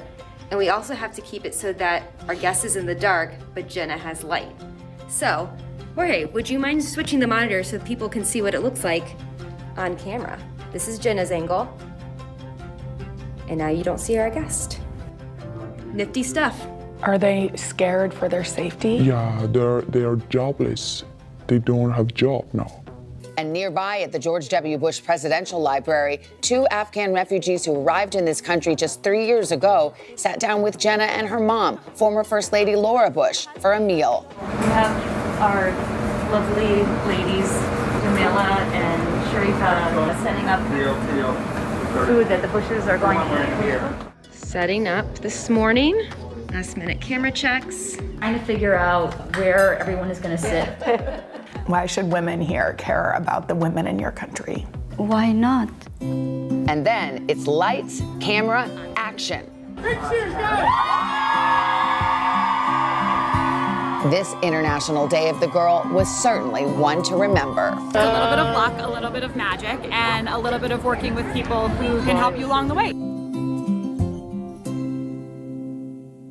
It was a really emotional day. We were so fortunate to talk to so many inspiring women. It's one of our most cherished celebrations, I would say, here at the show. It absolutely is, and we love it. And you know who else is all about girl power? Our good buddy, Jill Martin. Oh, yeah, she's best girlfriend. That's right. For the last 12 years, Jill's provided our audience with amazing savings through steals and deals. Yes, and today she's going to let us in on the magic of what it takes to get the deals you love on our show, how we turned our studios into a blast from the past for that hour-long special called Peacock Presents Steals and Deals Throwback Edition, which I just love. Who knew? I mean, what a great idea. That's right. Let's throw back to this. This morning, we've got a special Steals and Deals. Oh, we are back with a very special Steals and Deals. Yeah, back with another round of Steals and Deals this morning. Wait. So before we get here, let's back it up a bit. Hi, good morning. Okay, a little further. Meet Dana, our senior lifestyle and commerce manager. We normally book our steals and deals about 5 to 6 months in advance. We were looking for a product that, of course, made you feel nostalgic. I love the Kodak Polaroid camera. There was a speaker that we had that reminded me of a lava lamp, which was cool. And of course, the hair scrunchies and all those kinds of things. Our team requests samples and researches the items. Once we pick something we think you'll love, Dana and I work to snag a great deal. That's 80% off. And throwing it back takes more than finding the right products. Our set designer, Ed, brought the decades to life. We tried to create a really fun environment to represent all the different eras that are shown in the special. For the Today Show segment, we couldn't create the full set, so we created a nod to that as a tease coming up inside later. I love the energy of being back in 30 Rock. Every day I do this. I look down and I normally take a picture, and I think how grateful I am to be here. I know just the thing to get me in the throwback spirit. I was thinking this. Does this look retro? I love that. Oh, you're so sad. That's right on theme. And just like that, I'm ready to go. We're heading over towards the studio now. Once I make it onto the plaza, you never know who you're going to run into. What was your favorite fashion trend? Because you were in the 70s, you were a model. A top model, yeah. I liked skinny pants, pedal pushers, and then before that was Bermuda shorts. Remember them? Yeah. Not a trend. I better go and do my pies. All right. All of our Today Show family gets in on the fun. Carson, does this take you back? Oh my gosh, I feel like I'm 2 years old again with lava lamps. TRL. Oh, I thought you went to the 70s. Yeah, totally. Definitely. You missed that show doing that? No. This is like TRL for grown-ups. It feels a lot like it. 5, The public waits. 3. And as soon as they give the count, we're live. Oh, good times, good times, Yeah, good right? old days. It does remind me of the good old days, but guess what? What? The best days are ahead. Because coming up next, we have an exclusive behind-the-scenes look at how our production team gets the Today Show on the air every morning. Let's just say, we think we wake up early, they wake up early. And then we get in on the Hoda and Jenna Tuesday fun. Ooh. I love picking their outfits. I vote every week. Do you? That's what it's about. I wasn't sure if you just chose something else. No, Tuesday. You'll find out. It's Stay a with thing. us. It's a thing. Make the most of your day with Today All Day. Get closer to all your friends at Today in a whole new way. Today in 30. We give you a mix of everything you love about our show in a mere 30 minutes. Shop today with Jill Martin. We're helping you shop like never before. The latest styles and biggest names. Today Food. Things are heating up in the Today All Day kitchen. Cooking essentials and recipe inspiration. Get ready. Are you ready? Oh, I'm so ready. Only on Today All Day. This isn't about spending going forward. This is about spending that's already happened. Do you accept the idea that we have a crisis at the border? The vaccine mandate. Is this going to work or is this going to backfire? If it's Sunday, it's Meet the Press. Grab your apron for a new podcast, Cooking Up a Storm with Al Roker. My forecast, yummy. Some of the best chefs spill the beans on family secrets to get you ready for Thanksgiving. This is fun. Bringing the heat for the holidays. Follow now wherever you get your podcasts. To cover the news, you have to be in it. We'll take you to the front lines of the story, bringing your news feed to life. Streaming live every night. It's your news playlist. Top Story with Tom Llamas, weeknights at 7 on NBC News Now. Sometimes the news can be difficult and overwhelming for kids to understand. Will coronavirus come back next year? So to help make sense of it all, we've created a newscast just for them. Man, you know a lot. We hope your family will watch Nightly News Kids Edition. Nearly a dozen hours after the eye roared ashore.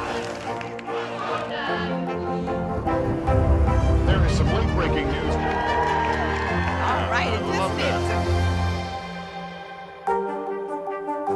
Sometimes the news can be difficult and overwhelming for kids to understand. Will coronavirus come back next year? So to help make sense of it all, we've created a newscast just for them. Man, you know a lot. We hope your family will watch Nightly News Kids Edition. Well, you don't know this, but I got to be their stylist a few weeks ago. I selected their outfits.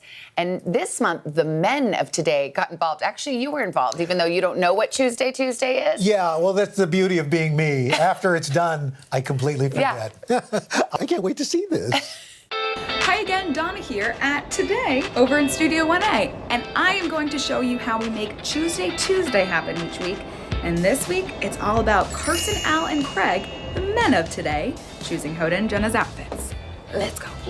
This is the very first time that we are choosing outfits in this way. Okay, I know, and we're a little nervous about it. about A little bit, yeah. 3 options to choose from for Hoda, and same for Jenna. Which will the viewers choose? Were you excited when you found out that you were going to dress Hoda and Jenna, or hopefully dress? I was excited about the prospect of dressing Hoda and Jenna, but I will tell you, I haven't felt as much pressure to get something right, probably since naming my daughter. I don't want to be responsible if they look all jacked up on TV. I don't want the blame. Why did you choose those outfits for them? Because I thought they might look jacked up on TV. So tell me about your process with Tuesday. It was a tough process. I went into it really wanting to put the ladies in something special. For you people out there, please vote for mine. I I didn't win much as a kid. I was a terrible basketball player. I was always chosen last in baseball. So you chose a denim jumpsuit for both Hoda and Jenna. So what if they both get voted for? We wear the same Yes. thing. We wear the same Yes. thing. Okay, that's hilarious. Yes. Deborah wears them, and I think they're kind of the moment. And what's great is they can also change oil after the show. What are your thoughts on the picks so far? Okay, so Al wants us to be twins, which I think might be his own kind of thing. weird. Like, I feel like my mom's not gonna like that, right? What? Didn't she dress you and Barbara the same way? That's true. So what? I think it's a nice throwback. This is the Al. You know what I'm worried about? What? This region. No, we are. Well, I feel like it needs That's a belt. very right? wrong. All right, we are outside of the stairwell where Alex has to put on all 6 Tuesday items on this one mannequin that we have. All right, that's it for today. Let's see what happens tomorrow. Can we have a drum roll, please? So was it the Al, the Craig, or the Carson? Who has more sway with our viewers? Let's see. All right, here we go. 1, 2, 3. I got the Carson, and you got the Craig. Okay, so you are wearing the Carson, you are wearing the Craig. Do you like these picks? I kind of like the Carson. It's cozy. Feel mine. It's really soft. Isn't that soft? And it's like jammies, and I'll wear it again. They'll let us keep it. And spoiler alert, she did the very next day. The Carson styled Hoda today? Yeah. Oh, yes. Carson, thank you. You picked this outfit for me. I appreciate Cashmere. it. Congratulations. You have won. Thank you, sir. I appreciate it. Yes, I won. Yes. How do you feel, Al? Well, I still no. Savannah voted for the owl look. I did. You know what Jenna called that, though? The diaper. Yeah, she called it a jean diaper? Well, Al, you lost this round to Craig and Carson. I did. But you should have a rematch, a fashion rematch. I would if I cared. Anyway, in the meantime, you know who's working around the clock? Our morning production team. Are they ever? We have a 24/7 operation here at Today to make sure we do not miss a beat, especially when we're covering breaking news. Our senior broadcast producer, Pete Breen. Oh, the Breenolator. Breen Industries. Well, he will show us how they get it done. Good morning, everybody. It is 4 a.m. When I get in at 4 a.m., we've got a full show. So it's 4:30 a.m. It's 4:42 right now. So we have some decisions to make. We added a spot about Bannon and the January 6th Commission. But when news breaks overnight, we scramble to report on it. I'm working with Garrett Haake to do a piece on Steve Bannon and contempt charges in Congress. I'm about to call our producer, Melanie Jackson. And I just got off the phone with Grace. We're getting launched. So from here, we'll script, we'll go into edit, and we'll have to make air for probably the top of the show, 7 a.m. It's 5:25 a.m. I just tracked my script in my closet using a bunch of suits for audio dampening, and now it's time to take a shower and get ready for the show. We've got a whole team that works around the clock, some from the comfort of their living rooms. Got some monitors, my iPad with the show, and some from 30 Rock. I'm headed up to the control room on the 7th floor. We are making some last-minute changes to the rundown, adding some things, moving some stuff around. By 6 a.m., it's crunch time. We're finalizing our video and scripts for the show. Guys, good news. Most of our tapes are over, so I'm going to give Pete Breen in the control room an update. And now it's around 6 o'clock, so we have our stories for Pop Start today. Now it's time to start writing, picking sound bites, and talk to Carson. 6:15 right now. Grace just emailed Miguel about a revision in his script. So I'm just gonna prepare my editor so we can quickly turn this around. By 6:30, the audience is making their way onto the plaza, and Savannah and Hoda are at the desk. I have some scripts for the talent, and I'm gonna run them upstairs. And just like that, we're on the air at 7 a.m. Hi, everybody. Welcome to Today. And then they take a brief nap, drool a little bit, and get ready to do it all over again. That's right. They generally nap during weather. But we love them. I don't take it personally. No. That's right. Another person who needs a nap, especially during election season, NBC News national political correspondent Steve Kornacki. If you are a fan of the third hour of Today, and who isn't, you've seen Steve break down the stats on everything. He's gone behind the NFL, and now he's going to show us how it all comes together on the big board in Studio 1A. Take a look.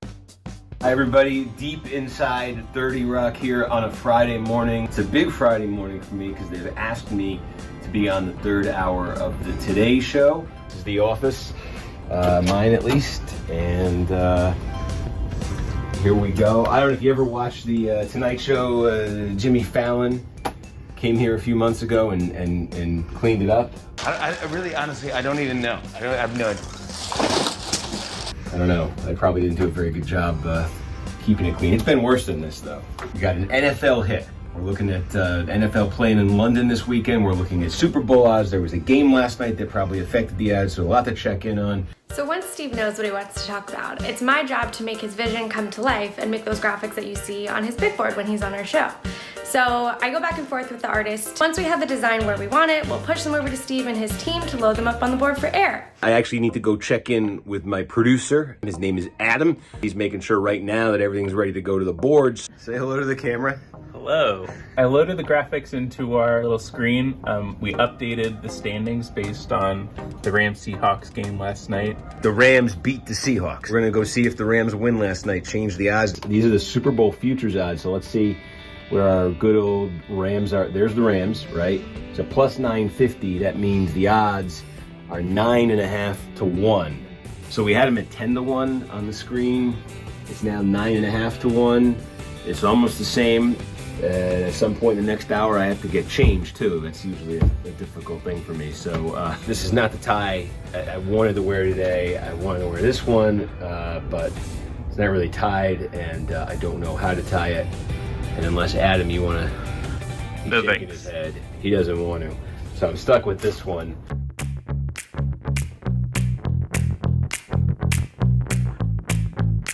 This is the big time now, and these are the graphics we were showing you in the computer. As you can see, they loaded into the board, and let's see if I tap the screen, do we start getting the other, there we go. That's everything we need. All right, it looks like this segment's gonna work. We are so excited. NBC News national political correspondent Steve Kornacki here in the studio. We survived. I hope we survived. Did we pass the test? Fantastic. It's fantastic. That is the seal of approval we were looking for, so we'll do it again next time. Oh, you gotta love Steve Khaki Kornacki. He's the man. He is. Well, coming up, we're gonna answer some of your questions. Nothing is off limits. Yikes. This isn't about spending going forward. This is about spending that's already happened. Do you accept the idea that we have a crisis at the border? The vaccine mandate. Is this going to work, or is this going to backfire? If it's Sunday, it's Meet the Press. Make the most of your day with Today All Day. Get closer to all your friends at Today in a whole new way. Today in 30. We give you a mix of everything you love about our show in a mere 30 minutes. Shop today with Jill Martin. We're helping you shop like never before. The latest styles and biggest names. Today food. Things are heating up in the Today All Day kitchen. Cooking essentials and recipe inspiration. Get ready. Are you ready? Oh, I'm so ready. Only on Today All Day. Sometimes the news can be difficult and overwhelming for kids to understand. Will coronavirus come back next year? So to help make sense of it all, we've created a newscast just for them. Man, you know a lot. We hope your family will watch Nightly News Kids Edition. The Meet the Press Chuck Toddcast. Free wherever you get your podcasts. Sometimes the news can be difficult and overwhelming for kids to understand. Will coronavirus come back next year? So to help make sense of it all, we've created a newscast just for them. Man, you know a lot. We hope your family will watch Nightly News Kids Edition. Today is now a podcast available every morning. Listen wherever you get your podcasts. For breaking news in our changing world, download the NBC News app. Welcome back. So we've given you a glimpse behind the scenes here in Studio 1A, but now a closer look at us.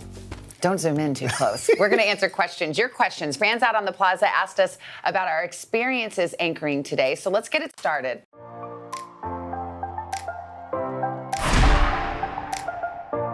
Which of the anchors has the best sense of humor? No. You know what? I would argue, counselor, that it would in fact be one Savannah Guthrie. No, stop. Yes, You're just saying that because I'm sitting right here. Like, we know Hoda's a cut up. Yes. You know, Carson's kind of crazy. Craig's a curmudgeon. But you have a very wicked sense and under the radar, no weather pun intended, sense of humor that kind of pops out odd times. Well, I was about to say, the things I say really can't make it onto television, No, they can can't. they? No. But that does not change the fact that you are pretty funny. Well, you're going to have to just take his word for it. What goes on inside the studio during commercial breaks? We're back after local news. You would not believe how much happens during the commercial break. First of all, we FaceTime our families quite a bit. Yes, we do. Our crew, busts their butts, do amazing changes within 3 minutes. People probably think we have this huge studio. We don't. It's basically one big room, and during a commercial, it's like, get the albino elephant out, bring the concert in. There it is. Of all the things you've done in your career, what's the biggest dream come true moment? I mean, there have been a million of them, but I did meet Duran Duran, and Simon Le Bon hugged me. Paper God. And as a girl that grew up in, the 80s, that was a very pinch yourself kind of moment. And also for Halloween one year, I got to be Olivia Newton-John. Oh. And Carson was Danny Zuko from Grease. That's right. And we got to do the whole dance routine, and that was pretty fun. What about you? They've all been, just the fact that I'm on the Today Show. My people! It's not even a dream come true because I never even thought about being on the Today Show. I was so happy when I got the job at WNBC. Forget about those suntans. I thought my parents can actually turn on the TV and see me. It's pretty cool. That was done. This place actually exceeds all of our wildest dreams. It does. I hope you had a good time. We had fun. Yes, we did. We always have fun. We thank you for watching Making of Today. That's about all the time we have. But if you want more behind-the-scenes access to Today, what's wrong with you? No, only kidding.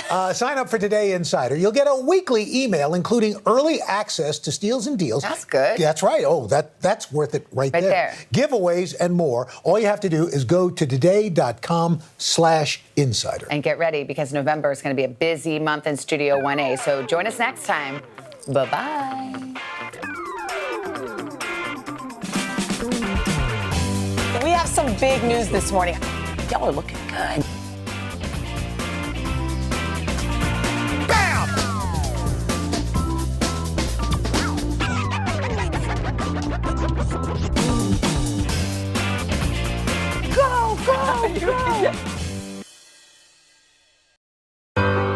These are places we may not be able to visit for a while.